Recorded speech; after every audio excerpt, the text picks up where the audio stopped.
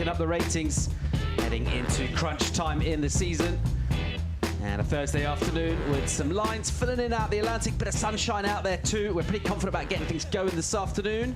Here to talk you through it, joining myself, Paul Evans in the studios, the searing insights and red hot takes of Ben Mundy, and also very special guest, Mahina Mahida. How you doing? I'm doing good, but unfortunately I lost out early in this whole entire event, but I'm here with you guys in the booth, and it's nice to see this side of the competition. And always fun being in Portugal, right? It's a place that's got really good memories for you. Oh, for sure. I mean, I've won the World Juniors here back in, I think, 2016 or 2014. I don't really know, but I was 16 years of age at that time. So I got second to the year after, but it's a different look and a different way of competition here with the Challenger Series, but still really happy to be here. It's always good vibes in Portugal. And Ben, we had some time off this morning. We were just dealing with the swell, kind of clicking down a bit and dialing back up, but we're pretty confident about getting rolling this afternoon. Yeah, it looks pretty good. Yeah. Yesterday was a bit of a, well, it was a late day. It was probably the smallest day of the whole week. And then from this afternoon, the swell is supposed to pick up. The tide's sort of drawing out. So, yeah, there's fun waves out there already. And I think we're going to see some, some pretty cool action for not only this afternoon, maybe for the rest of the week. Well, we've already had plenty of cool heats going down and obviously implications as well on the rankings in the Challenger Series. Let's remind ourselves with some highlights and have a little look back at some of the surfing we've seen at this wave, which can be, a lot of people say, can be kind of a tricky wave to surf, Mahi. Oh, for sure. Quebec is a really interesting wave. There's moments where we have like really, really fun hollow sections and quite a lot of fat sections and stuff, but it definitely showcases like something similar to what we have on the CT and stuff too. So kind of like similar to Sunset and Haleiwa. So it's definitely like there's some positives and some hard times definitely throughout the wave. Some standout moments for you, Ben, from the last day of competition, which we ran Tuesday. Yeah, this is Tuesday. Well, that's the point of the Portuguese tape. There's probably 3 or 4 Portuguese surfers left in the female side of the draw, so that's something that the home fans are really looking forward to. Yeah, we've got a crunch heat. Heat number 3, we're going to see Teresa Bonvalo and Mafalda Lopez in that heat. So yeah, it's going to be a clash of the Portuguese. Yeah, Teresa Bonvalo right up there in the rankings. She's won an event, and she's really got if she can get a big result here at home, she's really, really close to the CT. So yeah, that's going to be a huge heat. But we're down to the round of 32, so there's always, there's so many great surfers. Yolanda Hopkins always puts up a fight, doesn't she, Maheen? She's such a fierce competitor. Oh, for sure. She's definitely one of the hardest competitors to go against. She's really, really aggressive in the water, which you really need to compete, So that's something to look forward to, and hopefully we can see more of that, and she'll make it to the finals. Have you been surprised by some of the results? You've seen some really high-profile surfers, CT surfers getting knocked out. You've mentioned it's a tricky wave to surf, but have you been surprised with some of the upsets we've seen throughout the competition so far? Not really. I mean, to be honest, like seeing, I actually am pretty surprised. Didn't Imai Devault kind of unfortunately bowed out early in the event. So, yeah, so they were definitely like one of the biggest standouts for the free surfs too. So this wave has a lot of different faces and different personalities. So being able to kind of identify that, and that will definitely play into the rest of the event. And of course too, like Rio Waida, like qualifying, that's Wasn't that insane. Great news? The first Indonesian to get onto the CT. If he got through his heat on the Tuesday, which he did, and it's so great to have all these new countries and new athletes like Rio on the CT, right? Oh, for sure. He's super hilarious. When he won or when he qualified too, he literally says, the job's not done, so that's probably the only English that will come out of him. Yeah, we asked him, what it felt like, and he was like, I've been thinking about this, every waking moment since I was a kid, and he was like, I'm just concentrating on the next heat. So he was like straight back on the program, wasn't he? He's not messing around, he's Rio. Time to go and hear from Travis Logie, making decisions with the call. He's standing by with Joanna Gonell. Yeah, good afternoon, guys. Well, it's on right after a whole day of no surfing yesterday and a morning of no surfing. What's happening now? Yeah, Joanna, it's picked up. Great timing. It's picked up substantially since this morning. It's really fun already, and as the tide goes out, it's only going to improve. We do have some lingering fog at the back. It's been there all day, so hopefully it stays away, but we'll keep an eye on it. But for now, just those 8 heats of women's round 2 before dark, and yeah, like I said, it's going to improve.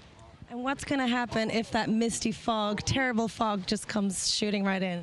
Well, it might happen, and actually it probably will, just judging by how fogged out everywhere else is, but we'll just probably go on hold, and we'll keep everyone updated on a restart time. Normally we wait for 10 to 15 minutes of clear before we send the girls back out there, and we'll probably give them another 15 minutes to get ready and get back out. So probably minimum a 20 to 30 minute hold if it does happen, but we'll keep everyone posted. And could it have any consequences for the rest of the event? I mean, it always could if we have fog tomorrow and the next day, which, I mean, when you're in Europe, you never know. But for now, we're all good, and we've got so much swell lined up. So we just stay positive. This is our little good karma bubble right now that's keeping it visible for us. So we'll use it while we can. Well, there you go, guys. Back to you. All right, getting underway here. 8 heats of the round of 32 to bring you for the women. And we do have sunshine sort of over the valley here, and a little bit of that foggy stuff lurking out to sea. Let's get this one set up. Betty Lou Sakura Johnson of Hawaii, Vahine Fierro from France, Shino Matsuda of Japan, Nadia Eristabi from the Basque Country. So 4 surfers highly talented at this wave. Just attention turns to Betty Lou coming in with the top seed with a load of form as well. You've been impressed about the rapid rise. I don't suppose you've been that surprised. You'd know her pretty well, Maina. Yeah, Betty Lou. We all have a funny nickname for her. Her name's Shreddy Lou. But it's funny because she has both Japanese and American heritage around her. So when I do speak to her mom, I speak to her in Japanese English. So, and a lot of our friends and stuff, we all call her Sakura, not Betty Lou. So it's different. And you know, what makes her such a good competitor? You know, obviously she's got that young talent. She's only young, but yeah, why is she so good? You know, Yeah, what's the skill set? She's definitely really, really strong, super headstrong for a young competitor. And this is her 2nd year on the full Challenger Series, and she already qualified, and she's 3rd in the rankings right now. So she's looking really, really good for requalification, and especially going into it. Obviously, we have Caity Simmers sitting top of the ranking and again. So hopefully she can not requalify, but qualify herself, and hopefully we can see her on the CT for next year. And as well as Molly Picklum with a win in South Africa. And Macy Callahan, I don't really remember what her results were. She's had a couple of finals, but she hasn't won them, but she's made the last 2 finals, so that's why she's doing so well. And I see your name down there in 20th. Yeah. I know that's not where you want to be, but there's still 2 events after this. What's your focus? You know, you think you can still make that? You still got the drive, and obviously you got the talent. So, you know. To be honest, I've been pretty kind of bummed out this year and this year and a half. So I'm kind of taking a step back. I'm not really too sure what I have the rest of the year, but honestly, like, I'm kind of backed out of Brazil, and then just kind of want to refocus and cool. trying to see where I'm at headspace-wise for next year. Cool. All right, live action here. We're going to get underway with a bass surfer, Eristabi. She's had good results of this wave in the past. Strong performances and a couple of turns from her. Never really quite got to grips with that wave. Just giving it a little bit of a tickle out the back, and then unable to connect through to the inside. Half an hour on the clock for these 4 surfers in the water. Half an hour should be plenty of opportunity for everyone. Let's just hope this tide continues to drain out and get some more sets on the reef here. Live action from Masuda. She has a really, really good backhand for sure. It was funny because we were watching it before the whole contest started, and it does seem like there are moments and great waves coming in. So hopefully it does become a little bit more consistent.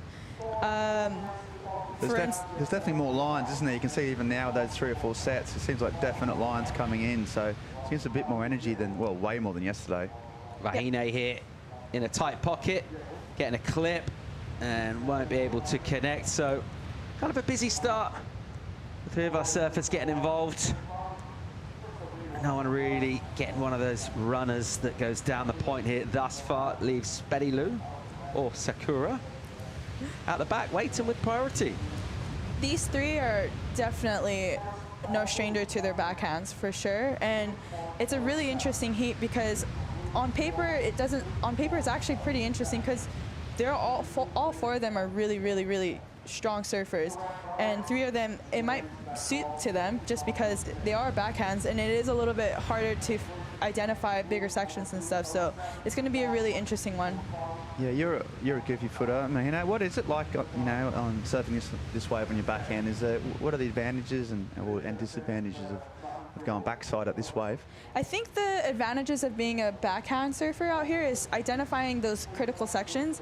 They do show up really randomly, so for the backhand you can get up into the section a lot easier. compared to the front hand where you're always resorting to bigger carves, but which is actually kind of benefiting too, because I love doing carves. They're a lot easier to do turns and stuff too. So especially with this higher tide, it'll be a lot harder to get into those vertical sections. And with the judges scoring throughout the whole entire week, they are looking for those critical sections, and backhand for sure you can get that easier. What can you tell us about Shino Matsuda? Obviously, like with the language, we don't, sometimes with the Japanese surfers of the language barrier, we don't know quite as much about them as some of our other surfers from other regions. What's she like? She's really, really quiet for sure. These past couple years, I've been with the ISA team for Japan. So back then, when I did win the World Juniors, I was still under Hawaii. So it's a huge jump for me to switch from Hawaii team to Japan team, and it's been super fun hanging out with her and Amuro. Unfortunately, I did kind of bump her out of her qualification for Olympics. So, but she had it going for a while, and she's no stranger to like winning heats and getting excellent scores and stuff. Like last year, she got a couple excellent scores. She had that really, really great heat with Alyssa Spencer, another great backhander. Yeah, that was one of the best heats of the whole event, wasn't it? It was really big waves, and they were both just going for it 100%. We've been talking about it, I mean, Paul, that just that the sort of young surfers, especially the young female surfers coming out of Japan, it seems like a real new sort of injection of fresh blood, and so much talent sort of pouring out of Japan at the moment. For sure. I feel like a lot of Japanese surfers are really underrated, and especially the new women's that are coming out of Japanese surfer, aside from Shino Matsuda and Amuro Suzuki, you have Sarah Wakita, even the younger girls that didn't even qualify for the Challenger Series. There's going to be new fresh faces that are coming up into next Challenger Series year, and it'll be really interesting. But it is going to be really tough for all of us with this whole new format change, and especially now we're lowering the numbers to 60 to 48. All right, 22 minutes and 20 seconds to go in our opening heat, the round of 32. At the moment, Fiero dropped a 3. That's the best of it so far. Bit of a tentative start. You can see the visibility is, yeah, it's a little bit challenging. At the moment, we're all good. We're seeing everyone. They are sitting quite a long way out the back right there, but always a chance that fog can roll in. The ocean pretty cold here relative to the air. You do get that condensation, you get that layer kind of hang around, particularly when you've got light winds. As Travis Logie mentioned, just keep across that situation. Oh, it looks a little bit better from above though, doesn't it? Glorious. Yeah, and Travis is right. Like if you go a couple hundred meters either side of this little valley, it's pretty foggy, or to the point where you might not be able to sort of run an event. So yeah, right, as it stands, for whatever reason, the fog's just lurking out the back, and as long as it stays there, we should be all right. But it's always part of European surfing. Can weirdly take days out. Obviously, we had last year at Nazare, surf was 60, 70, 100 foot, whatever you want to call it. The problem was we couldn't see it, so we were all there waiting for it, and that fog came in, and that's just what happens. I'm glad I'm not a judge this heat right now or today, because I'm really, really bad at looking super far away. So hopefully we'll get another ride soon. They only have really small scores, so hopefully we can get some bigger scores going. And just thinking about your year in general, aside from, you know, heats or that sort of thing, but who's your squad? Who you hanging with? Who you rolling with? You having fun still on tour? I mean, I've been pretty up and down, to be honest. I've been actually traveling with Kira Pinkerton. Unfortunately, I'm not actually traveling with her on this event, but I did drive her down to go so she can surf her heat today. But yeah, wow, how's that fog on the point? There you go. So that little bay, it's just for some reason now little spots just holding off. But yeah, that's a great shot of the coastline, and such a you know, it's so vibrant, this coastline. It's ever changing. But yeah, that's a beautiful shot. I think Portugal is probably one of the most special places out of the whole world that I've ever traveled in, and I feel like each point, especially Ribeira, and then you go to Nazare, like they're completely different energies, and all these waves are so fun. This whole coastline is like filled with different types of waves, and that's the reason why they produce such amazing surfers like Teresa, and then you have Tiago and Federico Moraes and stuff. Unlike Hawaii, we have no beach breaks, which I wish we had more. And there's Luana Silva with Keanu Singh. Yeah, so Keanu sort of transitioning a little bit into coaching, as he did surf in the event, but I mean, he sort of seems a natural sort of a surf coach, doesn't he, Keanu? Just the way he's so articulate and he thinks so much about surfing. Oh, for sure. I mean, I did actually compete with him back in the World Juniors, like when he was on the ISA for Hawaii team, and he always had that leadership skill. So for him to transition into more of a coaching thing, I think it will be really benefiting all the Billabong surfers. And it seemed like Betty Lou, or Shreddy Lou, had a really good one. Shreddy Lou getting the best of the early 11 minutes of the heat. We're so taking that, aren't we? We are taking Shreddy Lou. So yeah, that's a gift. But yeah, talk us through this wave. It looked pretty strong. Yeah, and good finish. The first turn was a little bit of a check turn. The second turn was a little bit stronger. She's connecting the dots for sure. And this wave, for sure, the last section was the money turn out of the whole entire wave. And the judges are going to definitely take that into consideration, where that's going to place the first real score on the board. So hopefully it comes in as a good score. I'm Team Betty Lou. Yeah, it's definitely the best wave we've seen ridden in the heat so far. So yeah, and she had to wait though. She waited 12 minutes, but yeah, probably worth the wait in the end if she can post a solid number, which looks like she has. Yeah, we talked about that sort of next generation of surfers coming through for the women, and we had that, well, that whole movement really with the rookies last year. From your point of view, how much does that make you like, I want in on this? Like, these are people that you surf with regularly, you know pretty well, and they're getting a shot at, the dream, essentially getting the championship tour. That must fire you up as well. Oh, I don't know. I mean, I've been pretty scared, and at the same time, I just want to be fired up at the same time. It's nice because they don't make me feel old. I'm only 24, but at the same time, like, they really, when I surf with them all the time, with Luana, with Betty Lou. Like, it's really nice to make them, like, they make me feel like I'm with them and this and that. Obviously, like, I'm not in the perfect mindset with competing right now, and I'm just happy to see them, how great they're surfing and the results that they keep getting and stuff. And I was really, really incredibly proud of them when they did qualify. So obviously it does give me some sort of inspiration, but at the same time I'm like, oh, I wish I was there too, but I'm obviously not in the right mindset for that too.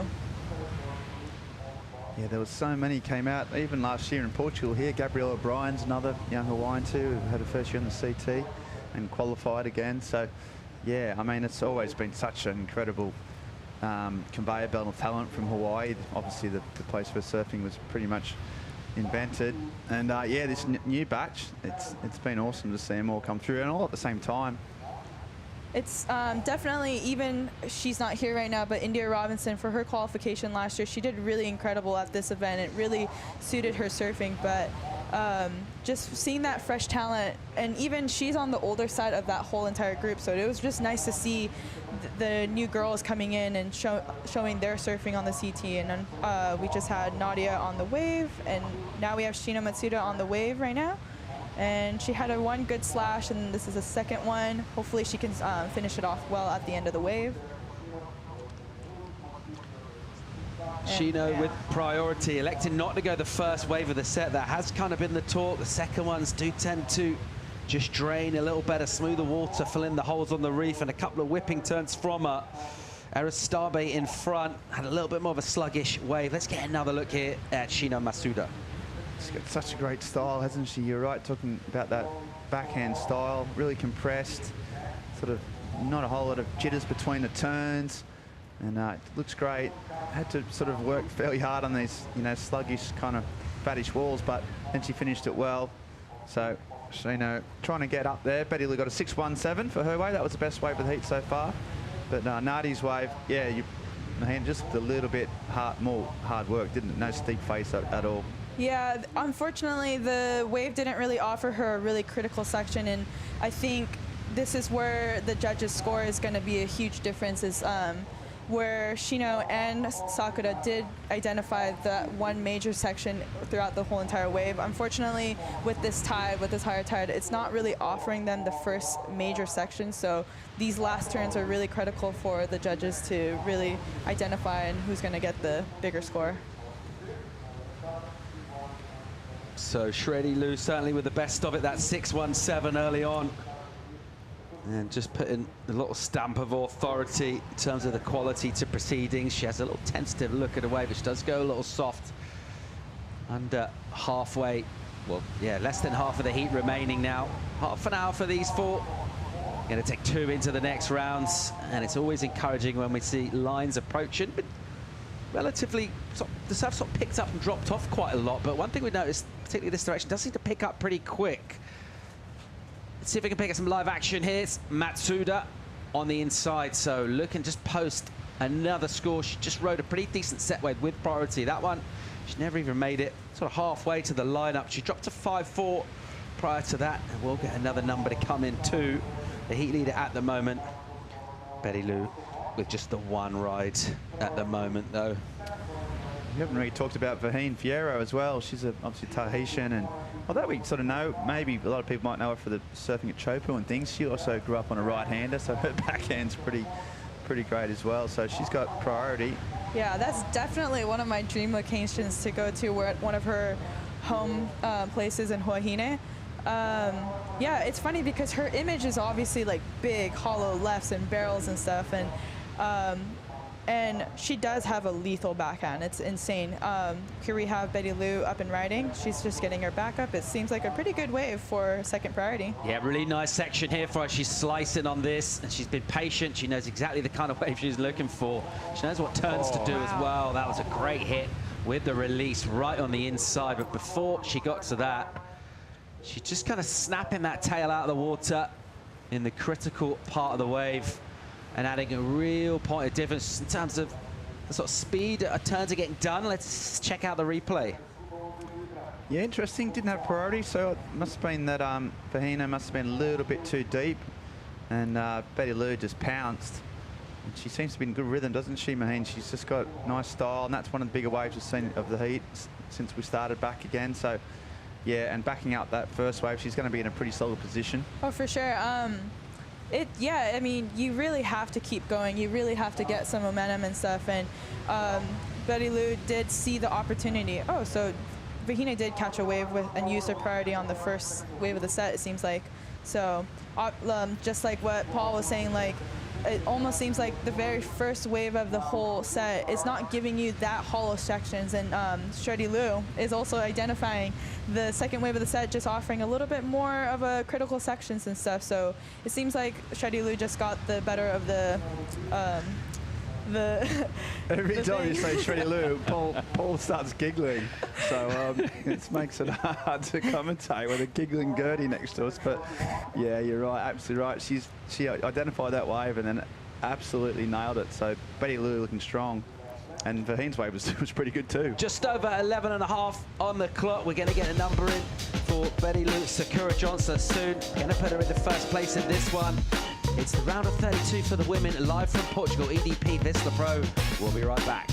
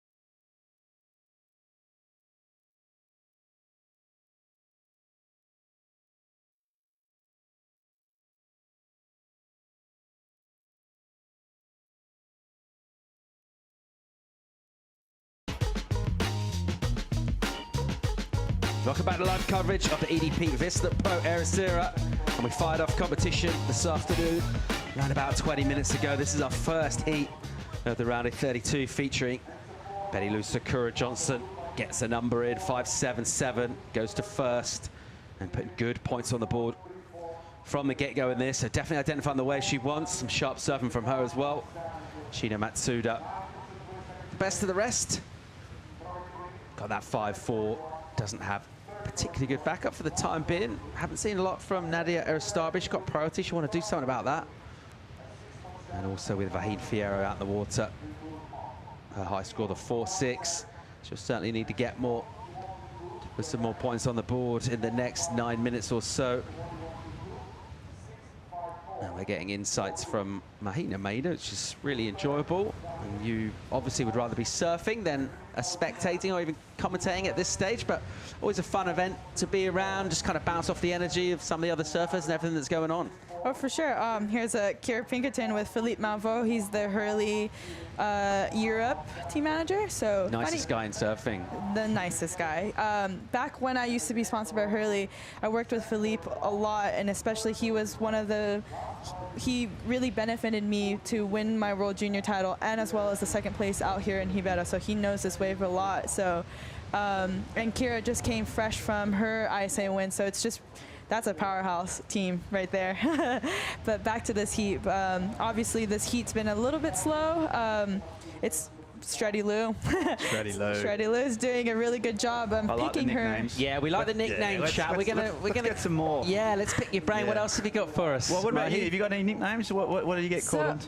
Back in the day, everyone used to call me Gabriel Mahina for some odd reason. I like it. I like it. Yeah, gonna run with that. But I'd rather be called Mahi, to be honest. So that's Mahi. Yeah.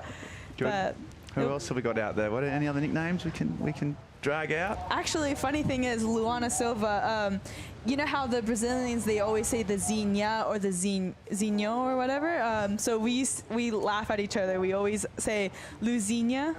Luzinha, good. But funny too, me, Betty Lou, Sakura Johnson, and Luana, we all started kind of getting into the big wave scene and stuff. So we've been trying to push each other with surfing Waimea, surfing Phantoms. So there's actually a beer called Big Wave, and we have this saying called Big Wave Dave. So we, she's younger than me, so we always say Dave Jr. or what's up, Dave? So you can even call her Dave. Yeah, yeah. I might ask her first, but yeah, probably just go up and call her Dave. Yeah. But yeah, that's cool. That's funny. But yeah, we need more of them. Yeah, it's nice though, because we push each other to surf bigger waves, and whenever we see a huge wave that each of us ride, we're like, yeah, Dave, let's go, Dave. So it's super funny. It's funny because there's a huge age gap between me, Lulu, and Sakura, but it's not that huge. Not that huge, but it's funny. Oh, here's a paddle for Mahina under priority. Maybe it'll come up. Yeah, needs to get something going here. Doesn't need a big number though, just a 3-3 to move up. 6 on the clock. This heat has flown by. Wow, that was a nice turn, ton of spray. Wow. What a great finish for her. If she can hang on, which she will, and that's going to feel a lot better. I think that's definitely one of the better waves out of the whole entire exchange, and she's been identifying those ones that come underneath everyone, and she did that exactly in my heat. So I wasn't able to get that wave. Yeah, she's really identified. Some of those little ones that are a bit small, but they hug the reef, but those last 2 big turns, weren't they? They were a lot of spray, they were technical. Only needed a 3.34 to move up into second place, so you think she might get that. So, yeah, incredible surfing from the Tahitian.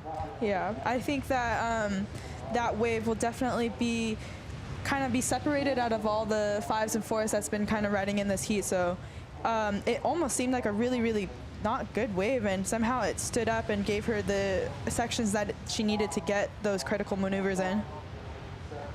Yeah, it was all about these last 2, wasn't it? Just a bit of almost fin release. She hung it up high and completed it, and the score's going to be pretty good because of that. A bit of aggression and a bit of risk.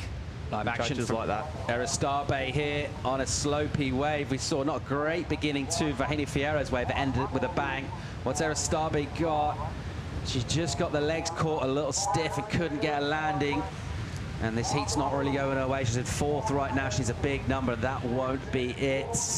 Fajero moves up though, so this woman now, Matsuda, is in 3rd, looking for a 6th. Good looking section. Nice and polished. Didn't get too much of it. She'll want to keep that speed up into the turn just to make them look more impressive and more technical.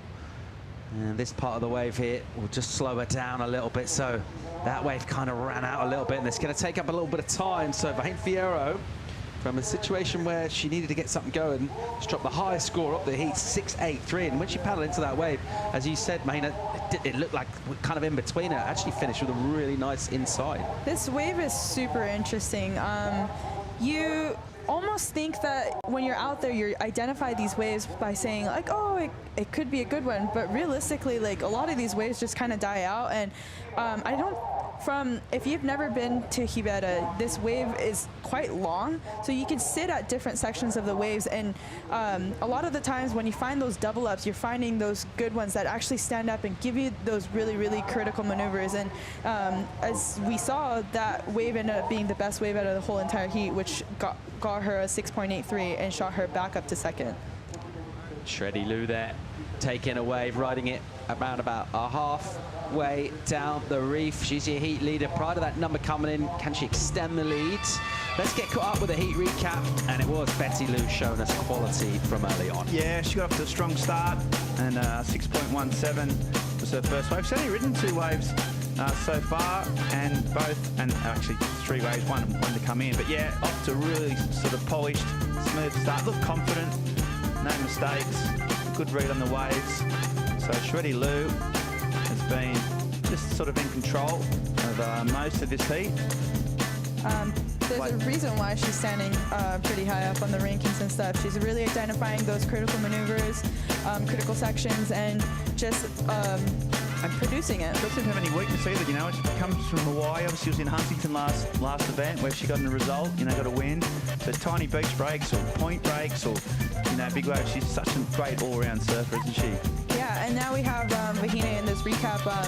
Just again, like that wave that none of them really recognized and identified. But actually, funny enough, Shreddy did identify it. She was paddling for the wave, and unfortunately, somehow. Get it, could she? Yeah, and the funny thing is Vahine actually had no priority, so she was able to get into that wave and get that 6.83 and identify that it was an excellent score. Just over 2 on the clock in this one. And at the moment, Betty Lou with a decent lead. Her number comes in as a backup, doesn't go in the top 2. 4.37, it's a throwaway for a previous effort. But she's still got some decent points on the board, about half a point margin over surfer in second, Fioravanti, who surfed herself back into contention. Really strong combo done right on the inside. Sheena Matsuda's sort of got half the job done, getting that 5.4, but nothing else of quality for her as well. Ericeira's had a bit of a nightmare in this, Ben, a couple of 2s. Yeah, she made a few errors early on, and that sort of seemed to affect her confidence, perhaps.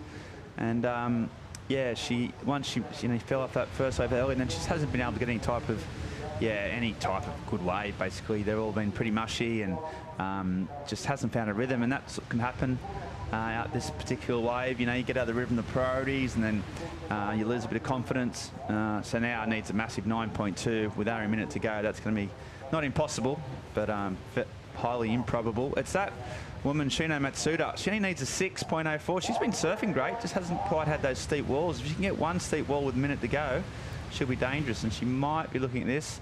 This might be her last crack, and it just runs through. Yeah, she's got second priority, so she doesn't want to sit right out of the back because Vahine can afford, with that priority, just to take any wave she wants. So just trying to keep a little bit of distance, and it's sort of kind of a smart tactic as well in terms of some of those inside ones that maybe surf with priority not interested in, or maybe just can't get onto, is interested in, but finds himself a little bit caught outside by Matsuda. Under 30 seconds, looking for that number. As you can see, foggy scenes from this angle. Still vision pretty decent from our judging position. And there's Nadia maybe taking a look, but unfortunately she wasn't able to get that. Yeah, she don't count herself out, but unfortunately we're running out of time, and here we go. Yep. But yeah, Nadia, she really had a really tough one. In this wave, you have to be in rhythm, and unfortunately, she wasn't able to give herself another opportunity. And she is really, really good, a really great surfer, and her backhand is insane. Well, that's going to wrap up for first heat of the round of 32 for the women. Betty Lou Sakura Johnson getting the win. Vahine Fioravanti also advancing into the next round, the round of 16. We'll lose Matsuda and Ericeira from competition. It's time to thank Gabrielle Mahina for coming in the studio for the call. It's been really fun having you in. Oh, thank you guys so much. I've been pretty bummed out, but this really was really fun to commentate and take a different look. Well, anytime at all. Yeah, good luck with the rest of the events coming up, and look forward to seeing you again in the studio real soon. Okay, awesome. Thank you guys so much. Okay, we're going to get a quick commercial break. When we come back, more live action from this round. Looks like the waves are getting better and better as well with the outgoing side. We'll be right back.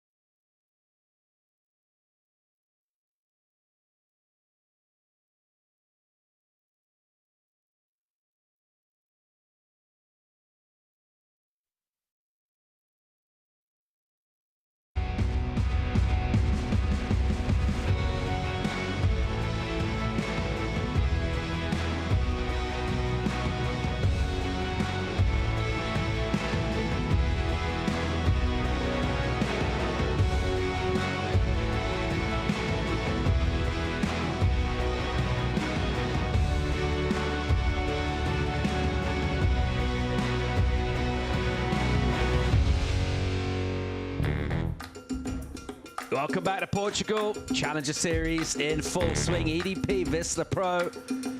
Betty Lou Sakura Johnson getting a solid win in the first heat of the afternoon. Didn't need to ride loads of waves. I think just 3 times she stood up that heat. 2 of them she dispatched. Some solid turns. Feel good numbers. I look forward to getting her thoughts soon enough. In the meantime, let's welcome into the studio Philippe Jervis. How you feeling, mate? Hi, Paul. It's good to be back here. It has been a few hours since we got here in the morning, but the waves are looking really, really good for the rest of the day. Set up this heat number 2. Philippa Anderson, Letty Canales. Also got Sophie McCulloch and Kira Pinkerton out in the water. The American Pinkerton getting the big win in the ISA Games in Huntington Beach. His live action will pick this up, just working out a wall with some nice speed, just sort of keeping that board alive in the pocket. Wow. Looks like Sophie McCulloch hitting it nice and hard on the inside, sitting 6th in the Challenger Series at the moment. She'll need to move up from there. 5 surfers on the women's rankings qualify for the championship tour. Sophie's already shown us really nice flashes of radical surfing already in this event, and it looked like she was unleashing on a pretty nice pocket there, Philippe. Yeah, that drone view looked pretty good. The finishing turn looked really strong, and as we see here, let's see a bit of a fog on the face, but still the judges can see it. She started off really well with that roundhouse cutback. Another one just waiting for the wave to stand up. We see that little bit of a west swell, and here she attacks it really strong on that one. So very well surfed by Sophie. She's going to improve on that 2.67. She's going to put a couple of scores on the board and hopefully get through, because she's in a really good position right now in the rankings. Yeah, really polished, good aggression as well. This is Philippa Anderson. Let's see what she did. It's a 4.83 for Philippa. A little behind the whitewash in the beginning, but starting off pretty strong. The wave just cleans up, a nice cut back to the power source of the wave. Another one, a little cut short there, and a bit of a foam climb, and another snapping. So very well surfed. The waves will improve. The tide is getting lower, so we'll see more and more turns, and the wave just getting that steeper wall that we want. We have that perfect little onshore breeze that brings you the extra crumble on the lip. So it should be a fun day. Here goes Pinkerton from deep up the top of the point,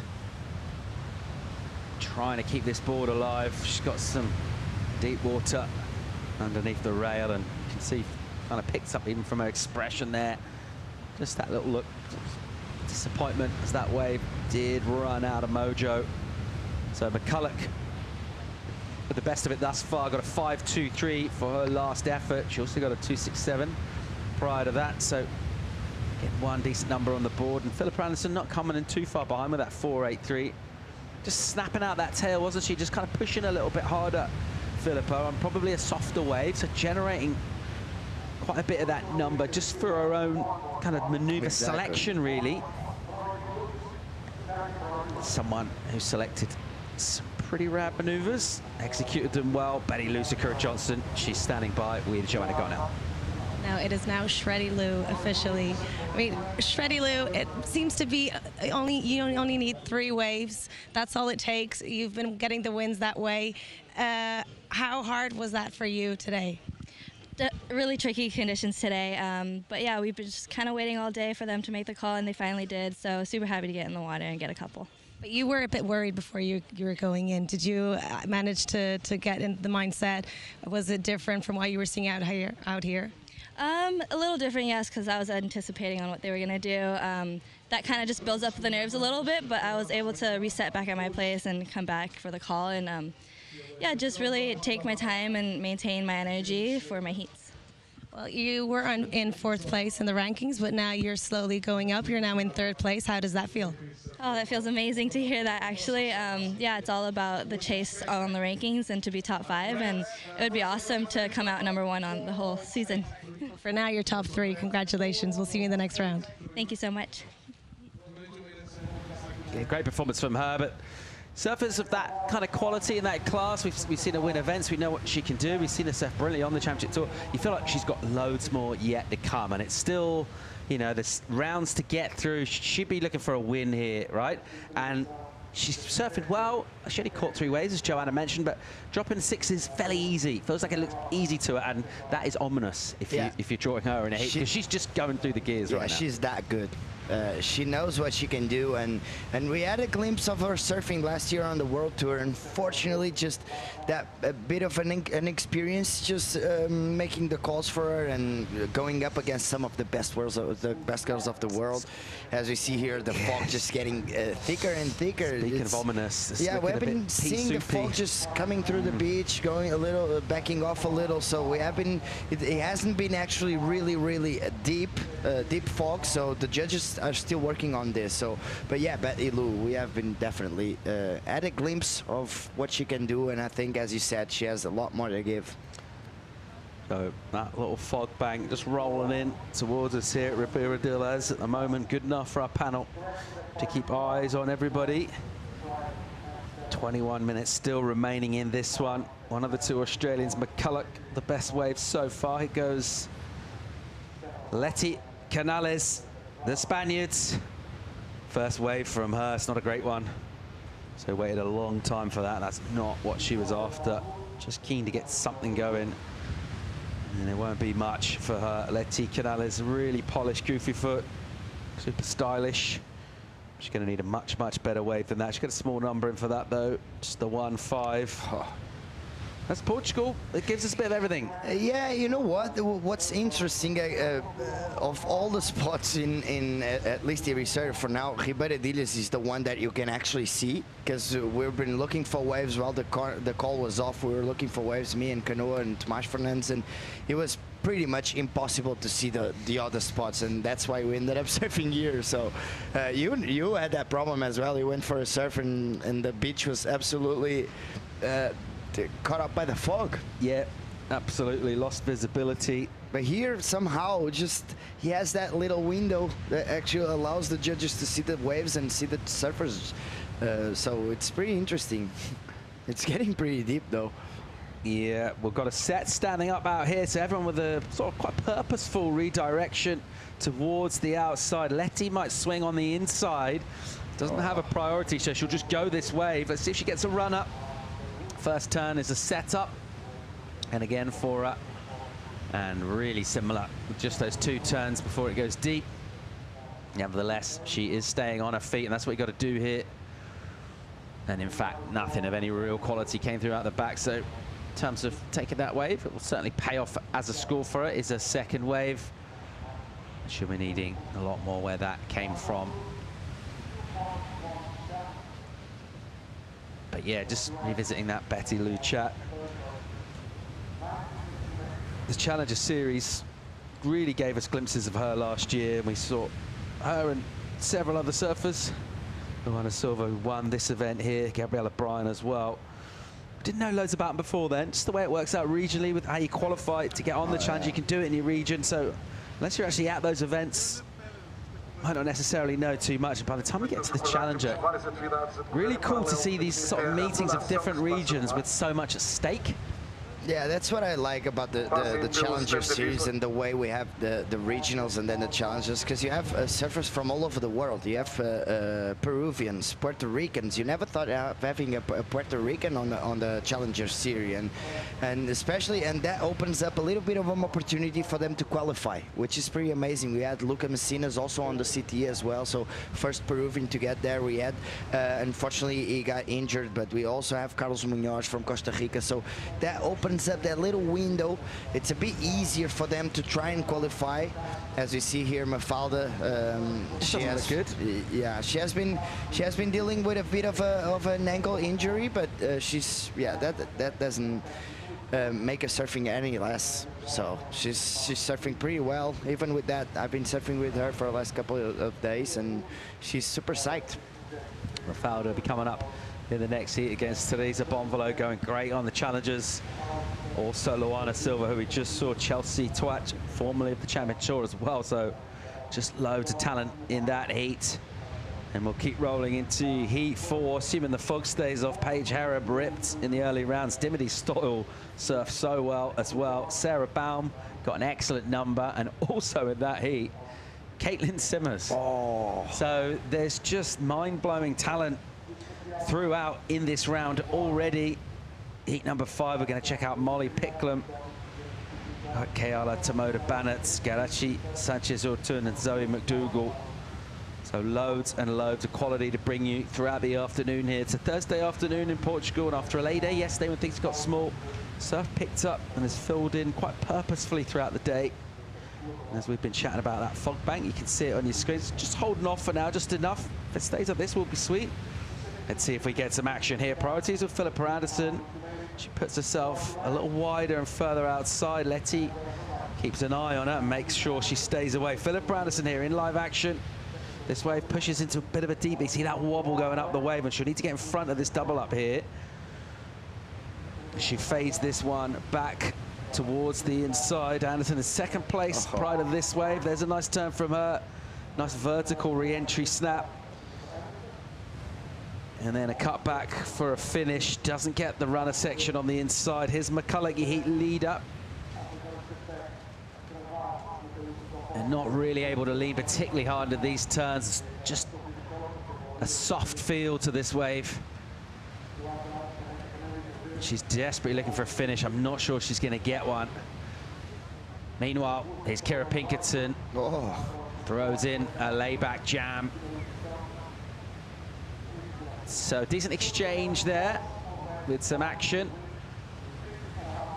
Nice turn to finish off for Pinkerton. We're not sure what she was able to get done before that. 15.5 on the clock, and there's loads of time yet to come. Sophie McCulloch's wave, you could see her just desperately sort of hoping, trying to will that thing to stand up, but it just stayed a little soft. Let's get a look at Kira. Kira started off with a bit of a redirected carve, another one. The wave just dies off on her, and A nice little cut back, just waiting for the wave to stand up, and then she's gonna hit this one. Really good turn, really nice layback by Kira. That was really, really good. And we'll also have Sophie's wave, a nice little cut back, a little bit of more of a wally wave. So yeah, she has a lot more to work with comparing to Kira's wave, but still just waiting for the wave. That's the thing about this tide. Sometimes the wave connects throughout the reefs, other times just dies out on the girl. So she attacks it a little strong on that one, but here just, as you said, trying to look for that finishing turn. Unfortunately, the wave just completely disappears. But still, a very well surfed by wave by Sophie McCullough, as we see here. Philippa started off pretty well, and what I'd like to see about this wave is her calmness. You really need to time it off here in Rio Waida. That's what was a thing that I was talking. We saw she finished off really strong here. I was talking with Rodrigo Souza, the Mafalda's Lopes coach, and he was actually telling her, and also Kika, because she also trains with him. As we see, I'll be right back on that thought. A nice little wave by Leticia, started off pretty soft on that one. Nice rebound, cut back. Another one. Again, waiting for that wave to get a bit more potential. As you see, she's getting a lot more speed. A bit of a speed turn here, coming off the bottom. She looked like she kind of missed the section there, and then she came off the bottom on that one and finished it off pretty strong. But as we said, and that's exactly what I was about to talk about. You have to relax. You cannot over-surf it. The Ribeira de Ilhas is a wave that you actually have to think turn by turn, instead of just getting your speed and going further away from the power source. You need to think about turn by turn and just have that little calmness. 13 on the clock in this one. Wait for scores to come in. We'll see this one with Chelsea Twatch in action soon. Teresa Bombolo as well. Join us for more live from Portugal right after the break.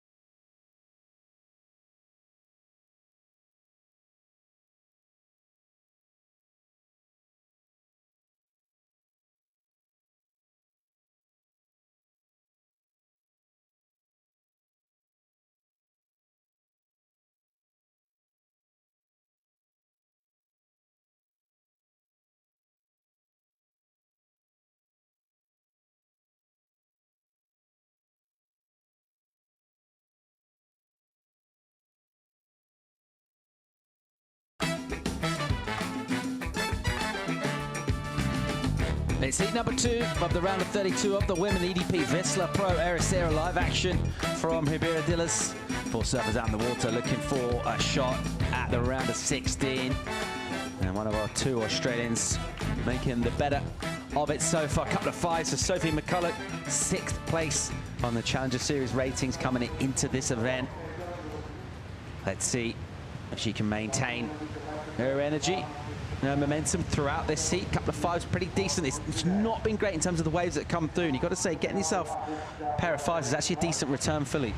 Yeah, you have to be really, really smart competing here in Rio Waida, because some heats have a bit of a lull, and if you choose the right ones, you might be able to get through with a couple of 5s, as we saw Betty Lou last heat. She got her win with 11.94 of total score, so which is not small, but we usually want to see those 14, 16 point seed totals, but 11.94, it's good enough for you to get through a couple of heats, at least with these conditions. A good indication there, as you saw the beach profile, see how much the tide has run out from our high. It was about just over 2 hours ago. And that means we've had way more consistent sets. You mentioned, Philippe, just a touch more west as well into the swell. That generally means it'll bend down the reef, so you get those more traditional kind of point waves that actually bend in rather than out to sea. Tide's ever significant here. It's one of our oceanic factors that will come together towards making the surf decent. And we got, well, a bit of a swing on it once again today, so a bit of a range between our high and our low tide. And it's part of the reason why we were on hold till this afternoon was to get through that high tide, also to let that swell fill in. The swell's kicked up. There's actually quite a lot of lines stacking throughout, and we're looking like picking up significantly throughout the weekend, Philippe. Yeah, I'm very looking forward for what's going to happen tomorrow morning, because the swell looks absolutely... we were actually having lunch, me and Canoa, and it was actually saying, do you think we'll be oversized? And I'm like, nah, I think we'll be good enough, and that's going to be plenty of more opportunity. As we see, Sophie's pedaling on that wave. The fog just cleared out a little now. You get more visibility, so... Yeah, we saw those, when we saw the beach, we saw those flags and that north wind blowing. Generally, that's good news for keeping the fog away, right? So those flags, not a brisk wind, but kind of a fresh breeze, and hopefully that visibility will stay nice and clear. Really interesting to see that set stack up. No one being particularly interested in it. Priority with Philippa Anderson, and she was not tempted, and I think wisely so, because sometimes you see that peak stand up. It's easy to see that little takeoff bowl and think, all right, we're on. And then the wave just fizzle out, don't really hit the reef at all properly. That's exactly what happened with that last set. Not loads of quality in this one so far as a spectacle, but McCulloch certainly with the best of it. This woman here, pair of fives, 5.77 her high, that's decent. Nice bottom turn, hits it hard. And she will get a completion, but took so much of her speed away that it leaves her quite a long way behind the section. McCulloch, such a quality surfer, good competitor as well. And after doing a couple of laps, trying to get in position for qualification, she'll certainly feel like she's a surfer with the skills of the quality to get herself on the championship tour. She's got this event and two more after it to move up into that top five. This is live with Philippa Anderson with a nice wall in front. She's keeping the board loose, and she projects again with a nice re-entry into the lip. And again, she might get a little double up through here, just kind of S-ing back patiently. No. And maybe almost had a little too much time coming into that one. Just tried to kick out the tail a little bit, maybe didn't quite have enough forward speed. So she gets a little caught up in the lip and goes incomplete. Yeah, she does a roll in to take off, and she actually kind of went way too forward on the wave, but then she reads it really well here. She comes off the bottom, hits it really strong, gets around that section, get a bit of a cutback, just trying to position herself on the main spot of the wave. But here, just maybe she didn't have enough speed to push the tail as hard as she did. As we see here, she just pushes that tail. No, this is the one on the back. That was a pretty good turn. So you know, this fog makes it a lot harder to read the waves and read the set and read the positioning. So it's pretty interesting to see how will they adapt throughout the day, because sometimes you look at the horizon and you don't actually see these sets coming. Set approaching. Kira Pinkerton with priority. She's got a 5.23. She needs to get rid of the 1.5. It's in her score right now, so not a huge number required to attack Anderson, who doesn't improve with that last score. It's a throwaway for Philippa. And here goes Kira Pinkerton. She'll have a long paddle, keep that chin on the stringer, and the wave won't let her in, so she'll lose priority now. And let's see how this dynamic unfolds. Letty Canales in fourth, needs a wave to the tune of 6.13. She has got priority. Sophie McCulloch, the leader, she's in second priority. And Kira Pinkerton might regret that missed opportunity there. She definitely does need a score at the moment. She's in third. We're going to hear the 5-minute warning soon enough. Nothing really available for Letty thus far. She's been out of this. Yeah, she has been pretty quiet. I think that wave, the 3.5, the wave actually got more potential than she actually took advantage of it. So a bit of a misreading the wave on that one, but the wave was actually pretty good. As we see the recap, Philippa Anderson right on the beginning of this heat, just trying to get some waves as fast as possible, getting a 4.83 on this one. The wave just walled up, and as you said, just putting a lot of effort on those turns and pushing as hard as possible, because the wave didn't cooperate that much, but she made it look like she was actually pushing really hard, and the judges love to see that, because you know what, when the waves are like this, you need to get some spray out the back. As we see also Sophie, nice run house cut back, a couple of fives under her belt, really nice surfing, just calm and waiting for the wave to stand up. Try to read the wave as best as possible, as she hits it really strong on that one. So that's a 4.23. Making sure she finishes that one off. So she actually brings the wave all the way through the inside, and as you see, best wave of the heat, 5.77. A nice clean wall for Sophie. Those bit of a whitewashy waves, but at the same time they have the cleanest wall. So Sophie just taking advantage of this one, waiting for the wave to stand up as well, just getting through the motions and making sure she always has speed under her feet, and nice little carve. She's gonna hit it a bit stronger here, and she brings this wave all the way through the sand. So very nice surfing by Sophie, taking advantage of the conditions and getting a couple of fives under her belt. Yeah, looking pretty good. Just seems to be sort of collected with the sort of wave she wants to take, where she wants to be on the waves as well. And at the moment, with decent numbers on the board of that 5.77 and the 5.23, Kira Pinkerton crucially gets a wave. So after losing priority paddling, she has snaffled something from underneath everyone else's beady eyes, and it's a 5.47, second highest score of the heat so far. Let's have a look at it, Philippe. Yeah, nice little inside, a huge carve on that first turn. Judges will love that. They already did. It's a 5.47. So here a bit of a snap, just waiting for the wave to stand up and trying to get that finishing turn, because it's always pretty important here in Rio Waida. As we see a bit of a snap layback on that finishing one. Judges absolutely love that first carve. Yeah, paying out pretty generously for that 5.47 in second place. Pinkerton, a crucial wave for her. Just over 2 minutes and 15 seconds on the clock now. Sets stacking up. Leti Canales in the blue. The Spaniard needs to get something going. 7.2 the requirement. She's probably gonna have to do it in one wave. Could this be it? Leti Canales up. And it's frustrating again from her. Just a similar sort of story, the kind of wave she's taken. She's getting the outside bowl, and then they just go fat and die. And she's had a bit of a shocker in this one thus far. Philippa Anderson, who's been in contention in this heat throughout, has been a little quiet. She's had 10 minutes or so. She's not really been at it. And in that time, Kira Pinkerton's been able to get the jump on her. Philippa Anderson with second prio now. That's the thing about not having priority. You don't get too peaky, and sometimes it pays off for you, and you get those little insiders with a bit of a wall, and actually worked out really well for Kira. So Philippa with second priority, she might have a bit of an opportunity out the back. Yeah, and look at the scores as well. They're really close, aren't they? McCulloch and Pinkerton, 0.3 of a point separating first and second. And then a bit of a jump down to Philippa Anderson, who needs to get something in here. Final minute now.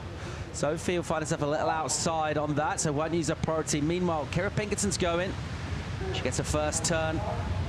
Looking to just defend that second place as she finds herself in, even possibly attack first. Soft maneuvers from her, though. The wave really lacking the energy. So just a couple of quick redirects. Okay, this is the wave for Philippa Anderson. She'll hit it a couple of times. So Anderson getting a combo of turns to finish off.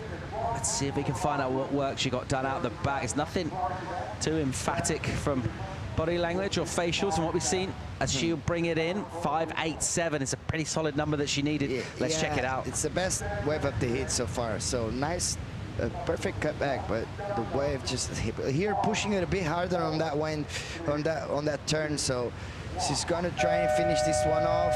Hits it pretty well on that foam, and then another finishing turn. So very well served by Philippa Anderson, and she already got the score. It's a 4.17. Unfortunately, not enough for her, as we see the last wave of Kira as well, not going on the top two. Couple of really nice cutbacks, but the wave just kind of dines off on her. So yeah, the scores are in, and we got the first and second place on that last heat.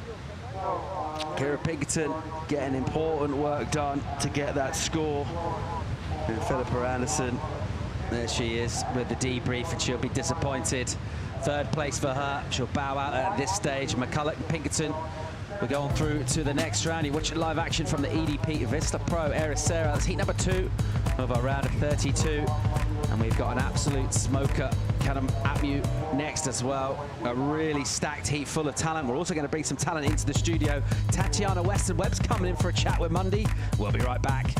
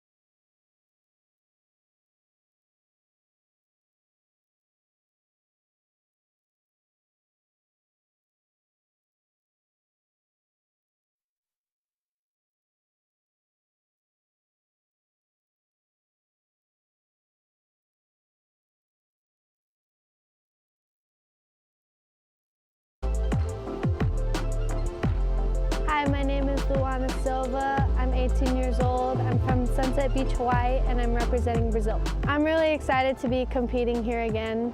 I love Portugal. I love Ericeira. I'm trying not to put too much pressure on myself because I won last year, but there's definitely still some pressure there. I just want to do my best and get another good result here. My goals are to definitely make it back on tour next year, but I don't want to think too far ahead of myself. I just want to be present and be in the moment and to try and elevate my surfing.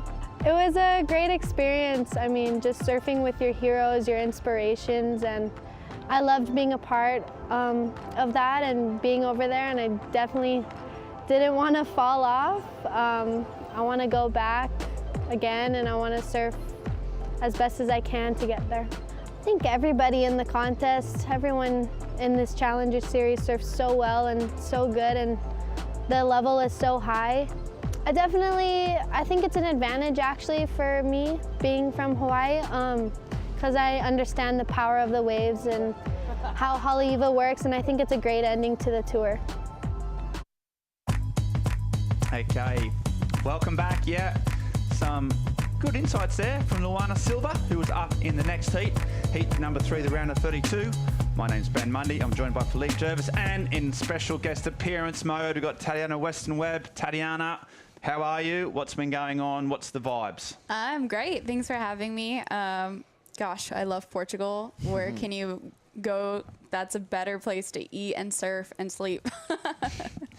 Yeah, True. it's got it all up True. there. Yeah, Yeah. exactly. And you've been surfing. Had any waves today? How's your week been? You've been getting barreled or turns? What's you're looking good, feeling confident? Thank you.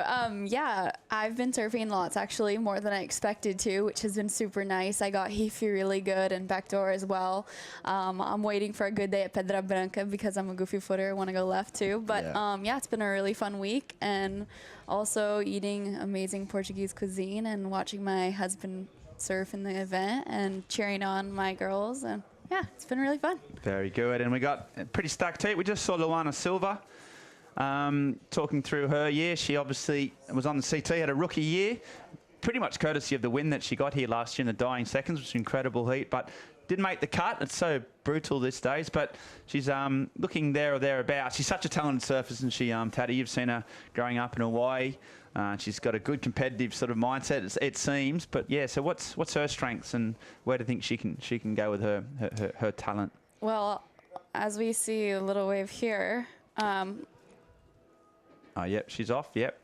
I really think Lulu's strengths are, oh gosh, her frontside wrap is just amazing, right? Like, it's so good. And, you know, her growing up at a place like Sunset Beach, she does really well with power. And, yeah, I just think she has a really beautiful, polished style. Like, I think it's something that you don't come across so often. And her style is beautiful and polished. And she just really knows where to place which kind of turns, I think. Cool. As we see some sets approaching, we've got an interview. We might see if we get some live action here. Looks like Chelsea Twatch. Okay, so Chelsea from Barbados, she's in and out. So that wasn't going to do anything for her. Out the back though, live action. Luana Silva, that woman we were just talking about. Get to see that front side wrap that Tatiana Weston Webb was bigging up. Obviously last year was an incredible performance. A buzzer beater to win the whole event. Doesn't get much better than that over a good friend Gabrielle Bryan as well. So we had such a great time. This wave though, she's sticking with it. She's got a bit of action here and she finally gets the end section. Okay, so had to work hard for it. Finished it off. I think while the judges start to collate that information, we might go down to the beach. We've got the winner of the last heat. Yep, let's go down there. Joanna, who have you got? Hi Ben, it's Chico. Nice to see you again. I've got with me Sophie. Looks really hard for me. How did you find the conditions? Really hard, really easy to get scores? Talk me through it. Yeah, it was really challenging. There's not much else I could really say. The first heat looked like it had heaps of waves, and it just looked like it was going to keep getting better, and then yeah, it kind of really slowed up in our heat, so it was definitely a grindy one. How do you keep busy with the side tide kind of thing, a bit of a lull? How do you manage it to keep going? I kind of just know I got to keep busy so that I don't get cold. I was really cold paddling out, so I was just like, all right, I just got to get moving, get my feet in the wax, and yeah, keep the blood pumping just to keep me warm. Excited for the forecast, for the swell that is coming? Yeah, it looks really fun. Today was a weird day, obviously, with being on hold for so long, and the fog just kept coming in and out, and the tide went high and it stopped breaking. So it's nice to see like a good, solid swell on the forecast. You look great out there. Good luck for the next round, and let's keep going. Ooh, thank you. Back to you, boys. Thanks, Chico. Yeah, she surfed well, Philippe Jarvis. She got such a talent, six on the rankings. Sort of, a lot of people might not know so much about Sophie, but she's such an impressive young surfer. Yeah, she's right there. She needs this result, and if she keeps surfing like this, she might clinch that, maybe that top 5, who knows? And yeah, we also had a couple of waves. This is Teresa, Tatiana. Just what do you think about Teresa, and what do you think about this wave? Teresa has so much potential. I know right now she's dealing with a bit of a knee injury. I think she dislocated her patella at the ISA World Games and chose not to compete. But as you can see, she looks great. Like, I don't know. This was an amazing wave, I thought. Yeah, I mean, she just knows the waves so well. If I had a dislocated patella, I think I'd be in bed for about 6 months, and she's out there absolutely ripping on the backside. Obviously, one of her real strengths. And Teresa also in a Portuguese super heat, Mafalda Lopez as well. But yeah, she just kept raising off. But it's so important. You have to sometimes surf through the pain. Is that right, Teddy? And when there's so much on the line, she's been trying to qualify for so long. She's right in the hunt, so she's decided to go through it. And also, we also saw this wave from Chelsea. natural footer. A really nice combination of turns. That cartwheel is actually really good. This might be the 5 points, first wave of the heat. Yeah, so very nice surfing by Chelsea. We still have Mafalda with no waves left, so she's probably looking for something special. And like Teresa, they know this wave. You competed here. How hard and how challenging is this wave? I've actually never. You never competed here, so no. Okay. Am I mistaken? Sorry. I've actually never even surfed here. You haven't. Yeah, you come to Ericeira, you just don't surf Rio Waida. There's so many waves around here. But I will ask you about the injury though, Tatiana. You know, in your situation in your career, how do you know when to push it? Sometimes you're injured. You know, you don't want to make it worse, but sometimes the events are on and they're really important. I mean, it must be such a hard life as an athlete trying to make that balance. How do you do it? I think you just got to look at the scales and really weigh your outcomes. You know, I think that at the moment Teresa has one amazing result, and she knows right now is the time to push, because if she does qualify or get an amazing result at this event, for example, maybe a first or a second, she can maybe take you know, the next event off and then really work on her strength and rehab, and then come back to Haleiwa and just secure her spot on the Challenger Series to qualify. But it's really a matter of really weighing your options and seeing what is better or what is worse. And I think for Teresa, she made an amazing choice not to continue at ISA based off of this event here at one of her breaks that she knows, obviously not her home break, but I think that she was really, really smart, and some people don't have the ability to make those choices. It's, as a competitor, you know, you just want to put your head down and keep going no matter what, and I think she did a really great call. Yeah, she's pretty smart cookie, is Teresa, and has been at this, you know, quite experienced as well, so she knows herself well. Got a good team around her, obviously good support network of her parents and coaches, so she's out there, and a 6.5 off the start. You know, a great start, didn't seem to be affecting her too much, and eyeing off a place in the last 16. So right now, yeah, the choice has been vindicated. More sets sort of starting to roll through. The tide is getting lower. I think we had a high about 1 o'clock. This wave likes the lower tide, gives a bit more opportunity. Got Mafalda Lopez, she's waited 12 minutes for a wave, and she's got priority. She's let that one go. Sometimes the second waves of the set tend to be a little bit better. Can you see where Teresa is paddling? She knows that's where the insides, those inside balls actually come, and she needs to put a second wave on her board. So she's just far away from the others, and she's probably going to look for those insiders that actually have a steep ball. Just a bit of a tactics over there. It's pretty interesting. She has been competing here since she was probably 12 years old, so she really knows this place, and it's definitely a tricky wave to compete in, tricky wave to surf. I'm interested to know about the rivalry between Mafalda and Teresa. Do you know much about that? It's not direct. It's obviously the Portuguese surfer, the Portuguese women surfing is evolving a lot. We have a lot of surfers on the Challenger Series, but that's not actually they've been. Teresa actually travels solo with her, as you said, coach and family, and all the other girls they just kind of travel together. But there's not actually a proper rivalry in Portugal right now, because they all support each other a lot. Oh, that's great. Yeah, it's pretty good, because they know how hard it is out there, and instead of being selfish and focused on themselves, they just push each other, and the national tour is actually really good. I saw Teresa with the old soap there waxing up Mafalda's board, so I'm not sure if that's exactly true. No. What about your year this year, Tatiana? It was, you know, you obviously had a massive competitive year at the WSL finals the year before last, made the top 2. So how was this year? How did you sort of, you know, where you're placing it? What were the key learnings, I suppose? Well, this year was really interesting just based off the fact that last year I did finish runner-up in the world, and I just don't think I was ready for the start of the season. Like, I didn't have enough prep time, which maybe looking back I did, but in the headspace that I was at, it wasn't enough time. And so all of a sudden Pipeline came around, and I was like, I don't think I was ready, and it just happened so quickly. But luckily I just, you know, I just put my head down and I did the work, and luckily I requalified after the cut, only by a very few amount of points. Yep. And here we got Chelsea looking for a backup. Yeah, Chelsea to watch. So nice little first turn, clicks it off the foam. And there's another one. Nice. Oh, nice bit of spray. Good style. And getting 2 turns at the back. And unfortunately for Chelsea, it just peters out. So unlucky. Meanwhile, Silva, Luana, just sort of getting these nice little runners on the inside. She did so well last year. It was a bit bigger last year, which helped her read the waves, but she's just finished off there. So good wave. Get some whistles from the support team. And you can see when she does that fist pump, you can see like Luana's body language very easily because she's pumping herself up. You know, it's almost like a tennis player when they're in that mental headspace and they have a really good point and all of a sudden they're like back in the game.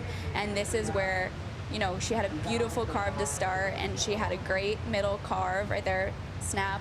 And then she finishes it really well, actually.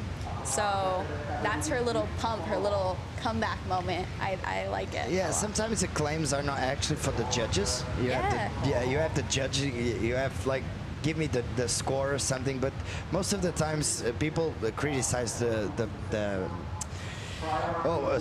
they criticize the punches and the claims a lot, and sometimes you're just hyping up yourself, exactly. Isn't it? And sometimes it's a bit sad because the surfers, as you said, the tennis players have a lot of that. They just win a difficult point and they just yelled from each other. As we see Mafalda on her first wave, a little bit of a weird wave. She hits it pretty well here, and another one unfortunately goes down. She's hitting like off timing since the beginning of that wave.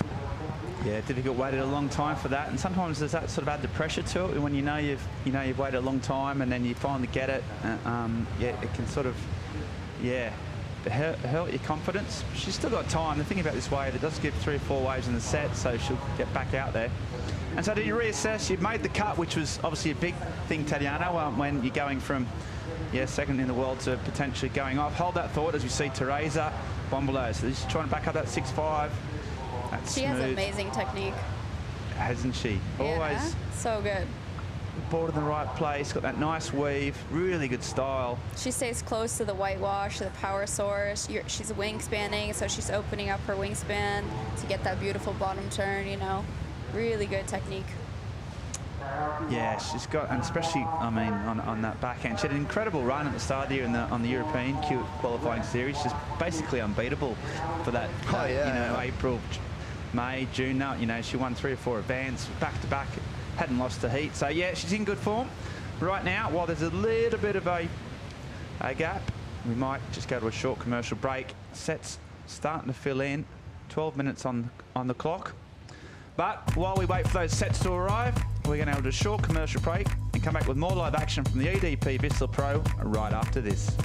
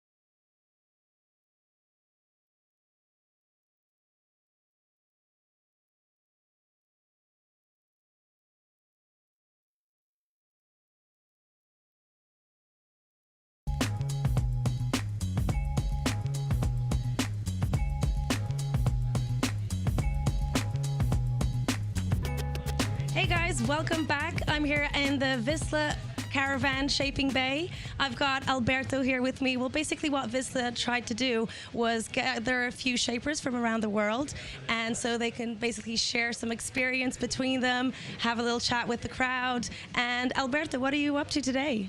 Well, I'm shaping. I'm demo shaping, actually showing what's behind a little bit of a part of the boat building and what's behind the scene, not always known by the surfers that just buy a board and don't know what's lie behind. So we just showcase part of our work, the craftsmanship, the creation, the shaping. So it's interesting to let people know and put some show not only in the water but also as well on land. What part are you on right now? I'm finishing the bottom of this board. It's been probably 20 minutes that I'm started, and I work from pre-shapes, so it's just finishing the details and putting the last touch and being sure that the board is exactly the way I want it to be. And how many shapers are here at Ericeira now? I'm not exactly, I don't know exactly the number, but probably around 15.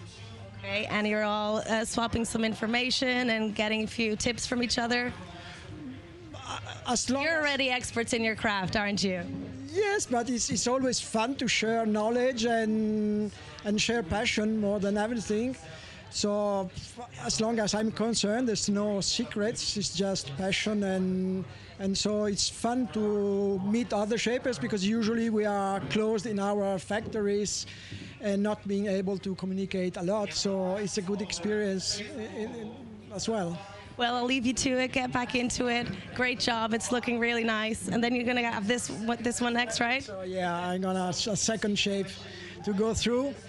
And then I'll be done for the day, and another shaper will take my place. Well, hard work ahead. Thank you very much. Back to you guys.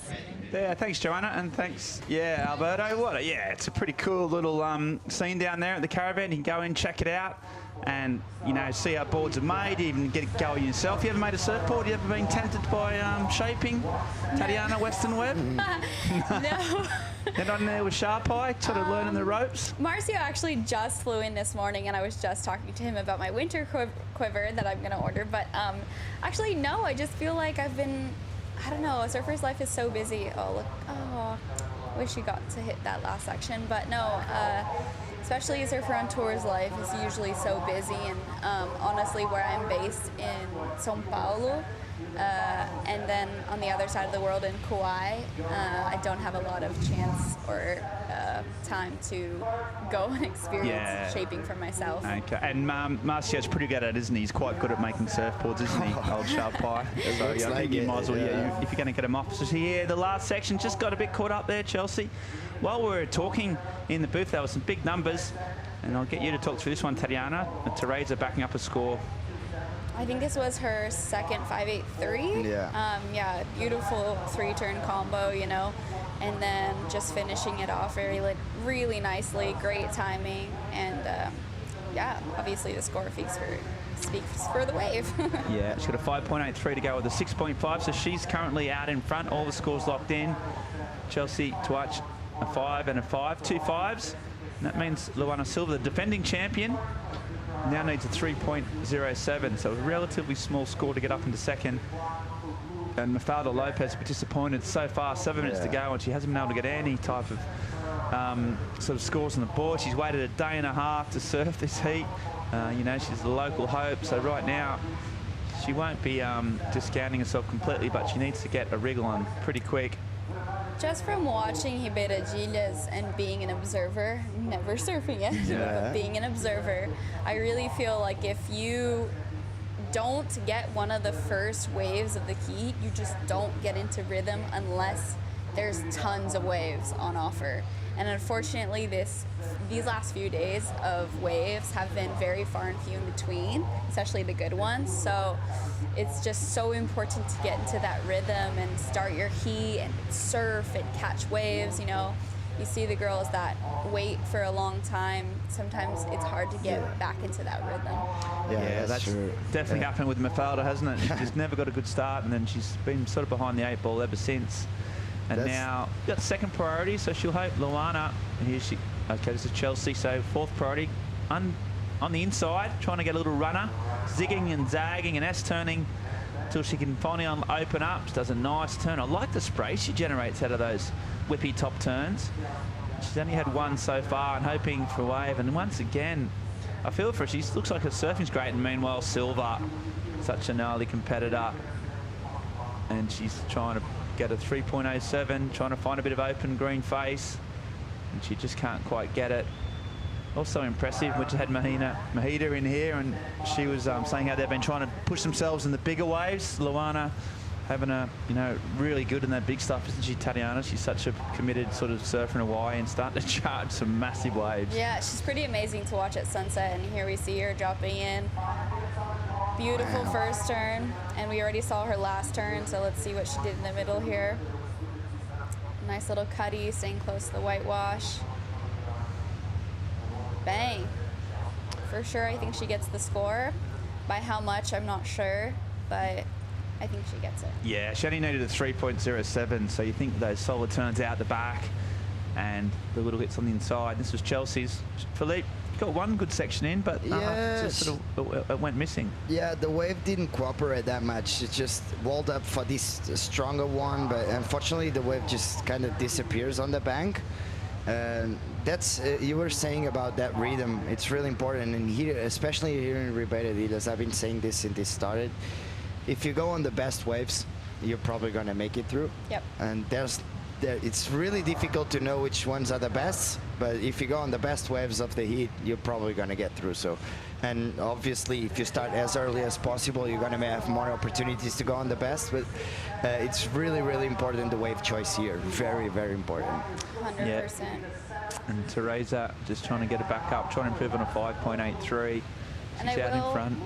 Sorry, excuse me, Ben. No. I will point out one thing that I think is very interesting as well, which actually happens with me a lot on tour, is you can see the difference of a backside surfer compared to a frontside surfer here, especially at Rio Waida, where you can stay in the pocket and kind of just do that little vertical backside turn, and it looks very dynamic compared to the frontside little wrap where they're trying to generate speed. And I think that sometimes on tour, obviously we have a lot of right hand point breaks, but for me, I look at it like an advantage because it's I think easier. I look different, you know, like I look different. I will separate myself with the different surfing. So it is pretty nice to see other goofy footers. I love it. Yeah, you know, look, you're preaching the converted here. Yeah, we got three you goofy know footers. what? But this wave actually, sorry Ben, this wave actually, I totally understand what you're saying, but when it's a lot bigger than this, it gets a lot harder for the goofy footers to get scores. Because it's kind of easy, as you see Teresa, as you see here. She just connects with the wave, and that gives that extra power on those turns, staying close to the pocket, as you said. But when the wave gets bigger, it gets a bit fatter, and it's a lot harder to go vertical and do turns like that. So turns like this, it's a lot harder. So it's going to be fun. We're going to have it's very well surfed wave by Teresa. We're going to have a couple bigger swells coming in, so it should be fun to watch. Tatiana, what do you think about Luana surfing on this heat? Well, obviously the judges loved the last wave. I just feel like my judging has been really off this event, so I haven't even been like trying to throw scores out there. Like, I don't know. You did say you should get the score, Tatiana. You just didn't know by how much. So technically you were correct. You were correct, yeah. That's true. I just feel like I've been really off. So I don't know. I don't like throwing numbers at it when I'm unsure. But as you can see, everyone's just been ripping. I wish they had a little bit more opportunity, like Mafalda. I wish I could see her just kind of go to town on a wave. Maybe she will now because she has priority. But obviously there's a minute left, or a minute 30 left, and it's just not a lot of time for her to make a solid comeback, unfortunately. But Teresa, the local Portuguese girl, ripping. She needs a result. And Luana, a nossa brasileirinha, nova brasileirinha, she's ripping as well. And yeah, I'm really excited to watch Lulu keep going in this event, hopefully. Yeah, big scores there. A couple of sevens for Luana Silva, the defending champion. She really sort of connects with this wave. and she's showing her form that's got her right up in the rankings. Teresa Bonvolo, this is a really important win for her as well. If with 50 seconds she can maintain it, you know, you start getting that round of 16. You know, you start eyeing off at, you know, a keeper result. So all the family there on the shore, just watching closely. Your sister, who's been also doing a lot of work at the event as well.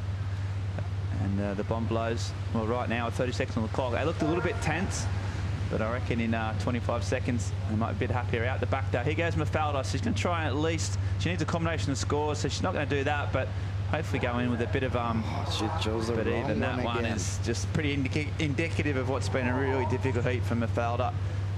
And Teresa, she uses her priority to stop Chelsea potentially getting a wave and try and improve her score. And there's a turn, just comes off, and she'll hope that Chelsea doesn't get a wave behind her. It doesn't look like it. So it looks like the defending champion and the highest rated Portuguese surfer in the event are still going to go through. This wave won't be a keeper. But thanks, Tatiana Westerweb. Well, thanks for your insights. I don't know about your judging, but everything else is absolutely amazing. We really appreciate you coming in and giving your insight. And we really wish you all the best for your next year's CT.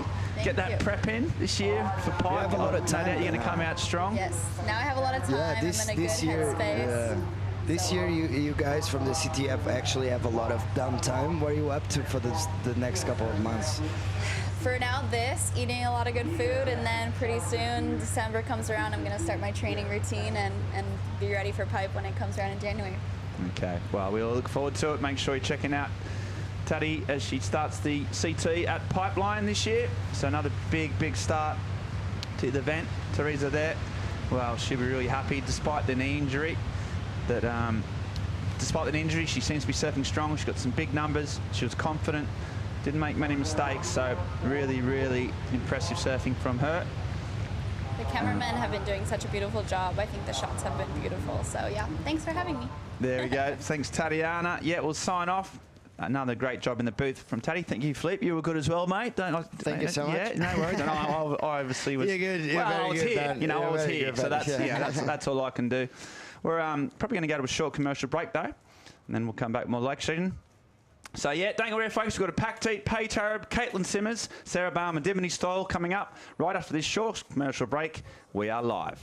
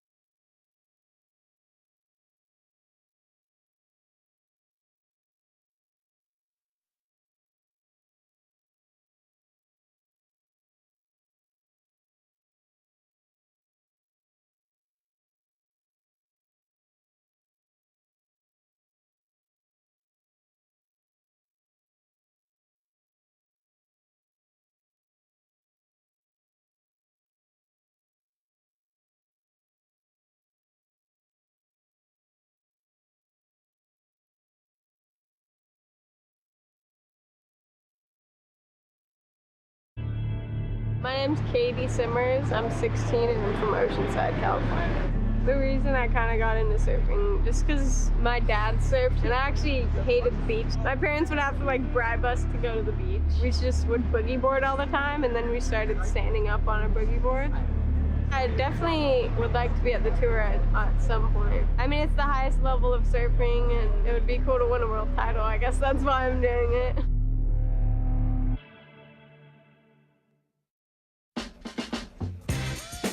Here we are back live here at the EDP Vissla Pro Ericeira. That was Caity Simmers, one of the bright young hopes of surfing, the next generation. Speaking of the next generation of surfing talent, Chico Alves in the booth with me. Always really look forward to seeing Caity Simmers surf. She's got such a great style and, you know, real progression as well. She can throw the fins out, she can do all sorts of stuff, right? Yeah, she's amazing. And I've seen her earlier today. I think she went for a quick surf out the back there to your right of the screen to a wave called Pontinha. So I think she's warmed up already, as we see blue.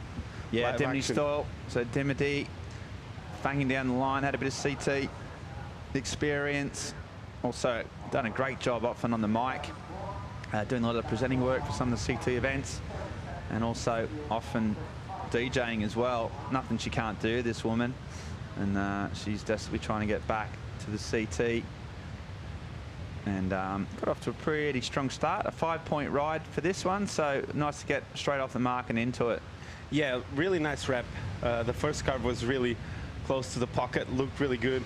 She was able to milk the wave all the way through the inside, and she gets a couple of pumps to get the speed up, and bang, great off the top there to finish that wave off for Dimity. But great start, as we see Green coming off the back with so much flow, throwing the fins out. Looks like she doesn't need to move too much her body to get speed, and looks so smooth in Ribaradilhas. Caitlin here with a nice off the top there, throwing the fins again, just styling her way through the inside. Looks so relaxed. I think it's one thing about Caitlin in this comp is that she's looking really just having fun. And as we see again, blue, Dimity, a bit more movement. I think this was, the first one for Dimity. I think this was the 5. So nice rep out the back. She gets a little bit of speed in the middle section, it's off the top, and I think she will get a really nice snap there to finish that wave off. So really good start for Dimity. She looks really in the rhythm with the ocean, and with 2 nice waves to start off. Yeah, a 5.73 was for Simmers came in. That was a 5 for Dimity. Still some scores to come in. Also got Paige Harrop, the New Zealander, in the field. She's also had some CT experience over the years. Kind of flirted with doing a bit of professional boxing as well. So really talented sports athlete and a great surfer. And then a South African, Sarah Baum. Sarah spent a bit of time in Australia. Actually spent a bit of my hometown of Redhead. Posted up in the great little beautiful part of the world that is Redhead. And was, blew minds with the surfing there, and had a really strong start to the event. Got the EDP wave of the day a couple of days ago. So Sarah showing a bit of form, but straight away we've had Dimity Stoyle and Caitlin Simmers. Let's get off to pretty strong starts. And we've seen that fog's kind of just sort of gone away now. You can't see much of that. So that was another good call from Travis Logie. He rolled the dice, knew the tide was going out, the swell's on tap. The only issue was potentially the fog, and touch wood, that seems to have disappeared. But someone who has got the foggiest idea, and that's Joanna Garnell down there on the beach with Luana Silva. Yeah, Mondi. Luana, I guess that was definitely the heat of the day so far. What an exchange there was. Did you feel happy about that? Yeah, I think the start of my heat scared me a little bit with that 283, and I was kind of like getting in my head a little bit, but then I was like, no, you got this. All you need to do is surf and surf your best. And that 7 felt really good, and then that backup 7 felt amazing as well. I haven't made this round yet, like in the last 2 events, so it feels really good to make it out of this round. Well, you made this round last year because you won it here last year. How are you feeling about this year? Yeah, I'm feeling really good. Hopefully the waves tomorrow are pretty fun. I think the forecast looks really good. I feel confident, my surfing feels good, so I'm excited for tomorrow. Well, your mom asked me for you to say a few words to your family back home, so in Portuguese, go on. Sim, eu queria falar agradecer a todo mundo em Brasil pela torcida e vamos para a próxima.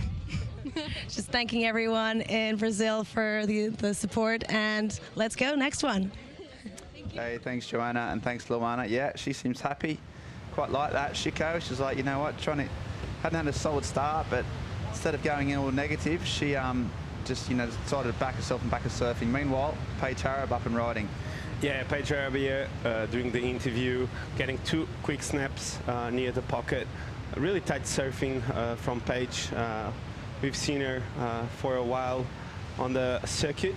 She's one of the best, and a really good goofy footer overall. Loves to attack, really strong, and this was during the break too of the interview. Caity Simmers getting a wrap, and this turn here, bang, throwing the fins, almost running over Dimitri, and here she got stuck there. So yeah, she could see, she put her hands in her head because that was she knew there was a little double up section, the inside was going to run off. That would have been a really, really good wave because she'd already done some pretty amazing surfing. Almost took out a competitor. Just there, see, just with that little click, she needed to be down in front of that foam on the left hand of the screen. She couldn't get there. She goes back out. Meanwhile, live action. Wow. That's South African goofy footer, Sarah Baum. She's shown what she can do on a backhand early on. And then Katie's going again out the back as well. So I know that's Dimitri Stoll, my apologies. Wow, that looks nice too. Backhand frontside duel. See this reef starting to draw off now as that tide goes out. Looking really fun.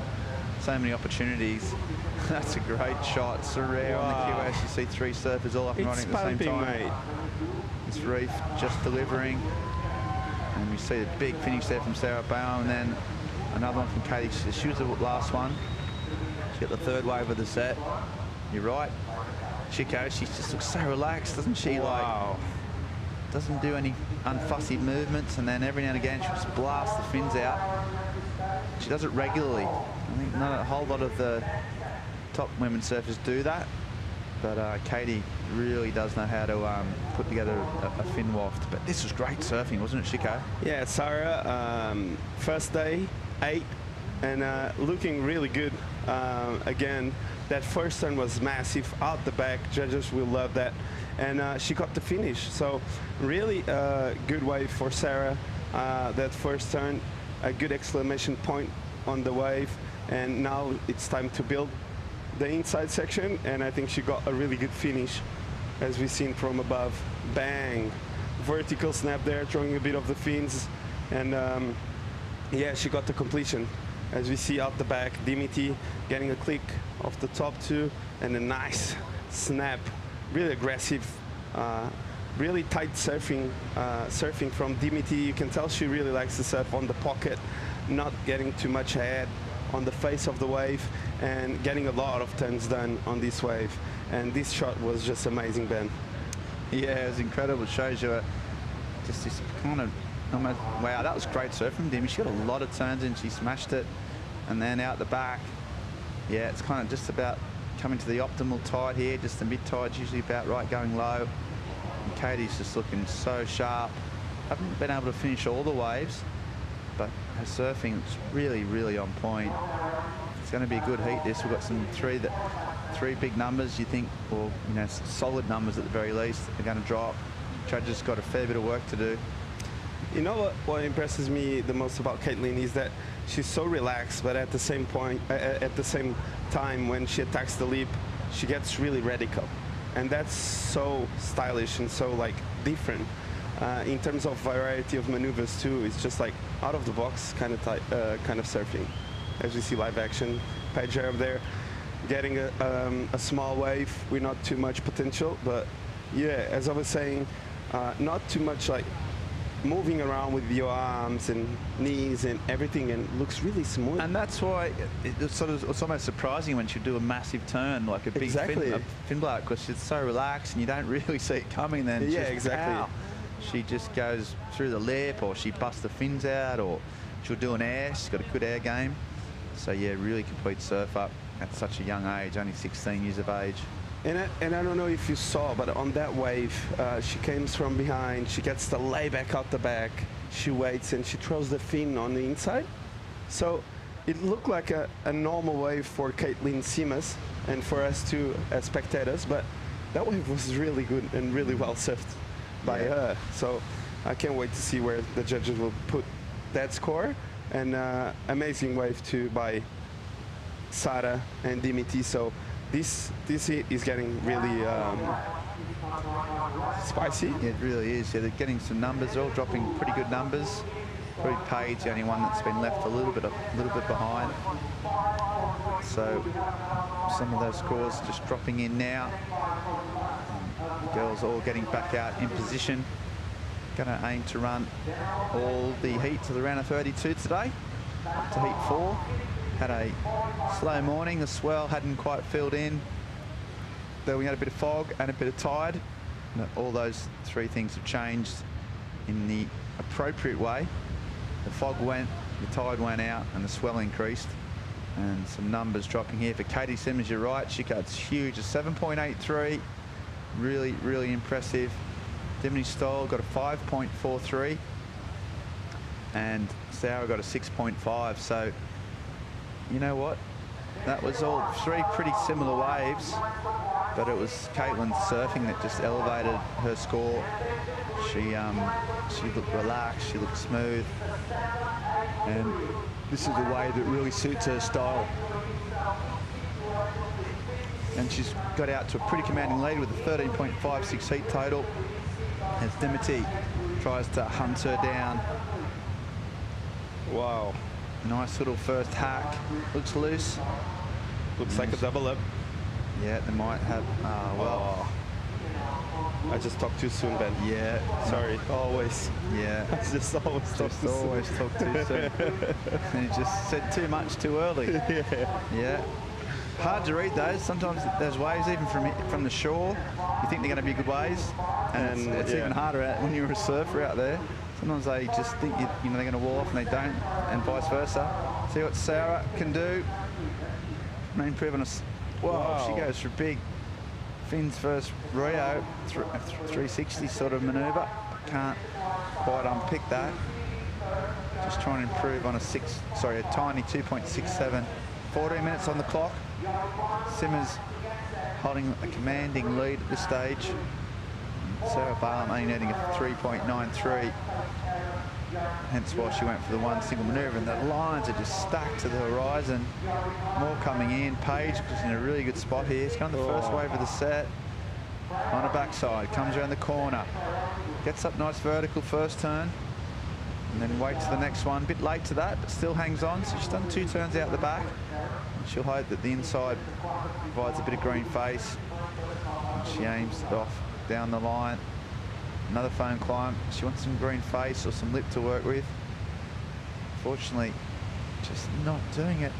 Again, a little bit unlucky in terms of chose that wave. It looked like it should have plenty to offer, but she's had to work really hard just to get this last little click, which wasn't much at all. So yeah, that wave just didn't really deliver. She's going to need more than that if she wants to rival either Caity or Dimitri. So we'll see how she goes.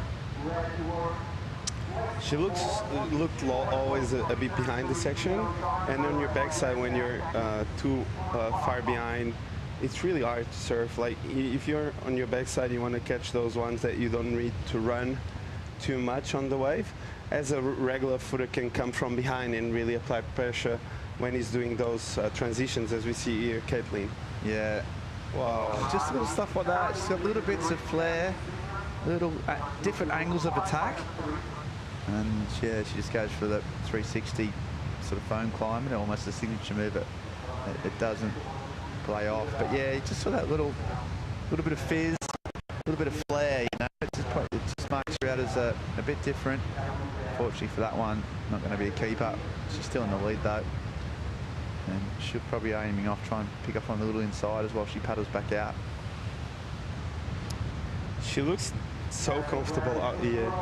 Looks like she's having a lot of fun, and that pink board looks so good under her feet. It really does. Looks like really easy to go from rail to rail, and with a lot of speed. So can't wait to understand what she's riding, because it's looking really good. Yeah, she's been dropping some new clips as well. A lot of free surfing action coming out from Caity. You know, Yeah, so she's looking great. She qualified for the CT a few years ago, but elected not to do it because she wanted to get older and wiser, and I think that's been a good decision. But right now, we have got a commercial break coming our way. We'll go for a short break and come back with the EDP Vissla Pro Ericeira right after this.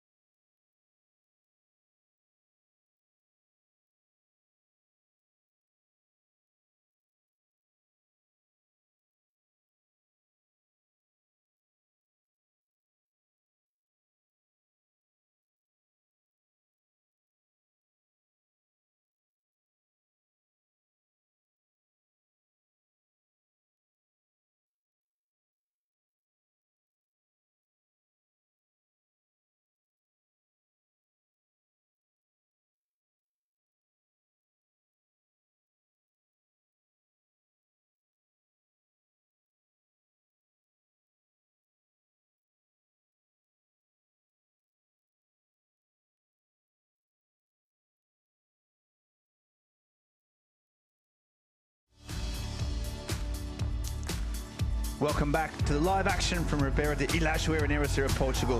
The famous competitive venue here, the scene of many a Portuguese surf scene. Great waves, we've got the sun, we've got the best women on the Challenger Series in the world. We've got Caity Simmers, perhaps one of the finest surfers of her generation, a surfer that could potentially take this sport in a whole new direction. And she's out in front, 13.56, a solid heat total. Dimity Stoll, the Aussie from up there on the Gold Coast.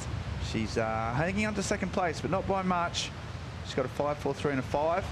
Sarah Barn, the South African, started off strong with 6.5, but needs to back it up. We'll see what happened in the break.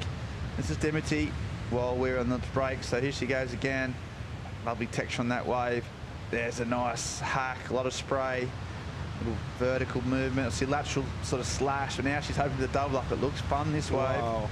Back to the source. That's her trademark kind of swoop, but just as Chico Evans gives us a wow, wave just peters out again. So she looked really strong there, didn't she? She looked like she was in form and rhythm, but it just didn't quite pay out. Meanwhile, out the back, using priority, this is live action. Caity Simmers drives off the foam, and there's two really nice turns out the back. She's starting to feel this. You can tell she's confident, she's loose.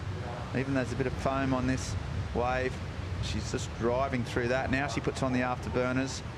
Just gets so much board speed with so minimal movement, which Chico had moved before. There's that trademark cutback. That's a lovely turn. And a little pop shove at the finish. So, yeah, she's actually having a laugh. She's having fun. Yeah, absolutely fun. You can tell she's having fun. This wave was really well picked up the back, a double up. Those white ones, normally they usually, wow, that carve looks so good. Yeah, she's having fun. She picked the one I was saying, a good double up, and allowed her to really open up. I love the variation on the angle she's doing maneuvers. Like, for example, she could have gone straight into that section, and she preferred to do this amazing roundhouse cutback. Exactly, and that's just, it's kind of a different way of thinking almost about wave surfing. Like, exactly. Just finding new paths and looking at different ways to approach the wave. And you know what, like, that's what we want to see. We want to be surprised, we want to be amazed, and Caity has just got that real skill to throw out this new stuff all the time. That was a traditional sort of roundhouse cutback, but it was done in a, you know, an untraditional part of the wave. So she's been on fire. She's so far ahead of everyone else. She's won 2 events in Snapper Rocks and Bolito, Chico Alves. So just what a year she's having. Well, she's on fire. She has always been on fire. So with surfing like that, she has been doing really well. And winning events. I think when you surf like that, it's impossible not to win events. So she's doing just that, and with amazing performances throughout the year. So it's amazing to see how good she is and how much she's progressing over the last few years. And it's a pleasure to see her surf. So really young, but really mature. Yeah, well, she's had wins, and as I said, Snapper, she got third in Bolito, but another big score, and 2 fifths in Sydney, and one at the US Open. So just the consistency of her, you know, she's just always getting to the finals days. She's won one. She's just got a 7.77 for that wave. So she's got a heat total of 15.60. So yet again, Caity Simmers is really standing out as just an incredible talent, so young. And yeah, it's a bit of a privilege really to see her at this such young age and where she's going to take it. How much improvement she's got. It's kind of terrifying to think where she could go in 4 years or 10 years. She's going to keep improving. Exactly. She loves competing. You know, she's really like sort of on land. You know, as soon as she turns into water, she's such a water person. She reads the ocean so well. She clicks in the competitive mode. She knows the judging systems and the numbers you need. She computes all that really fast. And yeah, and most of all, she's just a freak surfer, and so she's smashing it. But right now, she's got her place out in front. So it's kind of up to second place now, you'd think. Dimity needing a combination score to go into first. So Sarah Baum, she's been waiting a long time, Chico, for this wave to back up a 6.5. She's now got priority. 4.5 minutes on the clock. What would be the strategy here? You just wait for a set, or you just maybe start to go anything that comes her way? Well, with 4 minutes to go, I think anything can help. Needing a 3.93 is not much, so anything that comes will help her. As we see the recap of this heat, then DBT started off strong, really quick surfing, fast, getting busy early, and with some nice reps.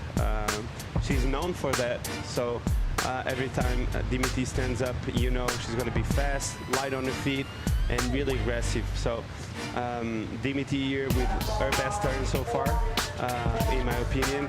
And this girl here, Caity Simmers, really amazes me, Glenn, because this looks so good to watch. Nice layback there. She just like styles her way through the flat sections, and when she gets the right section, she applies this type of pressure here. Bang, throws the fins with a lot of confidence and easy going. So 7.83 and 7.77 looks like a great score to me with calves like this. Oh, she like did it, that one. and that one looked so good. So good. After that calf, it made me want to go surf, you know. It was one of those. And this part of the wave, I love the new approach. The approach is old, but was new because Caity Simmers is young and she did it, and it's just beautiful to watch someone do that on a last section heat. Yeah, and here goes Sarah Baum. She needs a 4-point ride or thereabouts. Oh, the first turn's aggressive and too aggressive. She's just really gone for it. Maybe she thought that was the only maneuver she was going to be able to get. She might get lucky with a little second wave. Smart surfing, made a mistake, but immediately pounced on it. That's what she had to do, and here she goes. As we said, not being a big score, just hoping this wave runs down the reef from the inside. So 2 turns. You hear the South Africans cheering each manoeuvre on. They know every turn here is important. If she's going to get a 3.93, starts the S turn away through, really important. She gets a inside connection. So I don't know if she's got the 4 as yet. Here she goes, it's slumming right down, those little wobbles from the reef on the low tide, and it doesn't. So it's going to be interesting just where that went. The South Africans like it. I know they're trying to sell it to the judges, or they just genuinely believe that was a 3.93. But having come off that bigger wave, she immediately went the one behind it, and that was smart surfing. It's going to be close. I might get when Chico Alves talks us through it. Is it enough is an entirely different question. Well, I think it's going to be close, as you said. It was a small wave. After a mistake, she went on a runner on the inside, as we see live action again. Yeah, Caity taking off and flicking out, didn't have priority, so that doesn't quite work. She goes back out. She's safe. She's got this first place on lock. No dramas there. Dimity Stoyle is in second, but only by very small margins at this stage, with a 3.93 for Sarah Baum. That's what Sarah needs. She's had a wave. Judges taking their time with it. And I'm not sure if there's going to be any more opportunities. Paytara has had a bit of a poor heat by her standards. Hasn't got out of the 4-point mark. Just been stuck on 3.93s. And here he goes, Caity. This will be her last little victory lap. Drives down the line. Wow, she goes for a big layback start. We saw the spray. Can we have another 20 minutes with Caity Simmers in the water, please? Yes, yeah, I'll have a word with the powers. Well, you will. You'll have tomorrow. Most definitely, you've definitely got half an hour. And if she keeps surfing like that, well, there's a good another 4 heats she's going to be involved in. She makes it to the final. So, yeah, I can do that for you. Thanks, and man. the scores come in. The South Africans are happy. A 4.33. She needed a 3.9. So, Sarah Baum with the last wave of the heat gets through. And Dimity Stoyle, you're heartbreaking for her. Unless she can do something in the next 17 seconds. So, strong surfing, made a mistake, but then immediately pounced and did enough to get the score. 5 seconds to go, set's approaching, but might be a little bit too late for Dim, and that's heartbreaking for the Australian, but huge rewards. You can see the South Africans there happy. Of course they are. Their girl is through. So, yeah. What a great moment to get that score. Absolutely. What a time to do it. She'd sort of waited and waited. She was patient, then made a mistake, but didn't let it get her down. And Sarah Baum, the South Africans are stoked. Well, they might be. She's through to the round of 16. You know, a couple of heats away from what is to be a really, really good result for Sarah. And we see Caity out the back. She's happy as well. It was great surfing like this. She was absolutely on fire. But we're going to go a short break and come back with the EDP Vissla Pro Ericeira right after this.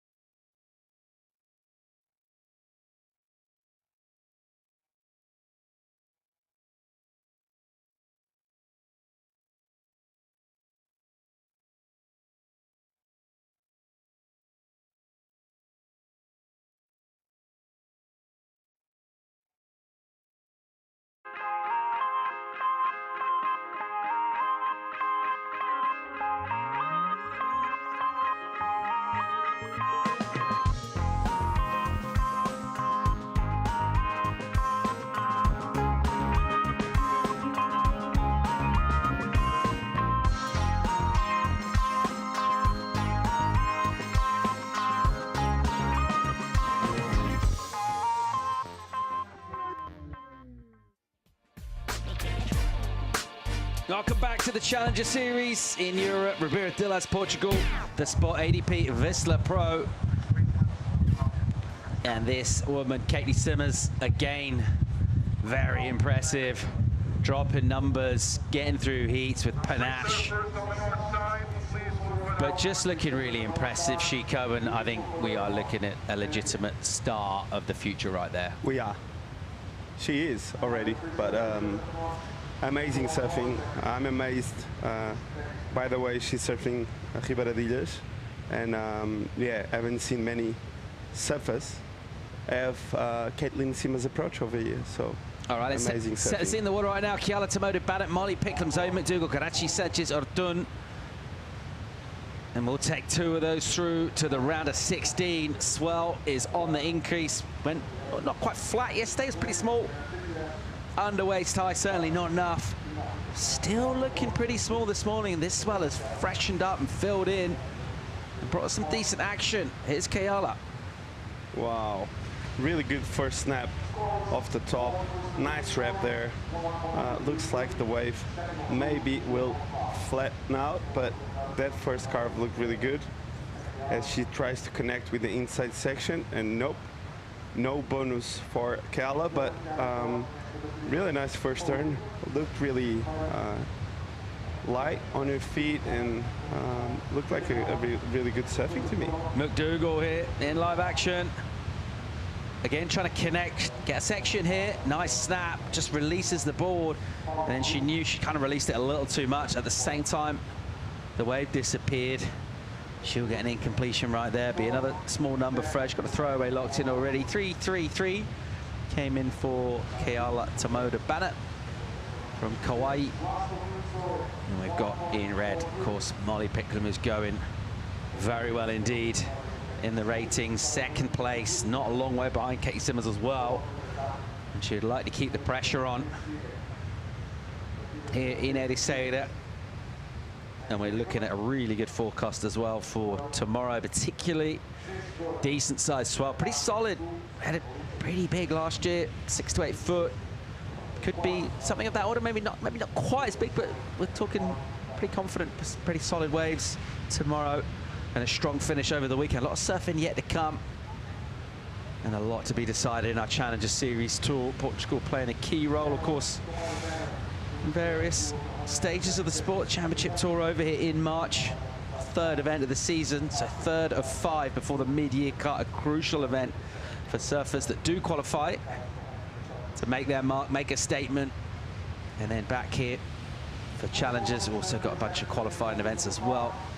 Let's not forget the Nazare Toe Challenge. Waiting period for that opens November 1st. In a couple of weeks' time. The little set caps over the back. And maybe a little bit of double up energy as we'll pick up Picklum. Here she goes. So sharp on the rail, Molly. Just pushing hard on the back foot, driving with the front through the turn. And doing well. Not to push too hard in that one. She could tell the wave was going soft. Picked up momentum again. Still slicing it in the pocket. And Molly working this thing over. She'll get a nice little cooperative section towards the inside. Doesn't get a final turn done, but some pretty sharp cut from there from Molly Picklum. Yeah, I think it was really smart from Molly to pick that wave. With 23 minutes to go, she identified a really good wave under Garati's position, and she started off really well with a good carve, another cutback.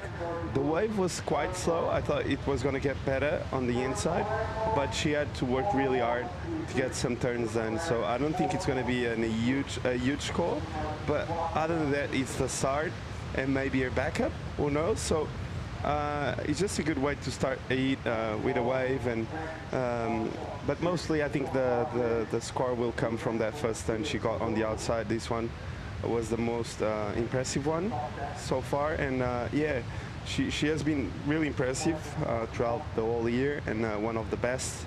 So can't wait what she can do on a better wave and on a meaty section. So as we see the drone view here from Molly, really long wave. Ribaradilhas is always long wave and a long paddle back. So as we see her there paddling back quite a long way still to reach the other competitors. Numbers in from the panel, 4-3-3 for Molly Picklum. So the better of the opening exchange. It's just featured 3 of our surfers. Caity Sanchez, she's got priority, hasn't ridden a wave just yet. She's very impressive. A couple of days ago, Caity in a really tough heat. Really sharp maneuvers from her. It was a buzzer beater. So last wave, she got the wave, and she was able to turn the heat around on the last minute of the heat. So quite a good way to make it through. and Garazzi, known for that approach and known as a fearless competitor always. So that's why Garazzi has been around for so long, and she's one of the best ever, in my opinion. She's been around for a long time now. Met her. I had the opportunity to meet her on the junior series. We had a trip to Indonesia, and it was really fun. And yeah, as we see some more lines approaching, Paul. Yeah, we've got a paddle out the back. It looks like Sanchez Ortun will use the prio. She'll get a little stuck and take off mistake from her. Not what she's after. She waited a long time to get that wave. Meanwhile, Picklum not quite getting all the way back to the line. She saw a little wide swinger go underneath everyone again. That one pushed a little wide, so no one really able to add much in terms of points in that particular exchange of someone who threw plenty on the board in the previous heat. Number 1 in the Challenger Series, Caity Simmers, is with Joanna. That's right. Caity, you look so stylish out there. Is Rebedadilhas something that you'd like to have in your backyard? Yeah, it's weird how your perception of a wave changes when you like actually get good ones, because I've been kind of having really bad sessions here, but that one was my first heat in a while where I've been like had fun, or I guess not had the only one, but like it felt good. And how about yesterday? We were chatting about some barrels you were catching. Where'd you find those? I don't know. I've just been trying to haven't really been surfing this wave, just trying to, there's kind of a lot of waves around here, just like in a short space. So I've just been like kind of trying to find some other waves, get some clips. Now, you're really well positioned in the rankings, you know that by now, and the $1 million question is, are we going to see you on the CT? We'll see. Keeping those cards close to you? Yep. Well, everyone, you'll see.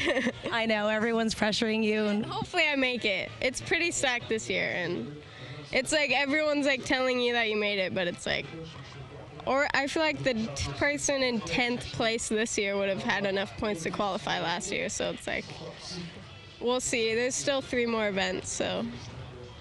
You're keeping your eye on the win here. Yeah, hopefully. Well, great job. You're in the round of 16. Thank you. Impressive stuff from Caity Simmers. I like not naming the spots as well, keeping it on the down low where she's been getting barreled. She's been getting barreled? Apparently.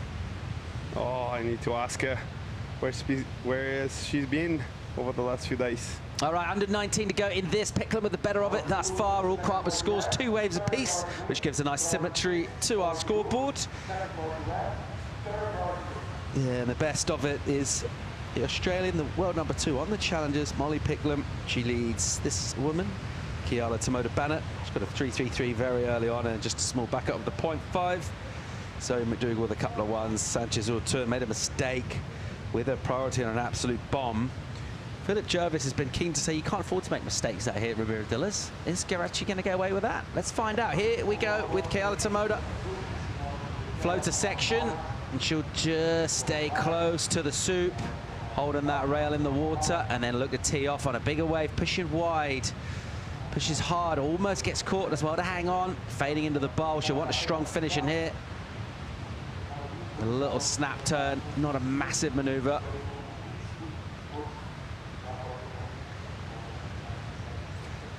As we see, a bit of a lull now with 17 minutes to go, Paul.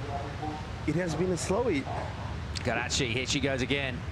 The caught quick shot of her from during the interview. Wow. And there's a good snap from her. She'll take a while to recover that out of the white water. And again, looking for these insides, which disappear a little bit as the water gets low and drains off the reef. It kind of spreads out that energy. So rather than get that necessary dramatic kind of shore break finish that we've been enjoying, things do tend to dissipate just before you get in there. That's the stage of the tide we're dealing at now. A really slow start to all the girls, I think. Nothing really spectacular happened until now.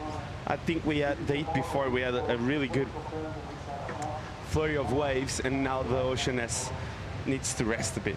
Is saying, hey girls, just wait 5 more minutes and I'll be back. And because the last hit they hit from Caitlin was set after set after set. And yeah, 16 minutes to go, and can't wait to see the girls have some more opportunity on this one. As you see the replay of blue, Keala Tomoda. This was 2.5. Just the wave just didn't really cooperate, and yeah, it just looks like they're having a hard time to find a good wave out there. You know, as we see Keala with the long pedal back, and would be really interesting to understand how many miles they pedal at the end of this comp if you make the final. A lot. Long setup here, isn't it, this reef? Especially on the bigger days when you're catching it way outside and moves, shifts off to a couple of further out rock shelves. Could see that tomorrow. And then surfing down towards our inside. You've got that little rock area, and then actually you can go past that into the next cove as well. So several hundred yards on a long one at Ribeira Dillas, as we'll see a paddle from Molly Picklum with priority. Here she goes. Decent looking opening section. Holds that rail line, just kind of gets the pump as she heads back towards the rebound. And a nice jam in the pocket there, pushing hard. And that little bit of steepness just allowed her to notch up the aggression somewhat. Sort of speculating for a finish in here. Will she get one? Not moving at very many knots. Nevertheless, she regains some speed. And she'll tag this as well, and this will be a number here as she just makes sure the board stays off those rocks. Meanwhile, right behind her, here goes Keala Tomoda Banner. That's nice from her, good snap. So much better from her as well. She's got 2.5 prior to that. Was enough temporarily to have her in the lead. Molly only needed a 1.5 to get the lead. She's going to get that. I think we should be seeing the high score of the heat as well. But after that, this was Keala's wave. Yeah, just a wrap there to set the wave up.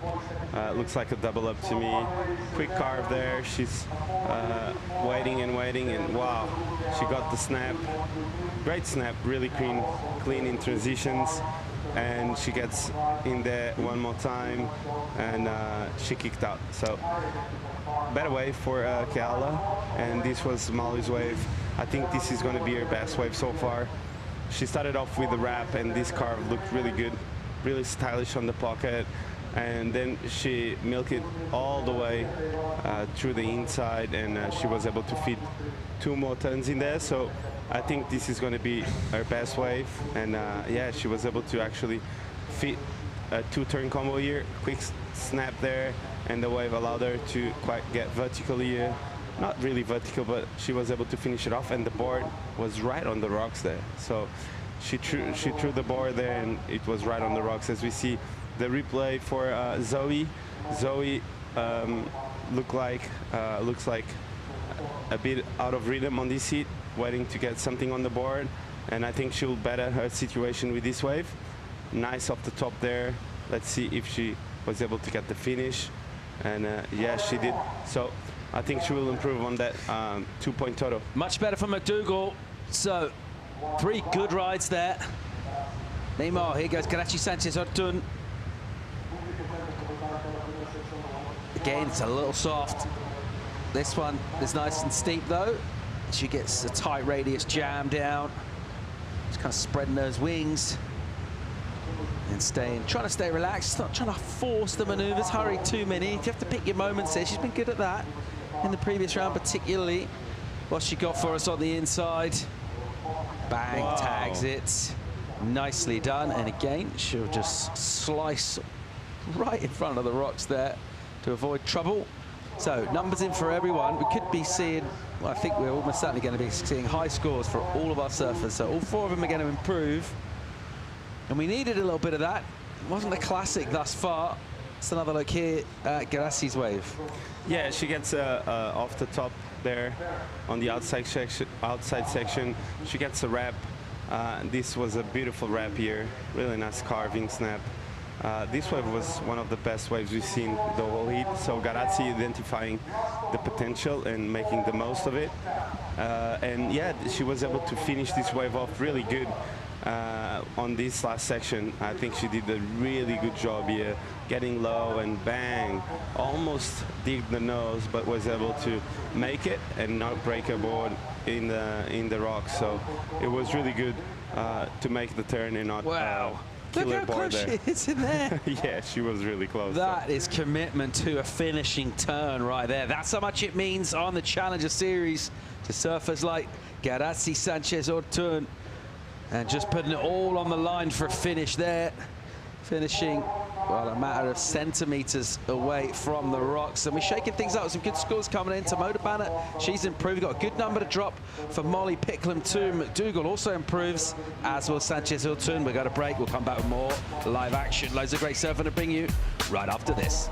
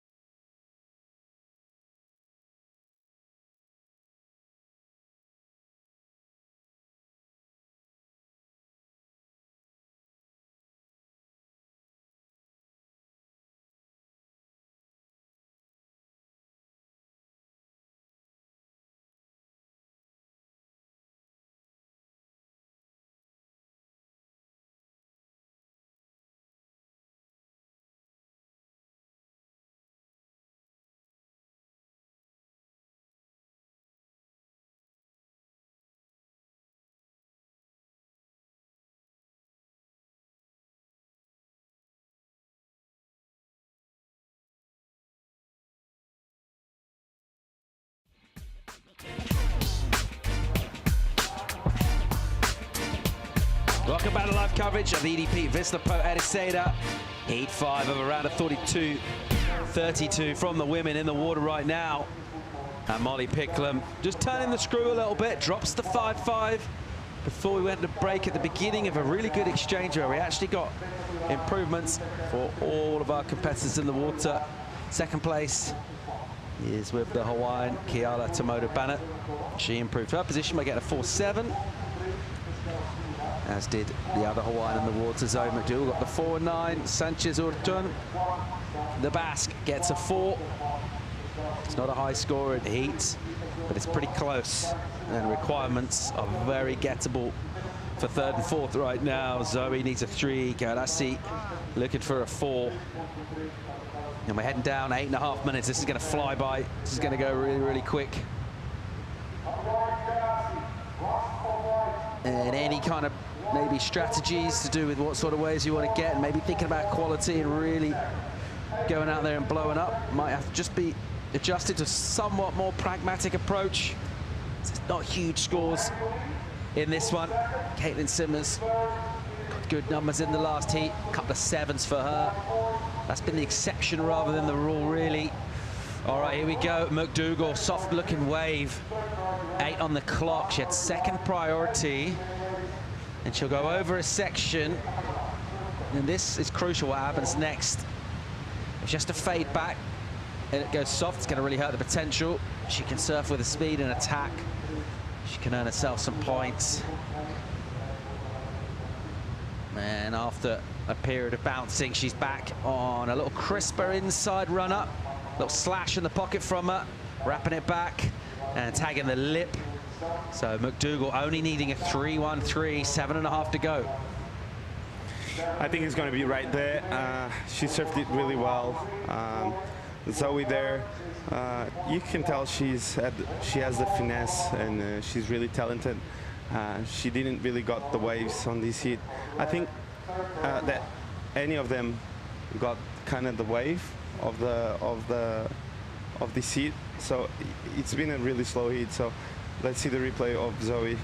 Only needing a 3-1-3. I think it's going to be right there. Getting the foam climb out the back, a quick cut back, and she was able to get a bonus section at the end. A lot of downtime though. I don't think the judges will love that, but anyways, she got through that flag section and she was able to do like a semi cut back and another bash on the lip. So I think overall wasn't like a crazy wave, but I think for the score she needs, it's going to be right there. Could put a bit of pressure on a fellow Hawaiian, Kiala Tomoda-Bennett. The Yellow Roses surfed really, really well in the previous rounds.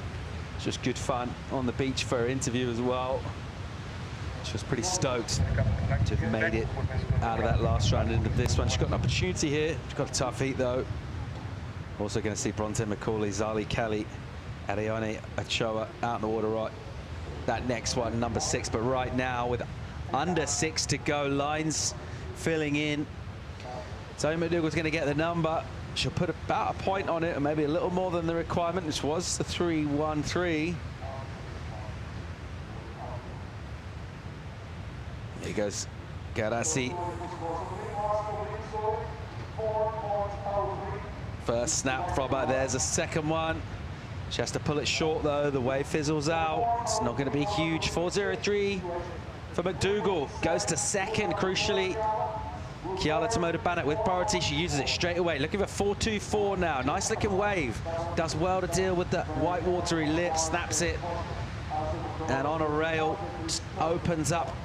And then stands on the tail a touch. That's nice. A little quick slashing snap. What's this wave got for her on the inside? She'll want more.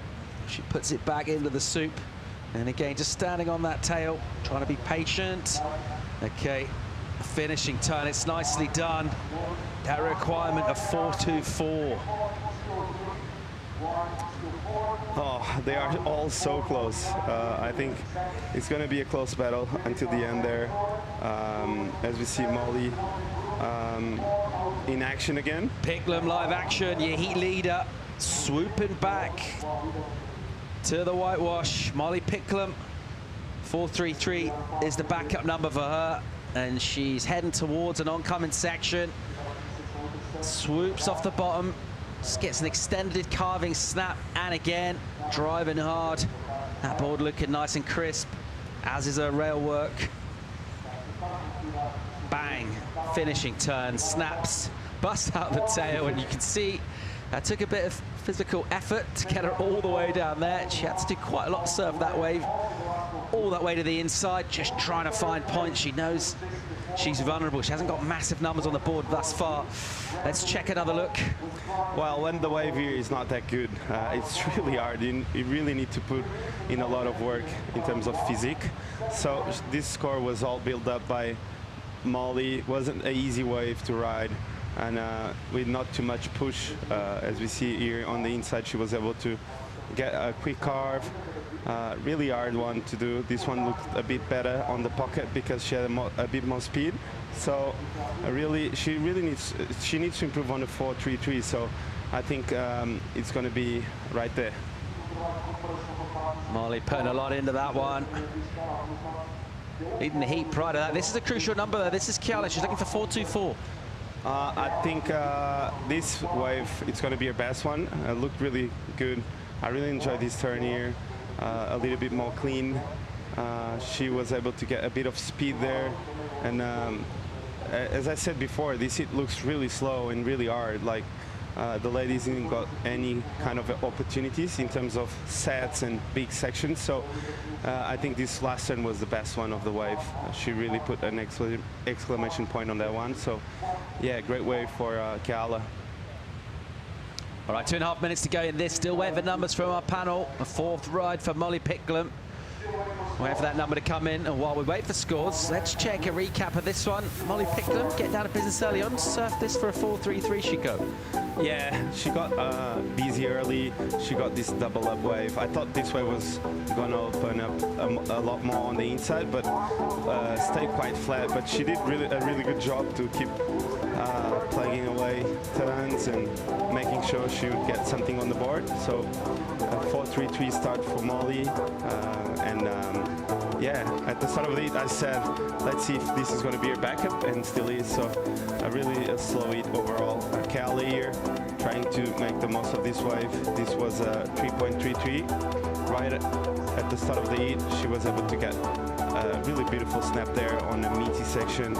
And yeah, you can tell if she has the opportunity, she will apply some pressure on those rails. And yeah, the wave did not really cooperate. So this was the 5-5 from Molly. I think most of that score came out of this turn on the outside. Really nice carving snap all the way to the pocket again. And on this one specific, she was able to get 2 more turns in on the inside. So yeah, I think Molly was happy with this one. Had to work really hard again on these last 2 sections. They were really small, and yeah, she almost broke a board there on the rocks, but she's stoked. Inside the final minute now, Picklum extends her lead, gets a 4.97 for her last wave. McDougall in second right now. Here goes Kiala Tamada-Bannett, still looking for that 4.24. She didn't get it on her last wave, got the 3.8. What she got for us here? Oh, just trying to push really hard. I think maybe she realized there wasn't much left on that wave, so just putting everything into that turn. Wave disappears. Now this is a much more legit looking set out the back. McDougall hits it. And right behind her, we'll pick up live action from Garasi Sanchez. She needs to get something going, but not a huge number, 4.93, the requirement inside the final 10 seconds of this heat. It's all going to come down to this inside section here for the Basque. She'll want to get some speed up and use it to take on the lip. Here she goes into a meaty section. Nice finishing turn. We got a buzzer beater in the last round from her. She's definitely asked a question of our judging panel. It's one of those heats, Chico, where it's kind of slow throughout. The scores were low, but that means you've always got a chance for a dramatic finish. Yeah, they are all really close, and that opens the door for last-minute changes. And let's see what she did on the outside. She got right off the back. The wave was quite slow, not much happening. She just got like a quick snap. And yeah, not much happened, Paul, out the back. So I don't know if it's going to be enough for that 4.93. The last turn looked great, but I think she needed something else in between that. And this last turn was the best one. So yeah, really nice snap. Yeah, I think the score came in on the requirement went up as well. 3.73, and she doesn't get it. So it's not enough. And that woman there, number 2 on the Challenger Series. And she's through to the next round, Molly Picklum. A tough heat, not loads and loads out there in terms of scores. She's the only surfer that got it over the 5s. Good enough to get through to the next round. That's what it's all about, her. And Zoe McDougall will advance. And Molly will just turn the board around, not to damage the fins. Coming in through the rocks. We've got another great heat coming at you. We're also going to bring Luana Silva in the studio to chat to her too. We'll be right back.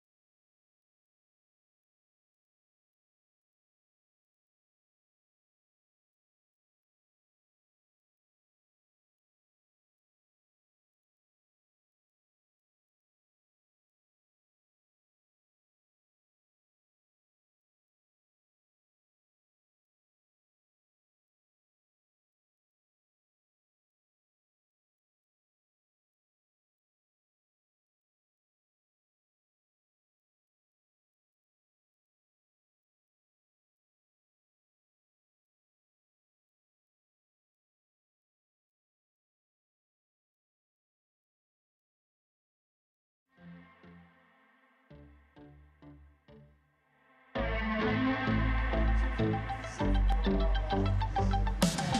World Surf League's Challenger Series welcomes you back to Portugal. EDP Vissla Pro Ericeira, number 2 on the Challenger rankings for the women. Molly Picklum, the Australian. And a performance from her in tricky conditions, getting through to the next round, looking to consolidate where she is. And it's been a really interesting afternoon already. We've got loads of cool talking points. We've got a great guest joining myself, Paul Evans and Chico Alves. Luana Silva, welcome. Thank you. Thank you for having me. I feel like quite a lot's happened to you since we saw you blow this place up last year with an amazing result here. How's life been? Yeah, it's been good. I've been busy traveling the world, which is amazing. I'm super thankful for that, and I'm stoked to be back in Rio Waida. And so far, we haven't quite had the sort of size of the surf that we've had last year, but we're looking at the forecast picking up tomorrow. And this Portugal seems to be a place where the waves generally always provide us with something. Yeah, it looks like the end of the waiting period looks like a really good swell is coming for tomorrow, and hopefully finals day too. So I'm stoked there's waves coming now. Yeah. And in terms of the intensity of the competition on the Challenger Series, obviously it's kind of a breakthrough year for you last year, getting the win here, incredible, massive score as well towards the end of that heat. The buzzer beats are huge, but there's a lot of really amazing surfers on the Challenger Series, and with just 5 spots available, it's pretty intense. Yeah, they don't call the Challenger Series for nothing. I think it's a really big Challenger Series, but I just want to take my heats heat by heat, and I just want to let my surfing do the talking. All right, well, let your surfing do the talking. Something definitely did last year. Yeah. And we got a little bit of vision from your win here, which was an incredible performance. We were lucky enough to be doing the call. I mean, that final was crazy. Let's have a look at what happened last year with Luana Silva going all the way for a big win en route to qualify for the Championship Tour. Yeah, Paul, this was amazing. Amazing surfing by Luana. It's funny to talk when she's right next to you, but this was really good. And I was really impressed with Luana surfing last year. There was some big and meaty sections. And no safety either. You were kind of going for it, right? It was pretty solid. If you fall, you miss the chance of a score, but really pushing it. Yeah, I think coming from Hawaii is kind of an advantage in these bigger waves, and I was stoked that there was waves the whole contest, and I get emotional still just watching it. Really? Yeah. And you had a taste of the Championship Tour. How did you enjoy, obviously, starting off in Hawaii, first 2 events, but how did you enjoy your time on that tour? Yeah, it was a great experience. I think I definitely want to get back there for sure, and it's really hard during this Challenger Series. I've only had a quarterfinal finish as my best result this year, but to see live action. Yeah, here goes Daniela Rosas. Good looking wave for her. She's got a spring in her step. Loads of speed to work over the wall. And she'll jam down in the pocket all the way back. Rebound off the white water. Gets really compressed off the bottom. That's nice. Wow. And it looked like the little grab rail floater there. Loved it. That was pretty cool for Daniela Rosas. Meanwhile, Zali Kelly having a swing. Already got the 4.83 early on Zali. So the Australian getting a score right from the get-go in this one. We'll get caught up with scores and replays and all that stuff, but it looked like a great one from Daniela Rosas as well. And after what was a bit of a slow heat last one out, a little pulse already in this one. Our surfers have half an hour to get their 2 best scores. If they finish in the top 2, they'll be coming back for the round of 16. Zali Kelly will get a 3 for that quick in and out that we picked up from her. At the moment, good enough for the lead. We've got a number to come in for Daniela Rosas, and we've got a little set standing up here. We've got Luana Silva in the studio, giving us some cool insights. We've been talking about how hard it is to surf this wave, and the different themes can be a bit tricky. We've had some conditions harder than others throughout the week here. How difficult is it to pick waves when you're in the lineup? When you see them coming, you're sitting there, you've got priorities. Is it an easy decision to make which one you want? No, it's not actually. I think this wave is one of the most difficult waves I've ever surfed because the tide, depending if it's low, if it's high, like you really gotta map out that high and low tide, I think, for your heat. And it is difficult to pick out what are the right waves. You want the waves, I think, going more inside and hugging the reef, I think. I think those are the best waves out there today. Is it easy to see them when you're in heat? Kind of. I mean, they're the ones that I think roll inside a little bit, but and the set waves I think also are like. Someone who was able to pick off some good waves in the last heat is Molly Picklum, and she's standing by for an interview with Philippe Jervis. Hi guys, I'm here with Molly, the winner of last heat. It looks pretty tricky out there. How was it? Yeah, it's definitely tricky today. I actually felt really excited before that heat because Caity and Dimity were just going wave for wave for each, I don't know, it just looked really fun. And then I think the tide is in between right now, so it's just slowed up. And yeah, I don't know, I guess I just had to keep catching waves and try and surf them and then wait for the inside bit to stand up and then hopefully get one in the lip or maybe two. But it's definitely tricky, and hats off to all the girls for getting out there today. You're in a really good position on the rankings right now. How are you feeling about this event, and are you looking forward for the rest of the year? Yeah, I feel like after Snapper I've been told I'm in a good spot to qualify, so it's been obviously on my mind the whole year, being knocked off tour and then wanting to get back on. And yeah, I'm definitely looking good, but I think the goal now is to win the rankings. And yeah, I don't know, and then for this event it's obviously to win it. I'd love to take the trophy. I didn't do too well here last year, so just trying to get the flow and have fun. It looks like there's a bit of swell coming. How are you feeling? What's up for the rest of the day and tomorrow? The rest of the day is to put those legs up. They were the longest waves, and then super excited for this swell to come. I feel like we haven't really had the best waves for Ericeira right now, but hopefully we get to see the point light up. Perfect. Congratulations on your heat, and back to you, boys. Solid debrief there from Molly Picklum, all smiles. She, like a lot of other people around this venue, anticipating this swell to ramp up considerably overnight. Should be really, really fun. We'll come back tomorrow. A reasonably early call around 7:30 and check that out. Loads of surfing yet to bring you from this afternoon, though. Still got a couple more heats to go after this one, and of course the post show. Let's check a replay of Zali Kelly. Yeah, I think this was the 483 right at the start. Oh, that last turn was really critical. I loved it. She put a lot of pressure in that turn, and that's why with only one turn she got that 483. And this was the 6-5 from Daniela Rosas. Big snap there, really trying the fins a bit. She had the flow on this wave. You could tell the wave was building up on the inside again, getting the wrap there, and put her in a really good position to do this last big turn, getting the grab rail, as you said, and making it. So Daniela Rosas getting a really good score to start a heat off, 6.5. Yeah, good number in for her, the Peruvian. She surfed really well in the previous round as well. She looks like she's bringing that form back into this one. Leonardo, I just want to ask you, actually, just seeing Molly there, been asked about where she is in the ratings and that kind of stuff. When you're going good, you've got a result on the board. How hard is it not to kind of check the ratings all the time? We always hear surfers talk about taking it heat by heat, which sounds great, but how easy or hard is that to actually do? I think it's so hard to check the ratings right now. I mean, if I was in Molly's position right now, I'd probably be checking it every day and trying to hype myself up. Oh, here we got Ariane. That was a good turn to start. Another one. Trying to find this inside section. Looks good. Ariane Ochoa here through to an inside. Some snaps out the back. She's been patient. That has been crucial. She'll just work this one over. Still going a bit repetitive. And she'll hope for a strong finish. Gets a bit more vertical with that. Able just to squeeze a bit more energy off the bottom turn. Still going in here, gets the little bonus. Here comes the hit from her, and she'll enjoy that. She surfed a long way on that wave and got a pretty strong finish as well. I think that was a great finish for Ariane. I think that's going to be a good score. The wave was long. Yeah. Really long. It was really long. I saw you commentating that wave, and you went like, this is getting long. And then the pole came up, and yeah. I think it's going to be a good score too. Live action, Zali Kelly, a little double up runner for her. Bang, really nice, pushing hard, a little too hard. We like to see surfers taking risks, taking on the lip, but she'll go down on that. Here's Rosas. She's got some speed on her. Great first turn. And again, looking really sparky, hitting it. Wow, another nice one. Just maintaining that speed into the turn and through them. Good aggression. She's got a wobbly section. She deals with that pretty well. It's easier if you've got a bit of speed to carry you through. She's already got 6.5 on the board. And just the legs giving way. We mentioned it is long, and it's a bit of a thigh burner by the time you get all the way in there. Yeah, you feel tired when you finish off a wave in Rio Waida, especially competing. It drains your energy out. Luana, what did you think of this from Daniela Rosas? That was a great start, I think, for Daniela's. I love this carve right here, and then this turn, bang, that was a huge turn. I think this is going to be a really good score.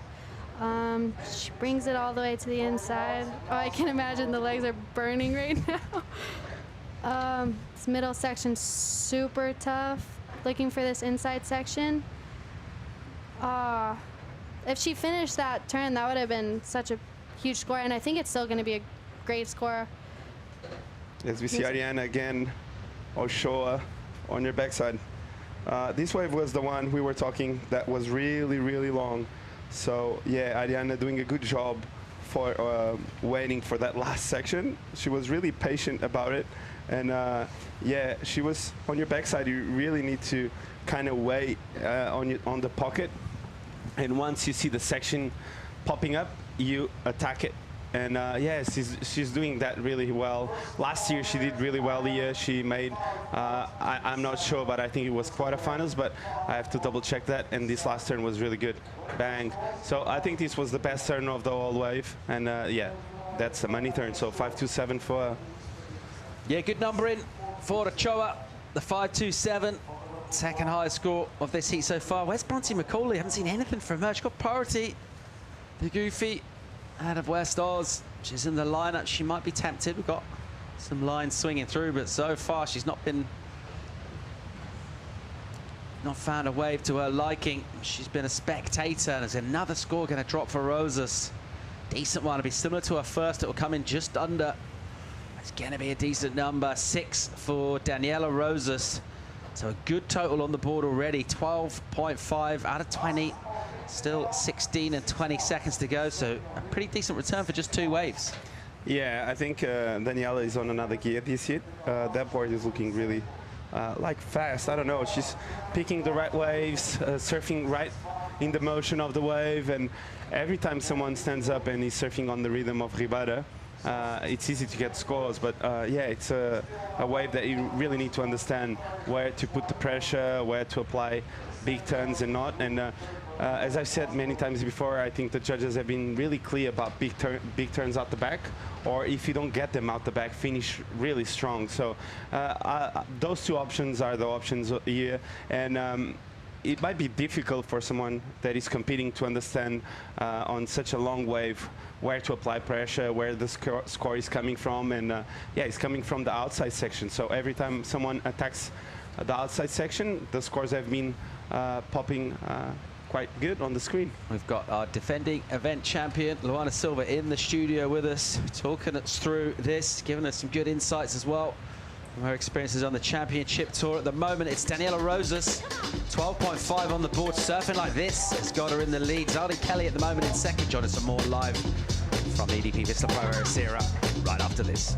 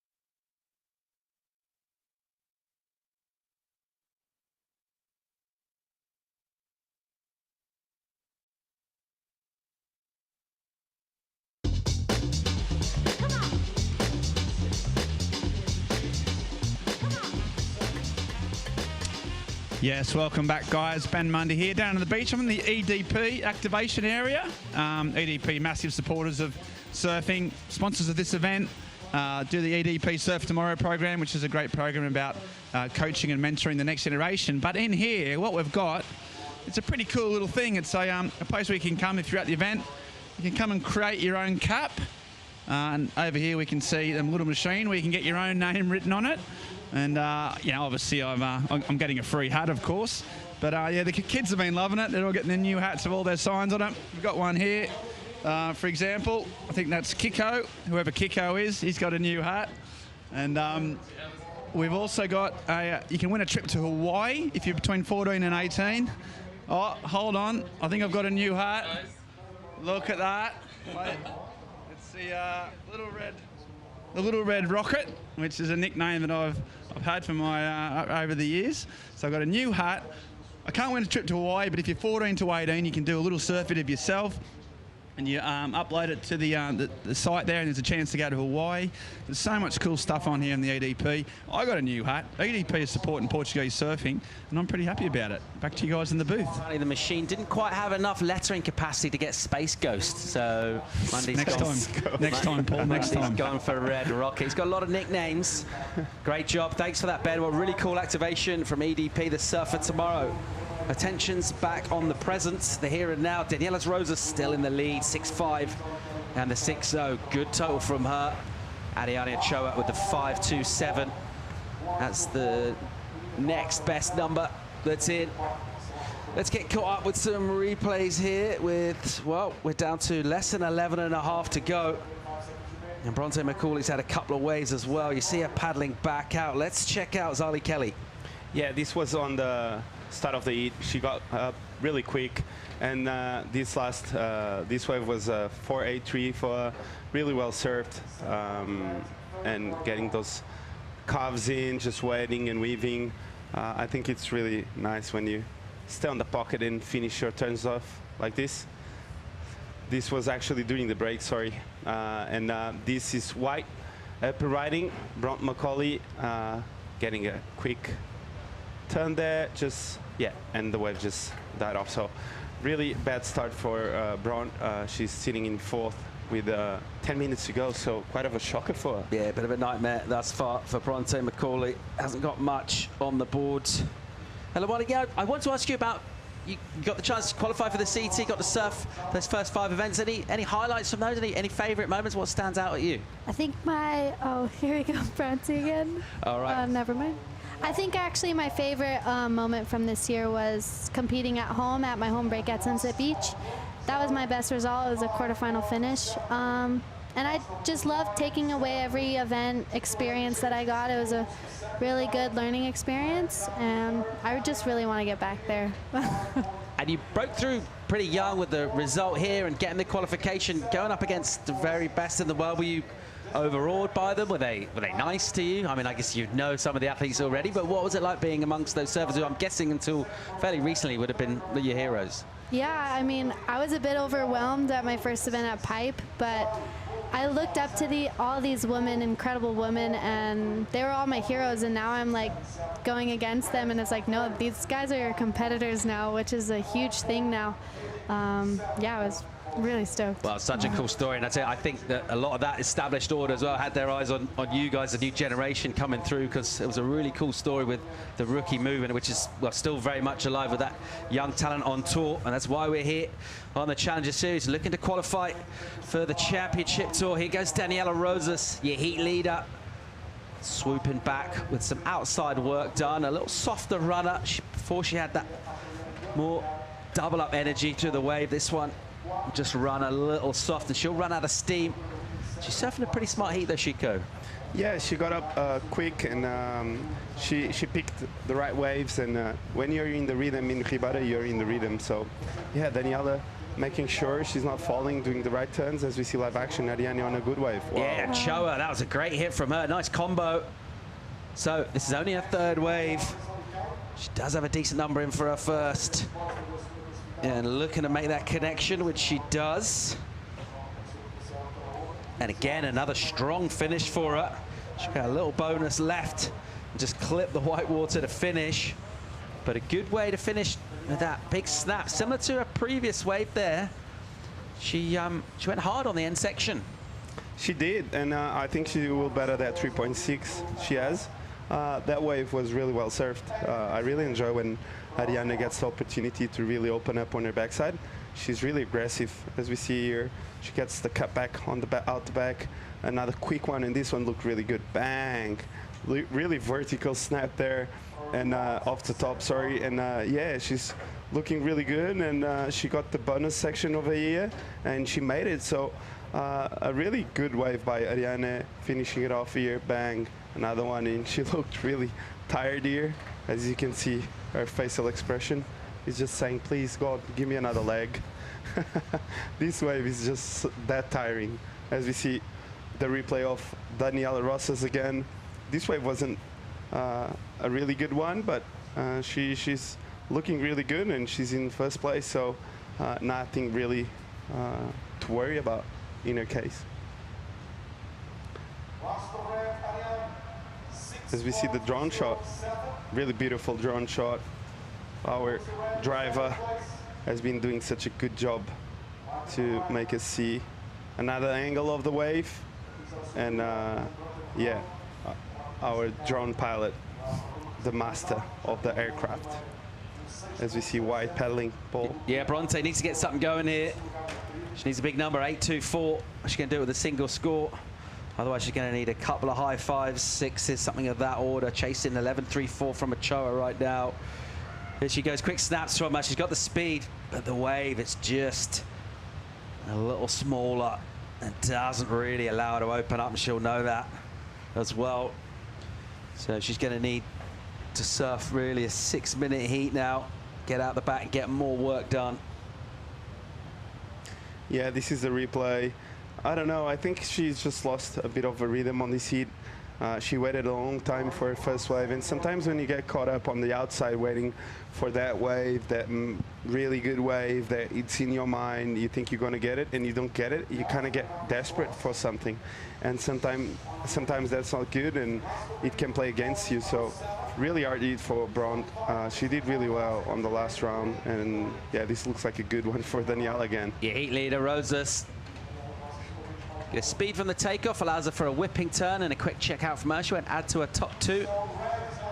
And Luana, traveling wise, we've seen your mums around. Who's in your crew? Who's in your squad? Who are you traveling with? Yeah, for this event, it's just me and my mom, and then I'm working with Keanu Asing actually for this event as well. He was in this event, but he lost out early. But it's normally just me or my mom, and then or I'll switch off with my mom or my dad. Yeah. And how's Keanu as a coach? We saw him ripping, obviously, on the championship tour. We actually had him in the studio last year, and he was like really good with his insights and analysis. He's good at talking about surfing. What's he like as a coach? Is he a taskmaster? Yeah, he's a great coach, actually. He knows how to talk and how to get you in the right mindset, I think.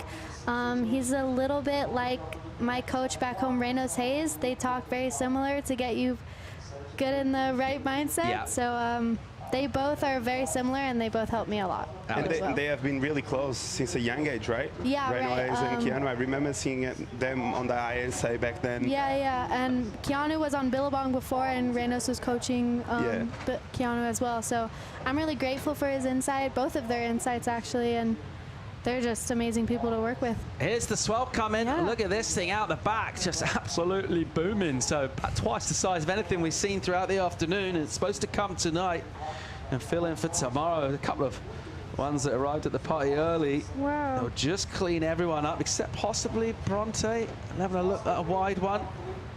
Starting to look a little bit like last year, finally. Some energy unloading at Ribera Dillas. Daniela Rosas, yeah, heat leader. Had a quick look. That one just broke way outside. It's getting towards that low tide as well. So if it breaks out there, it can dissipate. And this gets that look, as you mentioned, where it can actually be tricky to work out exactly where you line up is. You get those wide ones as well, don't you, that can actually push wide and go kind of soft.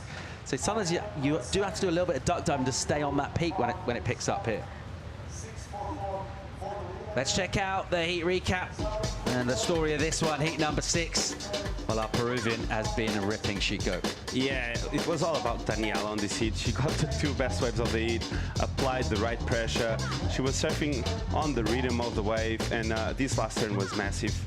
Not this one. She got a cut first and then put her in a good position to do this one. Bang!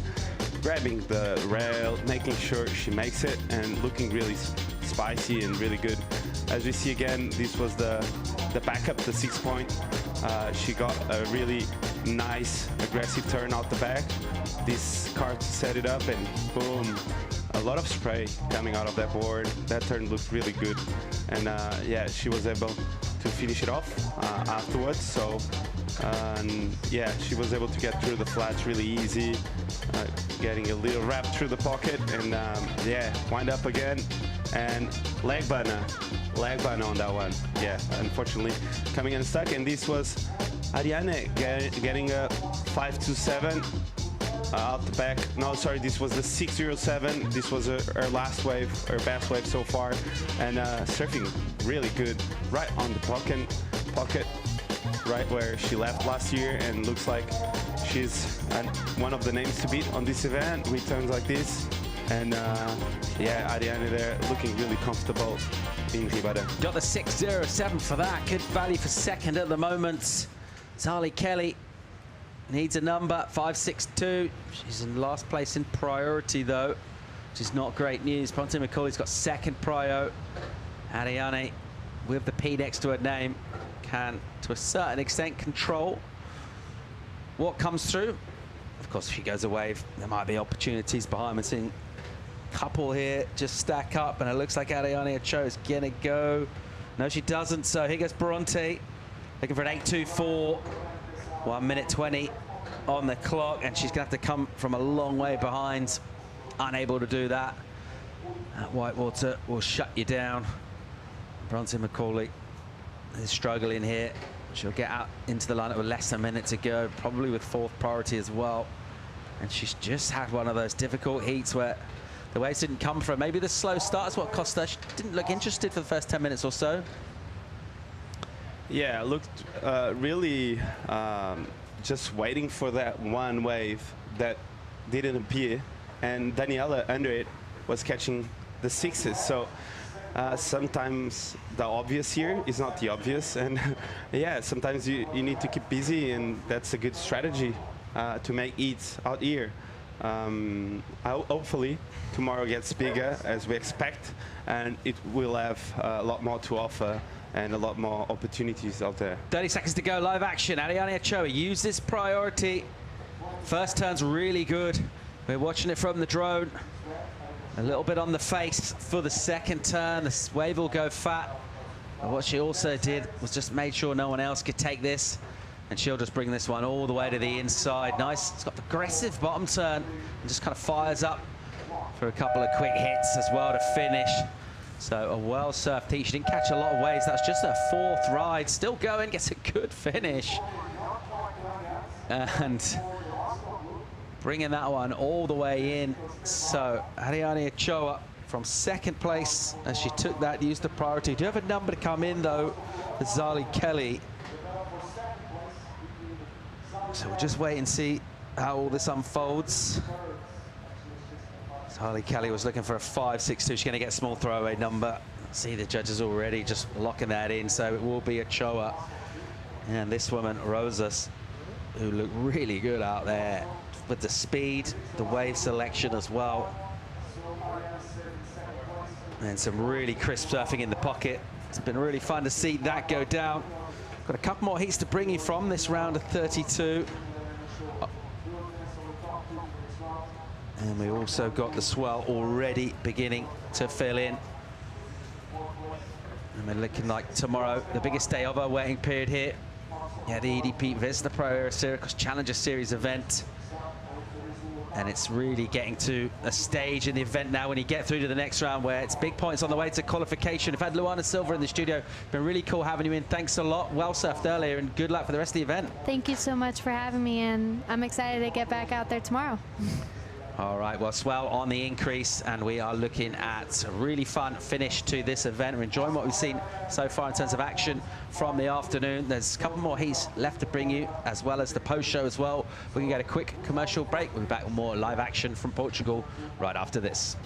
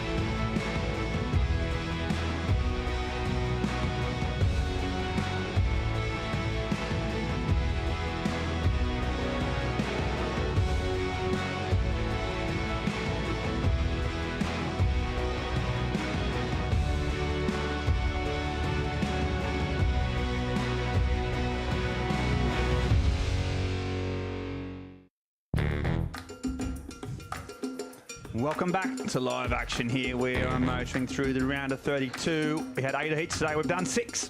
2 to go. And that Daniela Rosa there. What a great performance from her. Ariana Choa, the bass surfer as well. Poor two Aussies. There's a long way to come to get knocked out, but that's what happens in the brutal sport. My name's Ben Mundy. I'm joined in the booth by Philippe Jarvis, Camilla Kemp, Francisca Vaselko, the Portuguese Hope, Sawyer Lindblad on the up-and-coming surface from California, and Yolanda Hopkins. So again, a couple of Portugueses, mate. Pretty exciting times. Teresa Bonvalo was one that got through. Mafalda Lopez, unfortunately, left out. So we've got these last 2 surfers from Portugal. Camilla Kemp is from around this part of the world, but does surf for Germany. As we see, Francisco there, kick out. She is trying to get off to a strong start. Portuguese champion, and just can't get that way. Yeah, what about these, well, effectively 3 Portuguese surfers in this one heat, all close, surfed over a lot.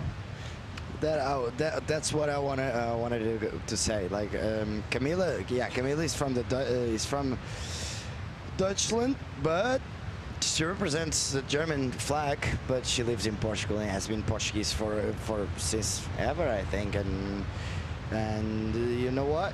She's a very dangerous competitor out in this wave, especially because her timing and the way she surfs is just it's very, very well connected with this wave. So I've already seen Camila doing really, really well on the nationals here, and also Kika and also Yolanda. So it's gonna be fun to have 2 Portuguese, 1 semi-Portuguese, and also an American surfer, Sawyer, Napakinamin surfer, as you said. So it has been some fun waves. I was down there with Kika and their coach Rodrigo.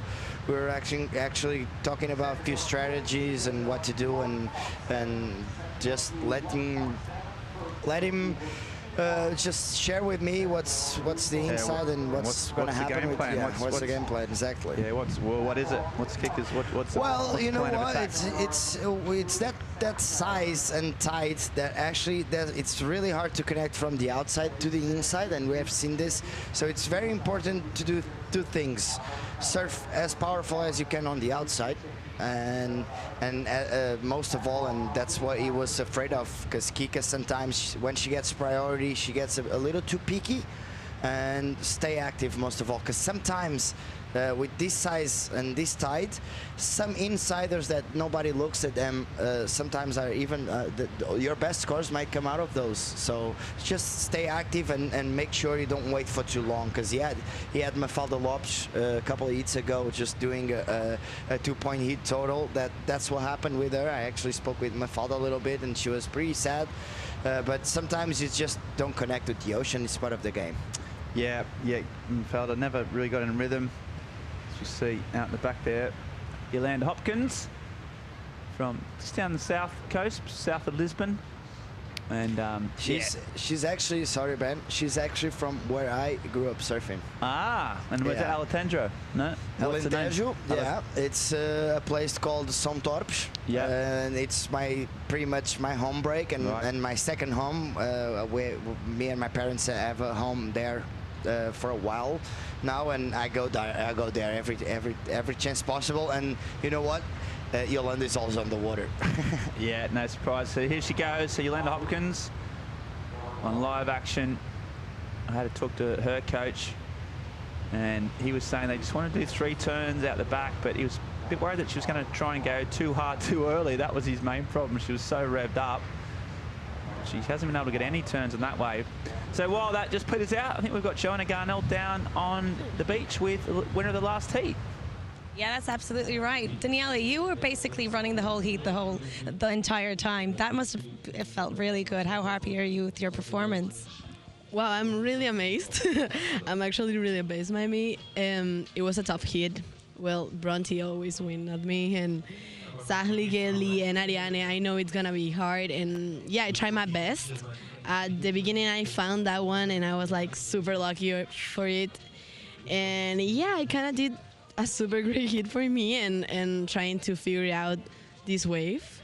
It is super tricky, and I'm trying my best. And my boards feel good. I'm feeling great and confident, and I'm just trying to get it to the next round.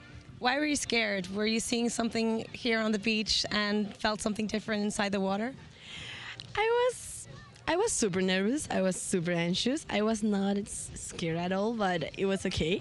I'm trying to figure out this wave. It's so tricky. I always talk about it. It's pretty like a point break, but a beach break too.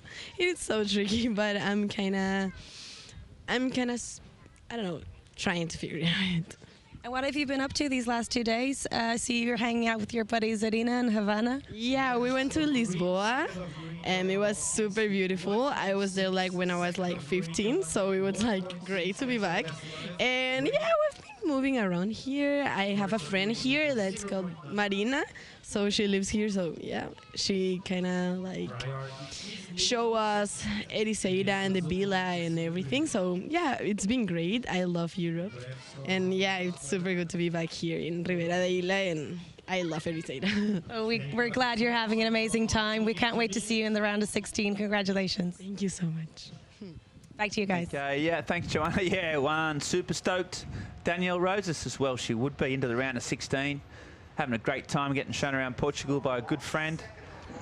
She should be happy, and she is. Definitely. And yeah, great surfing. Had a really solid heat last round, and has kept up the momentum. And as you said, to beat Bronte McCauley, a CT surfer, no small feat. Yeah, exactly. It has been. It's really impressive. We talked about this before. As we see the replay, Camila last wave, a nice little carving on the outside. So, waiting. As I said, her timing is really, really good.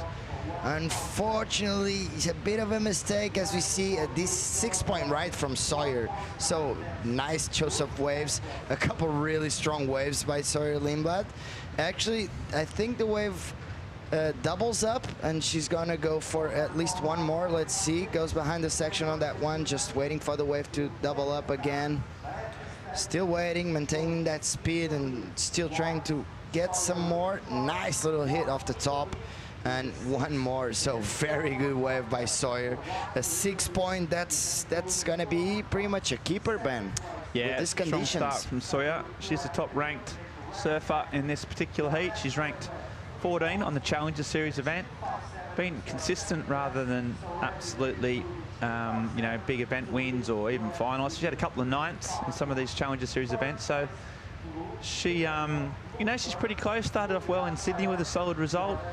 And just a couple of weeks ago in the US Open at Huntington, she got another ninth. So she's sort of knocking on the door, but to get into the top 5, which is what she needs, she's going to need at least a final place in one of these next few events, you'd imagine. Did really well here in the European leg last year. Had a great event actually up in France, up in Hossega, and also surf all down here. So yeah, she's super dangerous, and yeah, with a 6 point ride, well, it's pretty much, yeah, a solid score. Most 6 point rides have been keepers. Exactly. And she's looking strong.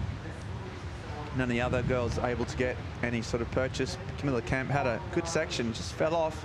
Bit of a mistake that could cost her, but Seth's approaching. Kick out. So Francisca Veselka, she has priority. Talked about not being too picky. Well, she might. Yeah, she has been looking, and she will look probably all the 3 surfers, because they've been competing here for a while. They're gonna look for that second wave, and that's what I was talking about with Rodrigo also, because usually even if the wave starts off with a little bit of a whitewash, usually just peels off a little better on the reef, and it just gives you that wall to work on it. So it's gonna be pretty interesting, because the 3 girls that actually know this lineup really, really well, so they're going to be battling for that second wave of the set. It's going to be it's very important to have a priority here, nonetheless, just because of that, because that second wave is actually the best. Yeah, significant advantage usually at this size anyway, in the second wave of the set. And Veselko just being patient. Philippe was saying how being too picky was a potential problem, so that she's dealing with and improving. So it's something she has to worry about or keep mindful of, but she's right in the right spot. When a set comes through, you'd hope that she'd be all ready to go. Next heat, it was Alyssa Spencer just getting ready. Got Havana Cabrero, Macy Cullen, and Nikki Van Dyke. So that's an absolutely stacked heat as well. Coming up, the last heat of the day. Macy Callahan currently, I think, second on the ranking. She's had a couple of finals, so she's been on fire. Alyssa Spencer was one of the standout performers. There's Macy's there getting ready with the partner Sheldon Simkus there. She has a little quirk. She knows her way around. Had a lot of CT experience and such a powerful surfer. Really, really rangy. Grew up on the points. They've got a great style. But yeah, Alyssa Spencer last year, I remember Philippe did some of those crazy backhand hooks when it was like 6 to 8 foot, which was absolutely ripping. So, and Nikki Van Dyke obviously, you know, has almost a decade of CT experience. So that's happening soon in 17 minutes. But right now, we're all watching this heat. A wide set comes through, and Camilla Kemp pulls a trigger. Sort of a little bit of a foam climb. That wave just kicks out, so nothing doing there. And we can actually see on the next heat, it's going to be, first of all, it's a pretty stacked heat. And second of all, we have Nikki on the 6th on the rankings, Elisa 11th on the rankings, Havana Cabrero a little further down in the 59th, and Macy Callahan 3rd on the rankings. So it's a very important heat for at least those 3 girls, if they have the dream of being qualified on that top 5. It's a pretty important heat, and you know what? There's at least 2 of them that will go home. That's right. That's a guarantee. Yeah, Alyssa Spencer in 11th. She's probably the one that needs the result the most, and she's been knocking on the door. She's had some qualifying series wins back home in America, but yet to have that really big breakout Challenger Series win that can project her right up in that top 5. So very important coming up. Events to come in Brazil, and then on to Hawaii at Haleiwa. So there's opportunities still to come, but you know what, when you reach the round of 32, You really want to just get a couple more heat wins. You get some points. Right now, paddling though, looks her up. That's Californian, Sawyer Lindblad. She comes around the corner. Got a good surfing family. Brothers rips as well. Dad's a good surfer. She just does a few S-turns. No one being able to get any type of open wall. Only saw her in that first wave. So she thought she'd back it up pretty quick. Yeah, this is a pretty important ride. She starts off with a nice little snap. Another one just waiting for that wave to stand up, and she tries to finish this one off. She could have, she was a little bit conservative. She could have gone a bit stronger, but she's thinking about improving on that 0.5 and putting some backup score on the 6 point and improve her situation. So pretty smart move by Sawyer. Yeah, exactly. And with no one being able to get any type of scores, it's not a bad bat just to back up your score. And we see some more action. Yolanda Hopkins has been quiet. We see Camilla Kemp. So Kemp goes again. She's had a few mistakes in these waves. Hasn't been able to finish off her turns. She'll try and complete this wave. As we see inside section, she just gets a little bit stuck. And now she's again trying to fight around. It's a bit more of a carve. And another one back to the foam. You've got to stay near that foam if you get any purchase. Yet again, it just runs off and doesn't give her much of an opportunity. So she'll motor on back out at the halfway stage of the heat pretty much. And Yolanda Hopkins and Francisco, we talked about being picky, and well, she has been, but I suppose, you know, all the waves that have been ridden, none have been any good. So, you know, she's been patient for a reason. But yeah, she probably, how many more sort of minutes would you think before she has to really pull the trigger? We're talking about that, me and Rodrigo, because Mafalda spent almost 17 minutes without catching any wave. So I would say on the 10-minute mark, she needs to try and look for something really hard, because you have 10 minutes to manage your heat. Otherwise, as soon as you put a score on board, if you're staying with a high score and you're doing nothing, it's gonna be hard. So at least 3 minutes away from it, she'll have 10 minutes to deal with the rest of the heat. Well, she's counting down those minutes, and so are we. The beautiful shores of Ericeira. We're gonna go for a short commercial break and come back with more live action right after this.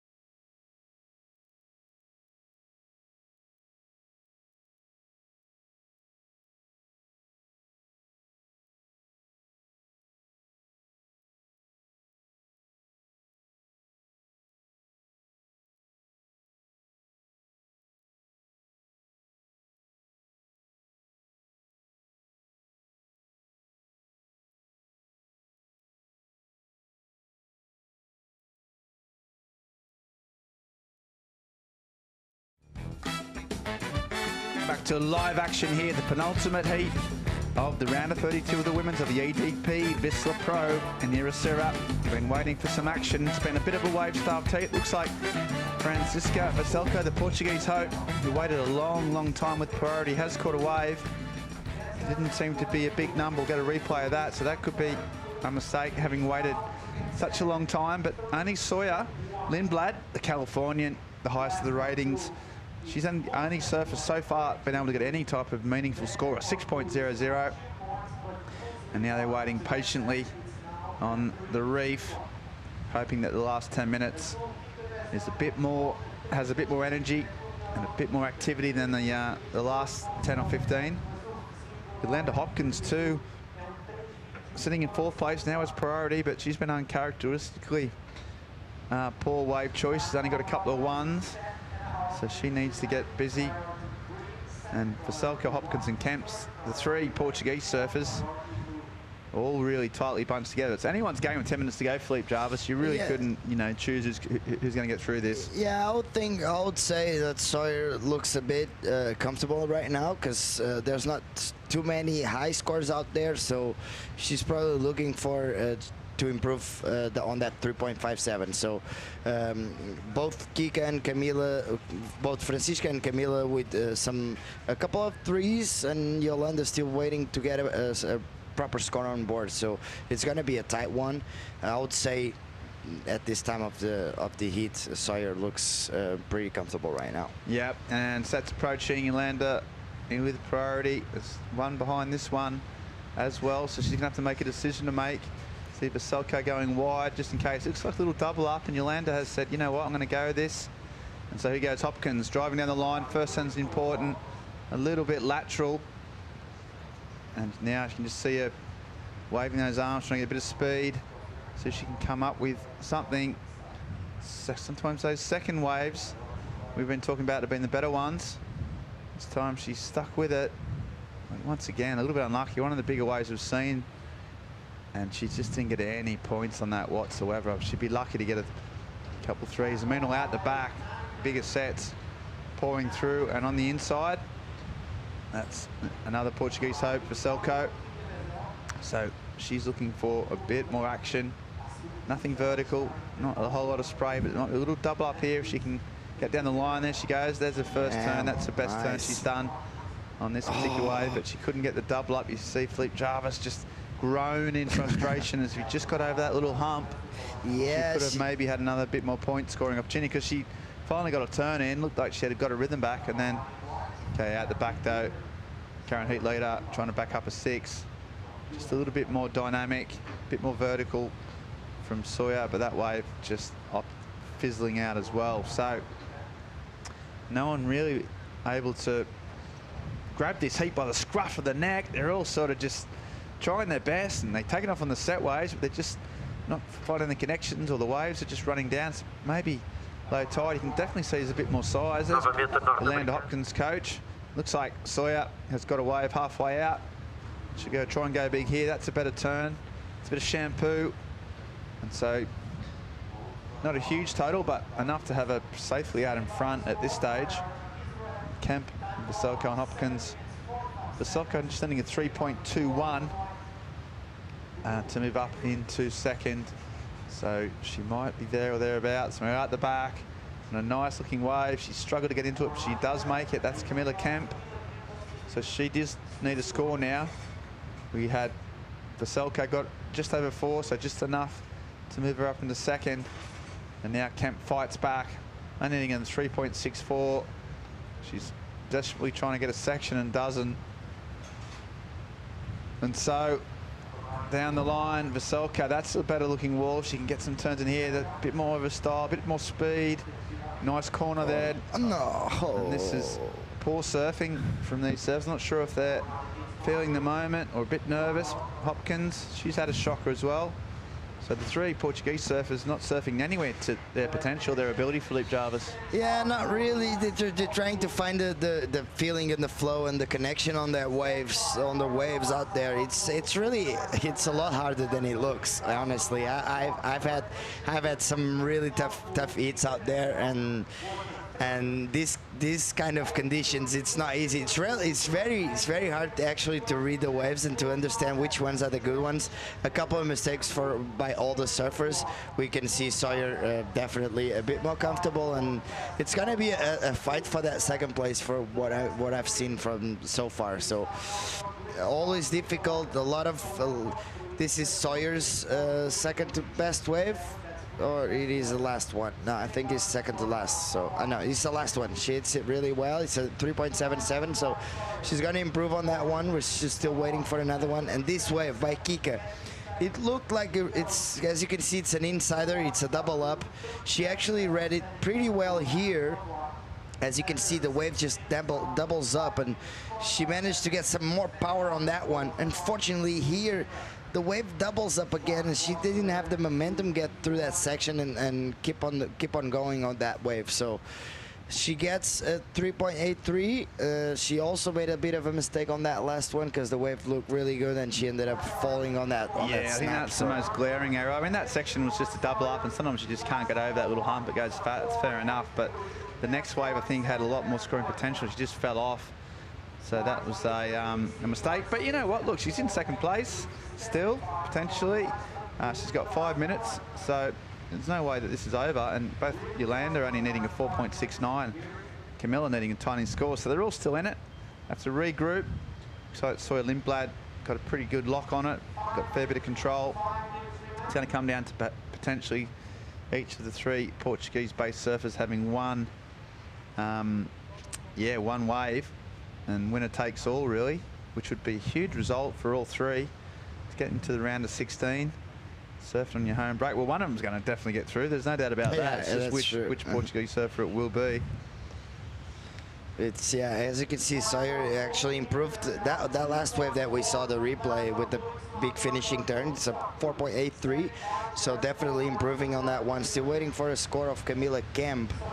So still, he's not going on a top 2.23, so it's going to be pretty much this last 4 minutes will decide who gets through this heat. So it's going to be a really important 4 minutes. Yeah, they'll be nervous.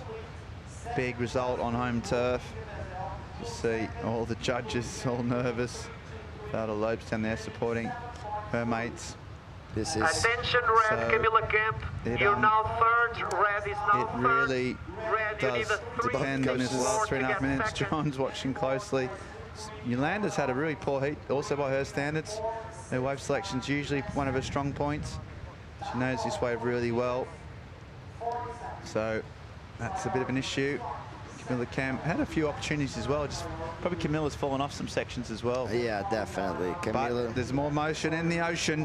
What can we get here? So it's Kemp that goes first. Little green face, little top turn. Just again hoping she can get something down the line. That's a bigger turn, a bit more style, a bit more confident. But you can see that the 2-turn combo needed a 3.64. So that, I don't know, it's going to be close. A bit hard to differentiate. If she'd done those 2 turns out the back, Philippe, and then managed to get it inside, you'd be really confident, but it was just a short wave. Yeah, actually, she got that 3 points on that also combination of 2 turns. Unfortunately, she fell on the last one, so this might be something similar. A nice first carve. She managed to get some speed and closes out with a lot of style, as you said. Not too much power, but still.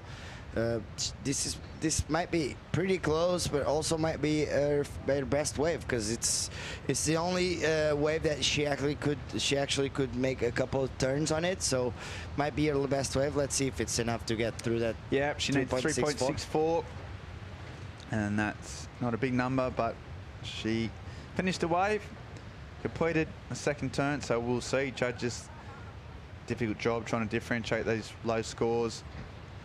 See Camilla Kemp's coach, Brains Trust. Yeah, that's Miguel Moreira and also Carolina Henriques, the also Portuguese surfer. They've been traveling a lot together. They have been surfing a lot together. They're sparring partners, even though Carolina doesn't. Miguel is not Carolina's coach. They still are sparring partners, definitely. They are best friends, and they travel all over the world and surf together all the time. So they're probably pretty nervous to know what that score is going to be like. Yeah, those two obviously right close and center to Camilla. She needs a 3.64. She gets a 3.80. So she gets just enough. So that now means her fellow Portuguese-based surfer, Francisca Valselco, needs a 3.4, so a tiny number. But the problem with, it's not the number, it's the time, and she's running out of time. She's got 1 minute to go. Not a lot. She doesn't have priority. The heat leader, Sawyer, does. She's well out in front. She won't be giving anyone any favours, so don't worry about that.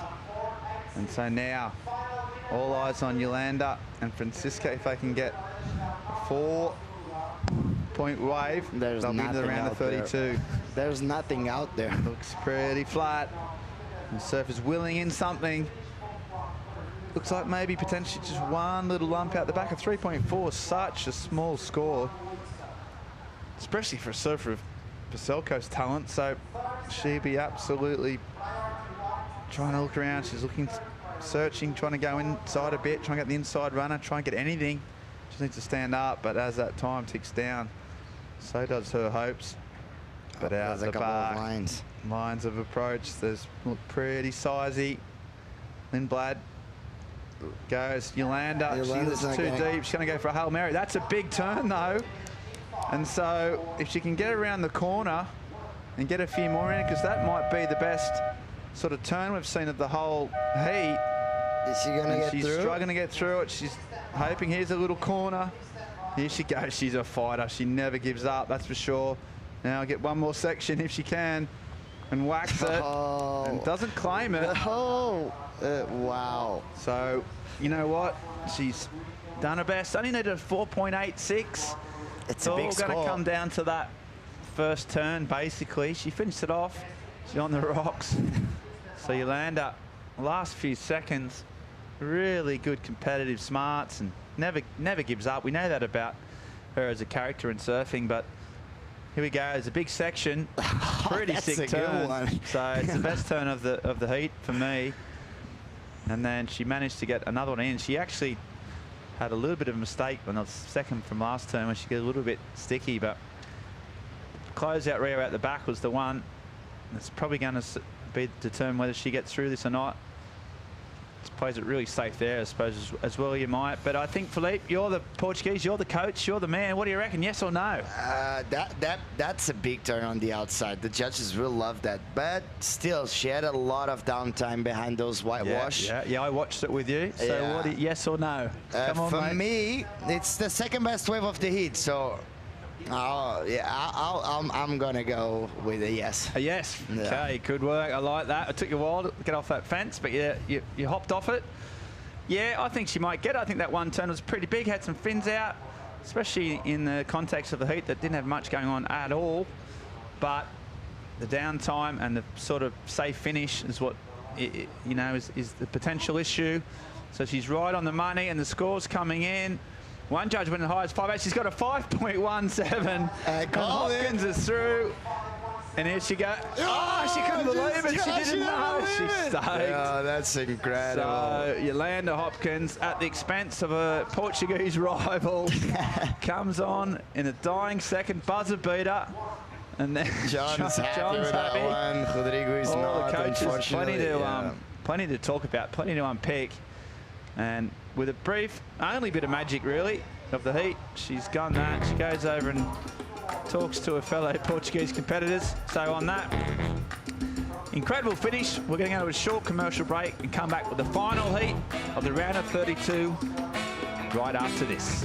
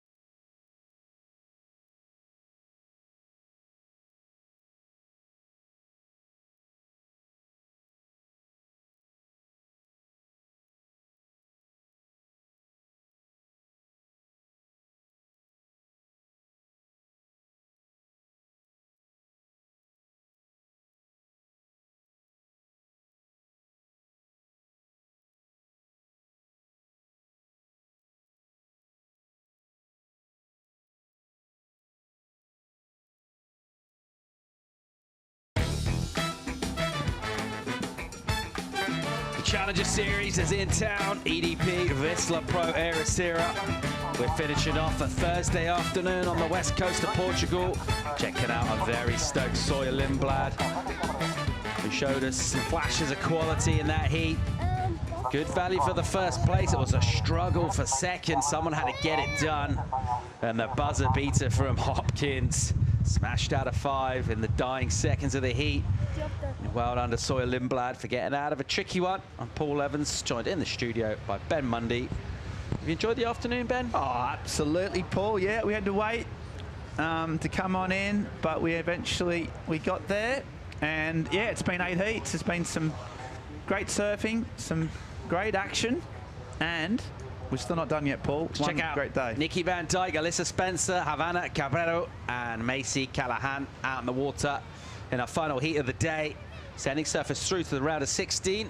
And also joining us now in the studio is a woman who ripped her heat with a couple of big sixes, surfing with speed and looking really sharp again. Daniela Rosas of Peru, how you doing? Hi, I'm really, really great. Your heat looked like you were having heaps of fun. Yeah, I kind of get lucky at the first wave, and then I just tried to connect another one, then I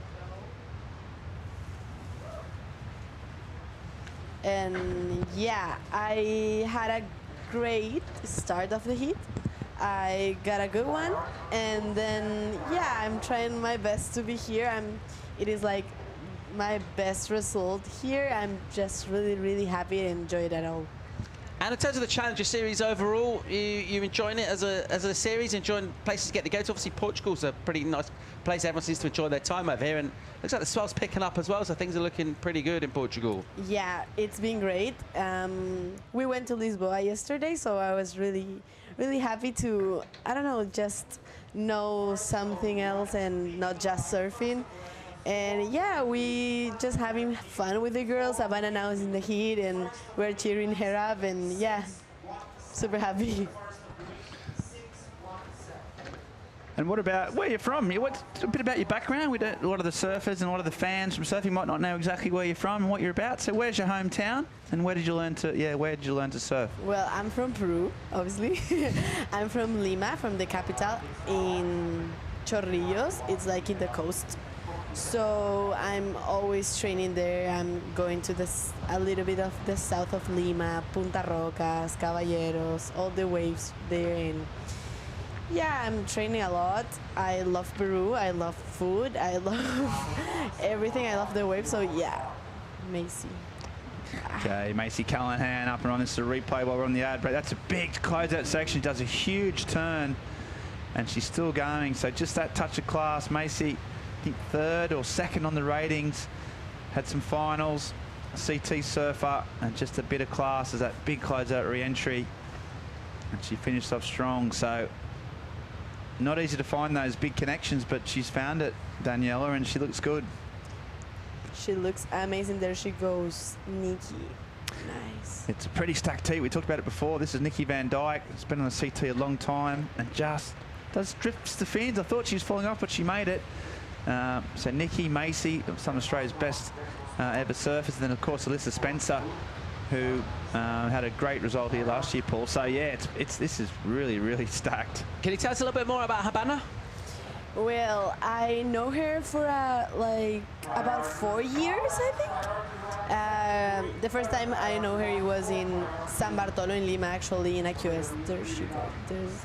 Live action here from Alyssa Spencer. Very highly rated herself. She surfed really well last year. Yeah, and well, we are pretty good friends, actually. And yeah, now we're always in the ISAs, in the Pan American Games, so I'm always with her. She's so nice. Leilani, all the Latinas girls, I don't know, Silvana, Mimi. Last year it was with Mimi and Silvana that I stayed, so it was pretty another level of competitors. And now I'm staying with Havana and Arena, well, she's my friend from Peru. And yeah, it's amazing. It's always amazing to hear, like, got the girls back. Always cool to check out the little squads on the support network. Support important, but most important thing is putting in performances in the water. That's what Zoya Lindblad did in the last heat, and she's with Chico Alves. Yep, she's here with me, last heat winner. How was it out there? It was actually really challenging. I feel like it was really hard to find the good one, and then it went really flat at the end. I was just really happy that I found my first wave, my 6, because after that it was like really flat. So yeah, I was stoked. What was your strategy with this tide? Looks really hard from here, and it was really hard also to get the right one. How was it out there? Yeah, I just mainly focused on trying to get the one with the wall. I saw a lot of them were like either being too walled or too mushy, so I just wanted to find the right one. Were you afraid of not getting that backup? Yeah, a little bit. I just wanted to get like a quick one because the other girls didn't really have that many high scores, so I knew that I needed to match one of their waves, so that they needed at least to like better than my 6. Excited for tomorrow for the swell? Yeah, I'm really excited. I haven't surfed in this contest for like good waves. Last year I surfed and it wasn't that good for my heat, but I'm really excited for this year and for the next couple days to come. Can't wait to watch it. Good luck into the next round. Thank you. Back to you, boys. Thanks, Chico. Well done, Zoya Lindblad. 21 minutes and 40 seconds to go. Let's get caught up with scores. Callahan with the 6.17 early on. She's got the best of this, 4.33 for Van Dijk. The Australian pair at the moment leading. Spencer just got a wave. Judges thought it was worth a 2.57. Havana Cabrera's got a 2.67 and a small throwaway score as well. We got Daniela Rosas in the studio talking us all through it. She just put on the commanding performances, finding a couple of sweet peelers down this point and belting them through to the next rounds. What's the evening look like? You adjusted obviously to the time zone. You've been here a while, so jet lag's not an issue, but just kept thinking about tomorrow or go out and enjoy Ericeira? Yeah, maybe to have something to dinner and maybe got a pastel de nata. Oh. We always love maybe, definitely. Yeah, that's a given. Yeah, and a little cappuccino just to get the combo. So yeah, that's all we're gonna do. Actually, we're gonna wait for Havana. Arena's gonna surf right now, so yeah. And do you get nervous before heats? You mentioned this is a really big result for you. This is like a pretty cool moment. You're going to move up. Whatever happens, you're moving up quite a lot in the Challenger Series rankings. Let's just stick with live here. Great turn for Van Dijk. Just ripping Nikki Van Dijk in the pocket on the rail. Slicing this one up on the outside. And she'll look for connection now. She's got loads of speed. That board looks really light under her feet. Coming through to a little pocket section inside. And another nice shroud from her. Really well surfed. So Nikki Van Dijk, that'll certainly count for her because it's a second wave. Great turn there from Havana. And what type of competitor is Havana? Is she pretty gnarly competitor, or is she what's her style when in the water? She's kind of patient girl, but when she got the ones, she got the score. She always got the score. I was in a couple of hits with her in the Latin American, so I just lost with her a couple of times, right. Actually in a combo, so she's gnarly. Here goes Spencer, looking to get out of third at the moment. Decent looking wave for her. Bang, that's a nice turn. It keeps the speed up crucially. She's back on the face in the pocket here. Alyssa Spencer still swinging. She'll keep that board moving as well. And trying to bring the speed over to the inside. That'll just get away from her a bit, but a couple of quick combos out the back. And we've got numbers to drop in for Van Dijk, Spencer and Cabrera. 19 minutes on the clock, and I feel with these numbers coming in, this one's about to fire up a bit, Ben. Yeah, big numbers coming in. Macy got 6.17 at the start, and then Alyssa Spencer, yeah, you could tell she's got a bit of a roll here. Bit of a steep section, just carved around there. Nikki Van Dijk just duck diving, and then she comes around again. Just that little green face. So Alyssa, then it just goes a little bit sort of flat here, but she'd done most of the work on those two big sections, and then has to paddle back out. So yeah, looking strong. As we said, she had a great result here last year and did some amazing performances. But this, Daniela, was a nicely surf wave from Nikki. Yeah, she did a couple of good carves, and she's trying to get to the other connection, and she's just so light on in her feet. I love her surfing. She got a great curve. She got a great line. I love how she serves. Yeah, surf well, really fit, does a lot of yoga, spends a lot of time on herself and maintaining her fitness and her training. So you need to out here, because I imagine your legs must get pretty tired after some of these long waves. Yeah, it's amazing. Ribera de Isla is so great. I'm just trying to figure out the wave. I'm still trying to figure it out. You look like you got it pretty figured out from what we've seen. You look like you're doing all right. I'm trying my best. Keep doing what you've been doing. Here we go. Callahan, nice looking wall for her. Shifts the weight, snaps the board out again, using the arms as levers. Really nice point break style from her. She'll go down into a great looking section, little clip off the roof. And Callahan will get herself a legit backup. She just had a tiny throwaway number for a quick takeoff prior to that, so that'll definitely consolidate her position. Yeah, she started off strong, and she's been so consistent all year, actually, on the Challenger Series especially. That's a sort of trademark swoop. And then just a nice clean wave, and she finishes it off. Another little tag and another. So, yeah, Macy, the top seed. I kind of feel for Havana here, because she's got such a hard heat in terms of the ratings. It's probably got the, almost 3 servers in the top 10 on the Challenger Series, and then Havana, just the way the luck of the draw. But sometimes that's just the way it goes, isn't it? Yeah, it is what it is. Life is like that. But yeah, I think Ivana has a really strong forehead. So I just think that she just needs to be patient and get the great ones and just show how she serves. A beautiful late afternoon in Portugal. Swell on the march. We're confident about finishing up strong through the weekend here on the Challenger Series. Quick commercial break. When we come back, we'll finish off our last heat of the day. Got the post show too. We'll be right back.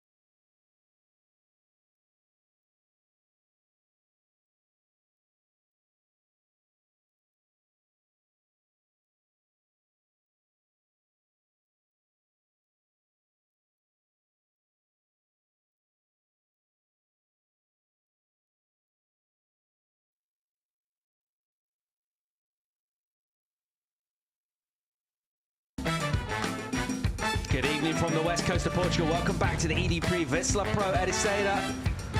And scoreboard news coming in. That last exchange really just fired up this heat. 6s all over. Alyssa Spencer with the 6-6. This is Nikki Van Dijk in live action right now. She dropped a 6-4, and she ain't stopping there. Pushing into the lip, a little grimace from her. She knows she won't get scored on that turn. Didn't get a completion. But now, prior to that number, anyway, your heat leader, Nikki Van Dijk. Spencer in second place now. And we're waiting for the number of Macy Callahan. That's why she's in third right now. And that number comes in. That may well change. Here's another look at Nikki. Yeah, trying to improve on a 4-3-3. Sort of series of cutbacks. S turning as that watercolor just turns a navy sort of purple and just can't quite make that one. I got a question for Daniela, Paul, if I may, if that's all right. You're talking about the food and how great it is going out for dinner in Portugal. But if I was to go to Peru, what would be your favourite meal, your favourite Peruvian meal? I know it's a lot. There's a lot of them, but give me the one that I need to try. So I really love ceviche.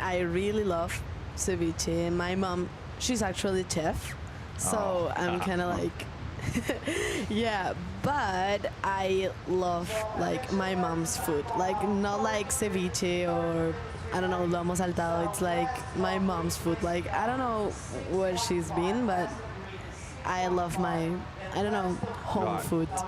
All right, we're coming around for dinner for your mum's place. Yeah, I'm sold.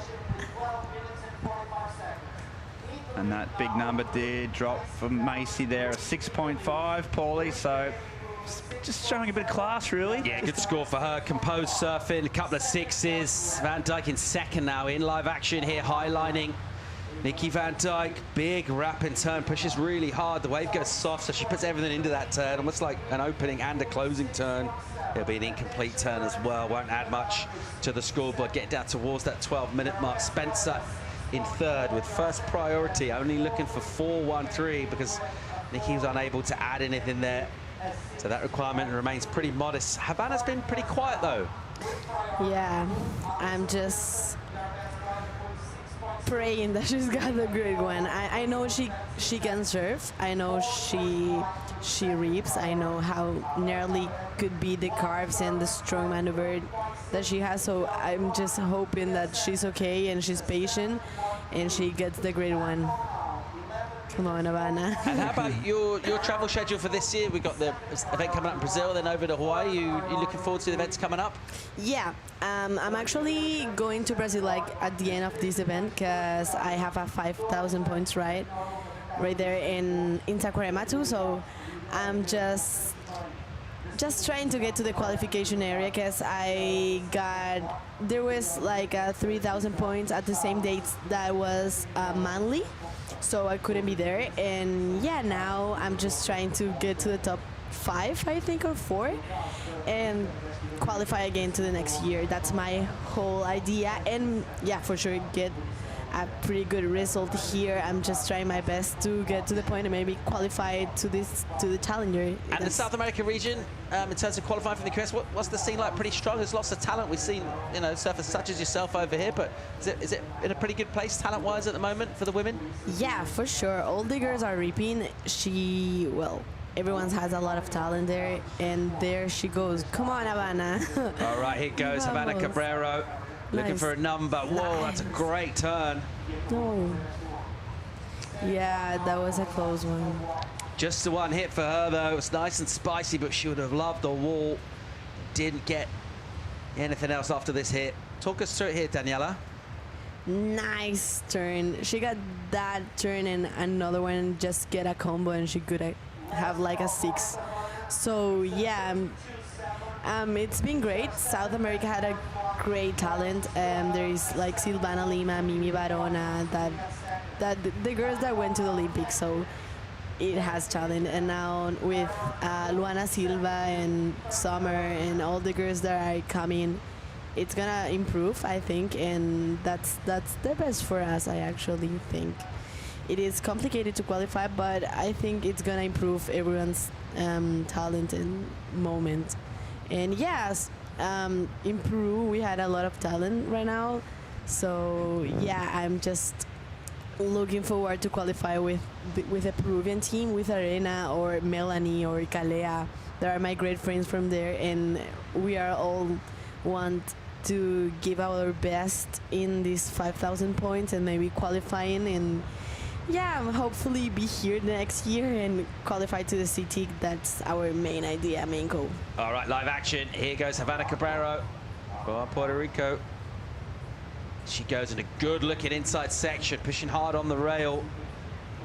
And then down the line, what she got for us here, she's eyeing up something she likes to look of, hits it really hard. Nice from her. So much better stuff from Havana Cabrera. She's got 8 minutes and 45 seconds remaining in this heat. She needed a 7.13 to go straight to second. Real good chance of improving on her high score anyway, which means that the requirement will come down. Yeah, well, Danielle, you talked about if she just gets the opportunity, she can show us what she's got, and she did. That was a nice wave, nice and clean, and she showed some powerful turns.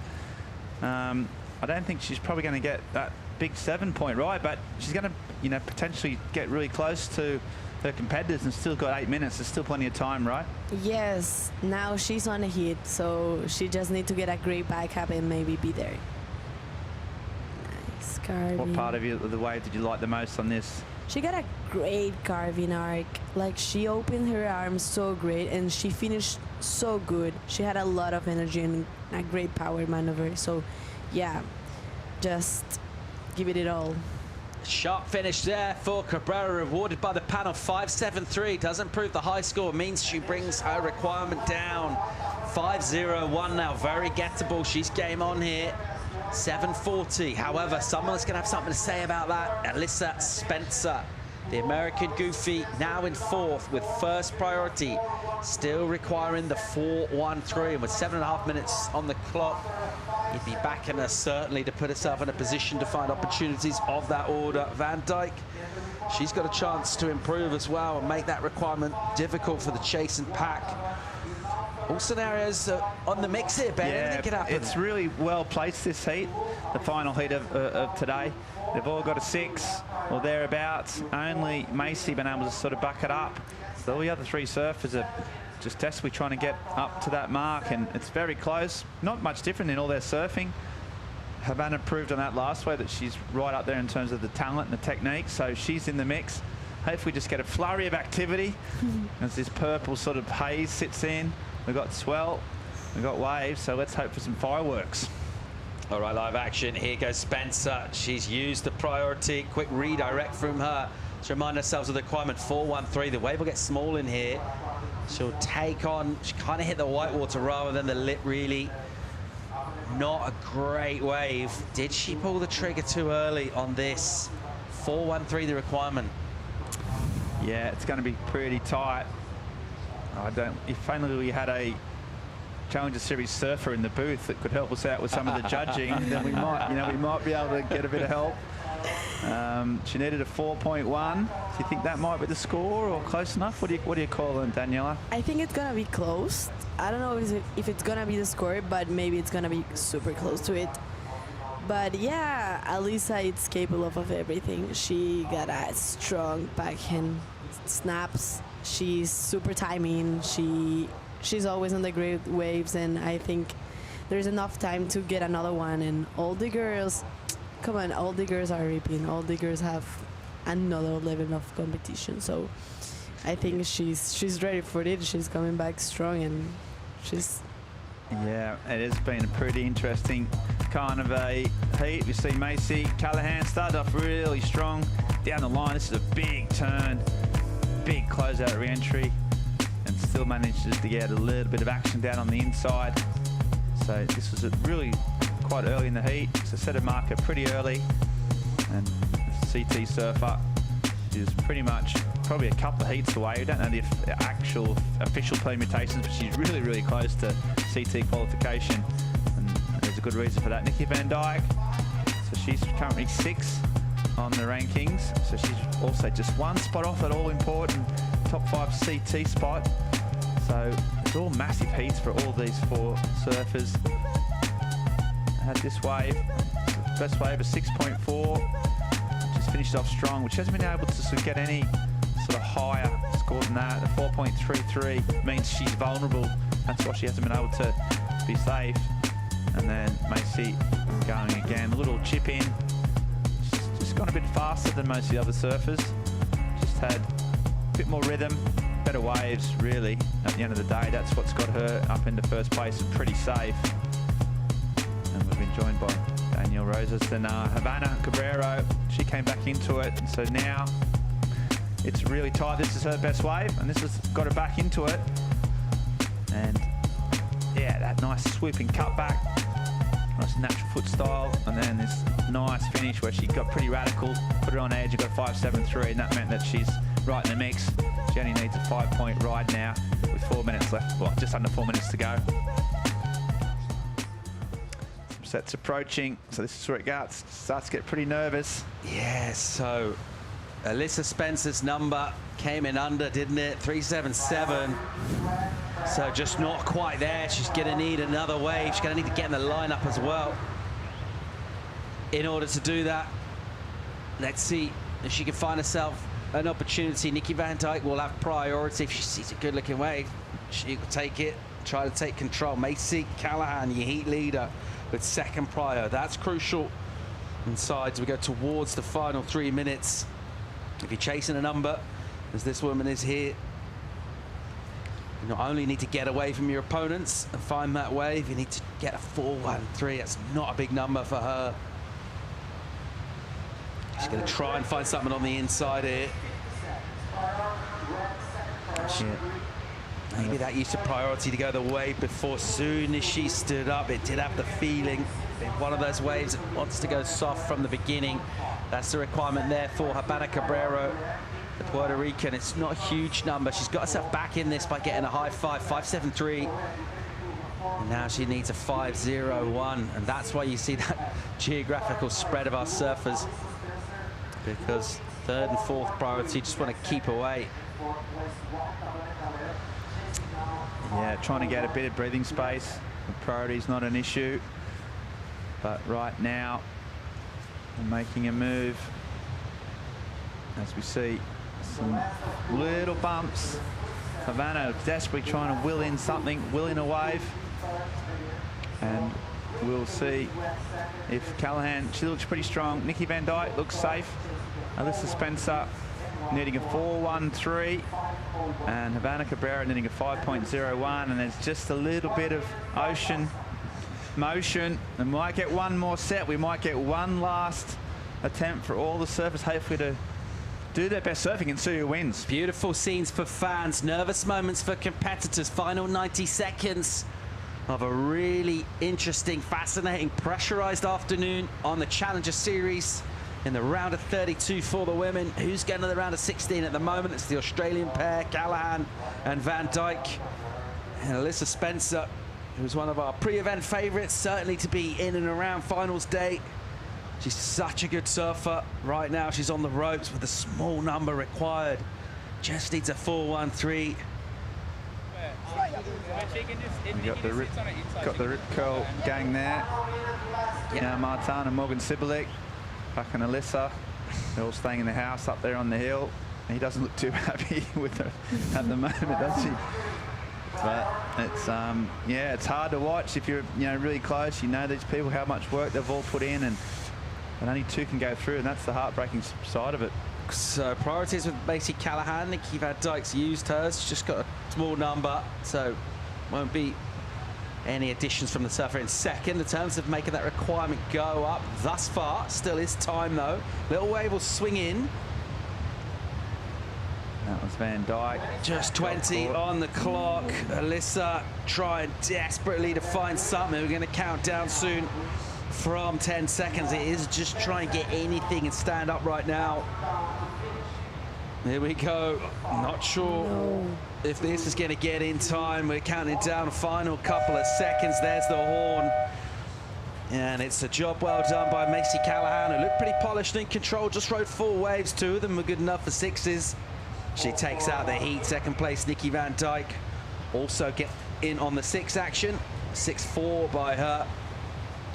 And those two will go through to the round of 16. Looking at a strong result here in the Challenger Series in Portugal. Also looking like the surf ramping up through tomorrow, through the weekend too. There's the official results. It's time to say thank you to Daniela Rosas and good luck for tomorrow as well, Daniela. Can't wait to see you surf here again. And you must also, yeah, we've got some waves coming, so you must be looking forward to it. Yeah, I'm super, super happy to make it to another day of competition in life. So yeah, I'm trying my best, and yeah, hopefully get a great waves and keep going. All right, thanks so much for coming in. Daniela Rosas there, giving us some insights from the studio on an interesting heat. It's been wrapped up a really interesting afternoon. We're going to be back with the post show. We've got top 5 moments of the day. We've got EDP waves of the day. All that's coming at you right after the break. We'll be right back.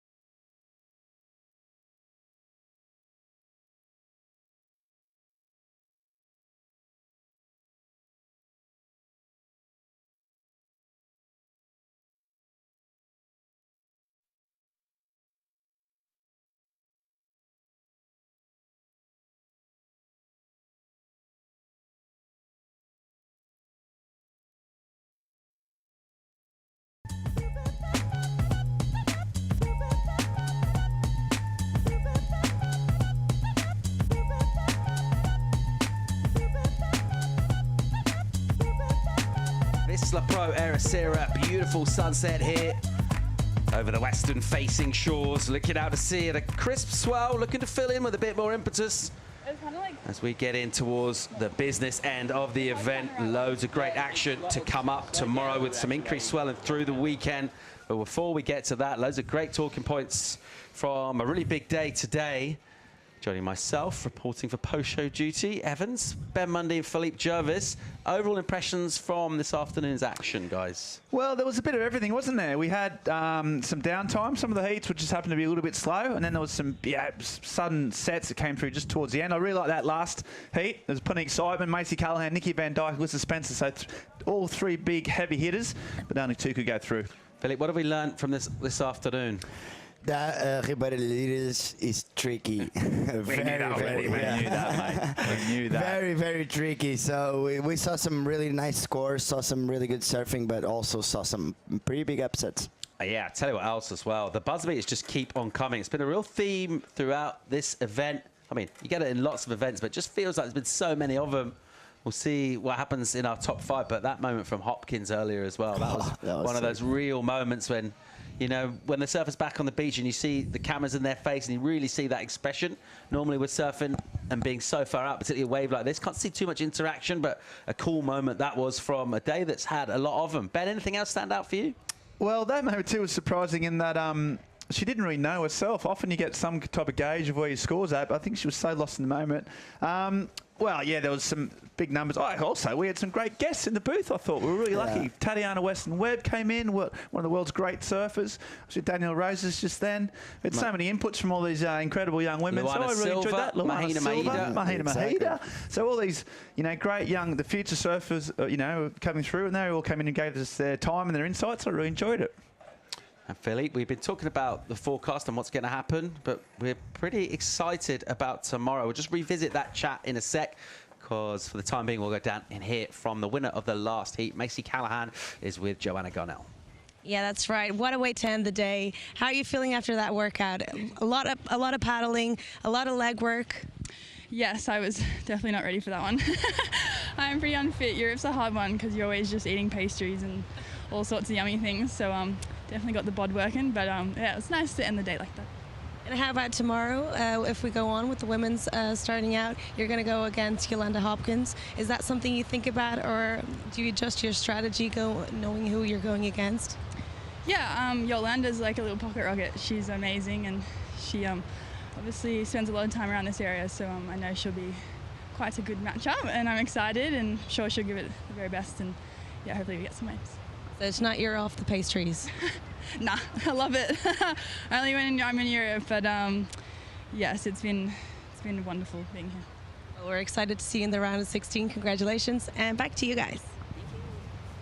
Yeah, all smiles there from Macy Callahan. And once again, think about performance and someone that really is trying to save the best for last. Good effort from her, great sixes, but you feel like she's got loads more quality where that came from. Yeah, she can even go through some more gears. I think she's, you know, she's one of the elite level surfers. She was really solid. She said herself that she's probably not quite, you know, sort of totally fighting fit. But I'll tell you, once she starts going through the final stage, she's going to go crazy. Do pastries not exist in other parts of the world? Because a lot of people talk about bread. Do you not have that in Australia? They have pastries and bread in Australia? Not to this high standard. Why are you getting the blame for all this stuff? They're just really good over here. Europeans are very good at pastries, Paul. And I mean, yeah, obviously you're a big fan.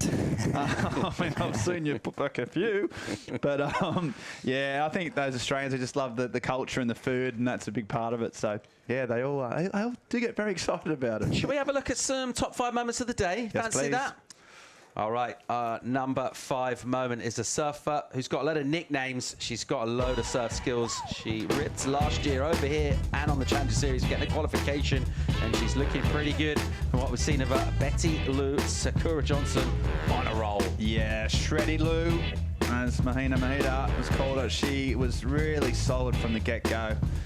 Just, you know what? She never looked like losing this heat. She was straight up and into it. She waited for the best wave. She got the best waves, and then she ripped them to pieces like that. A couple of high 7s for her scores, and just looked so comfortable. Fresh off a win in the US Open. Very different ways, but she's such a well-rounded surfer and so technically strong, mentally really, confident for such a young person. And yeah, look, she has to be considered one of the favourites based on this performance. Shreddy Lou was just shredding the whole time. Looking really, really strong indeed. Can't wait to see what she brings towards the pointy end of competition. Of course, through to the round of 16 now. But let's check out our moment number 4, and it's Baum with the buzzer beater. Yeah, I was actually on the beach watching this heat, and it was pretty insane to see all the South Africans just cheering and rooting for her, and everyone was so happy with that one. So a bit of a butter beater. And she actually served really good. The waves were kind of tricky, as I said. It's Ribeiradilhas, but she was really, really happy. Her coach Liwi was really happy as well. She finished up this one really, really strong. Featuring in the post show prominently. She had a couple of buzzer beaters. She got the EDP wave of the day with an 8 the other day. She's a really good surfer. I think this is the one that she actually turned the heat off. She was already on the beach, and everyone just clapping, and it was pretty cool to see all the South Africans. The wave didn't allow her to go that big, but she didn't even need a big score. So very well served. She never gave up. So very, very, very important win by South The South Africans have got probably the biggest squad, I would say, in terms of numbers. Really impressive. All the Saffers over here backing each other. And yeah, what a well-deserved win. Our third moment is the heat you just watched, and a really exciting one it was too. The sun was dipping, things were looking really pleasant if you're a spectator, but if you were out in the water, it was anything but relaxed. No, it was pretty high octane, really. Macy, she was off to a really strong start. She sort of bagged a pair of 6s early and sort of never really looked like relinquishing control. But all the other servers had high score each. It all came down to that backup. And, just as we said, they're all in the top 10 almost. So all really, really battling for a big result. But Nikki Van Dijk just did enough. She was pretty spicy. Short and sharp, light on her feet. And yeah, Van Dijk right on the bubble there. She's the one that's got to get a couple more heats, and she'll be probably moving up to that all-important top 5. So stacked heat, good performance, good waves, good light, and yeah, very impressive surfing from the last 4 surfers of the day. Yeah, strong showing from the 2 Aussies, wasn't it? And you talked about surfers that have been on the championship tour before and just able to draw on surfing competing against the very best in the world. Sometimes you need to kind of draw on that and just find a little extra gear, and that's exactly what the Aussie pairing was able to do. Yeah, they've got so much experience, and when you couple that with their obvious talent, it becomes a pretty hard package to get past both of them at the same time. And we saw Havana Cabrera. Well, she did a really good, took ages to get into the act, and this was a wave she got probably about 8 minutes to go. Unfortunately, she just ran out of time, but she did show exactly the type of surfing she's capable of. And she looks really one to watch for the future for sure. Our moment number 2, the super heat. Luana Silva, Teresa Bonvalot, Chelsea Twatch, Mafalda Lopez. This was an absolute barn burner. Yeah, it was pretty sad with Mafalda, because she actually had a bit of a shocker, but Teresa's just showing why she's one of the favorites to win this event. She's at home, she's feeling comfortable, the boards are looking good. She had some really nice turns like that one, but Luana gave her a little bit of a battle. Yeah, Teresa, a bit of a knee injury. She's sort of surfing through the pain because it's such an important event for her. Silva was under the pump for a while, but she just came back so strong. That was so good. A couple of high 7s. Again, she's a defending champion. She's a CT surfer. She's got her eyes on the prize. So yeah, I'd be very surprised if you don't see her at the very back end of this event. Yeah, Teresa, she's really, really good on this wave. She reads the wave really well. She always stays close to the pocket, which allows her to go as big as possible, as you see here, just hitting that lip really, really hard. She always looks to the land like, I got it, and this Luana just absolutely destroyed that section. And Luana feels like if she has a bit of a connection with this wave. She won last year, and she just reads it so well and knows how to and when to explode on those turns, because that's what the judges love to see. It's water coming out, speed, power and flow. Yeah, and as that swells predicted to increase, she'll be even more dangerous. She loves the juice scruff in Sunset. So, yeah, she's looking very, very dangerous. All right, our number one moment is this woman here, Caity Simmers, putting up big combinations of scores again and absolutely finding the rhythm. Yeah, real standout today again, Caity. You know what? She's got so much X factor. She's got so much variety. Even on this wave here, you can see all the turns. Even the flat, she just maintains. She's really still, but she just somehow managed to generate so much speed.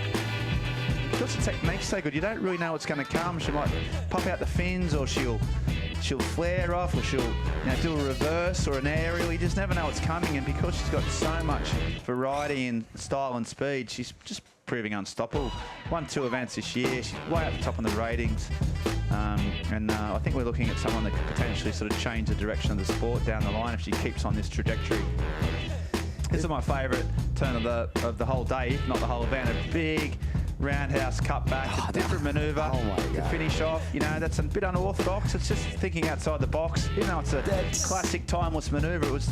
It was done at in a really interesting part of the wave, and she looked absolutely amazing. Yeah, she does have that feel of free surf and a heat kind of flow as well. You mentioned the X factor, but she just looks like she's not really necessarily competing against the other surfers in the water. She's kind of surfing against herself in terms of her own ability and where she wants to go. And I tell you what I won't do is apologise for showing you another wave of her. It's the EDP wave of the day. Guess what? It's Caity Simmers who smashed out a 7.83. Let's have another look at this. She's highlights reel every single day. Caity Simmers is EDP wave of the day, guys. Yeah, well, I saw it live. I saw about 3 replays. I saw it again. I'm watching it again now, and I can't get enough of it. She just managed to get that wave that had that little bit of foam on it, which meant it ran down the reef, and then she just started going to town. So much variety, so much sort of style, and she's, you know, hasn't been surfed much at this wave. We've all talked about how difficult it is to get a read on it. I just don't think she's finding that a problem at all. She's getting the best waves. She's doing so many great turns. That was so good. For a 16-year-old to be that sort of just cool under pressure and just really lighting it up, she's been a revelation for me. Yeah, and also surfing a wave where she's been surfing around some of the other quality waves in this area. Obviously, it's been an event on here, so she hasn't got loads of experience at this wave. She looks very comfortable indeed, and she's been absolutely entertaining. Of course, aside from all the entertainment factor, we're really here about the Challenger Series rankings, and there's been loads going on with that. We've got updated live rankings. So this is as of where we are at the end of the round that we just served, basically since that last heat. Let's take a look at these. You see Molly Picklum, actually, just the way she can throw away a result with what she's got here, top 5 results counting. She's actually number 1, Molly. Yeah, she's sort of raced up by virtue of having replacing a lower result than Caity. Caity's got pretty consistent results. She has to get quite a good result here in Portugal to improve her tally. So she's doing well. Betty Lou, we talked about. Macy, we talked about. And Nikki just up into that all-important top 5. But you know what? It's that sort of interesting pick just by the cut. Sophie's gone down. Teresa's still in the mix. Bronte McCauley's out. Shreddy jumping over Macy Callahan there. Yeah, and Bronte McCauley, that'll be disappointment for her. She's out of competition here.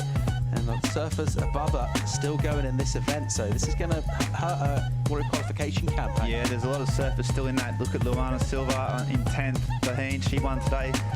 Sawyer Linkblade's still in it, so they'll need almost a win to potentially go up to the top 5, but they're all in the mix. All the best surfers are here, so it's getting really, really exciting.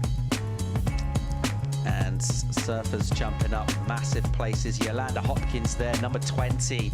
You can see she's jumped from the 30s basically in the last 2 seconds of her heat, smashing out that 5. And she could be on a roll here as well. She's got a tough heat against Macy Callahan tomorrow, but talk about surfers with experience taking on this wave. Hopkins, she could be deadly. Absolutely, and you know what? That can say one wave, 1 second of your life, and things can change dramatically in surfing. Tomorrow morning, how are we feeling, guys? Very good. Maybe a 7:30 call for an 8 start. You like that? I like that because the tide will be on spot on, and the swell will pick up. So I think it's the right call. I'll text Travi, let him know that's what we're doing. Ben, waves tomorrow morning. We're going to have some. Yes, yeah, I think we should probably see waves. I mean, he's our man for the local knowledge, but yeah, I reckon twice the size of today. The tides are pretty good. The winds are fine. We're on, yeah. I mean, I think we're going to see the best day of the waiting period potentially, and we've got the best surfers left in the event. We are poised in a really nice position to finish us off with some quality surf. Loads of great storylines and drama unfolding as well on the Challenger Series. Thanks for tuning in. WorldSurfLeague.com. We'll see you back here tomorrow morning, 7:30 call, 8:30 start. We're going to send you out with some highlights from today. We'll see you tomorrow.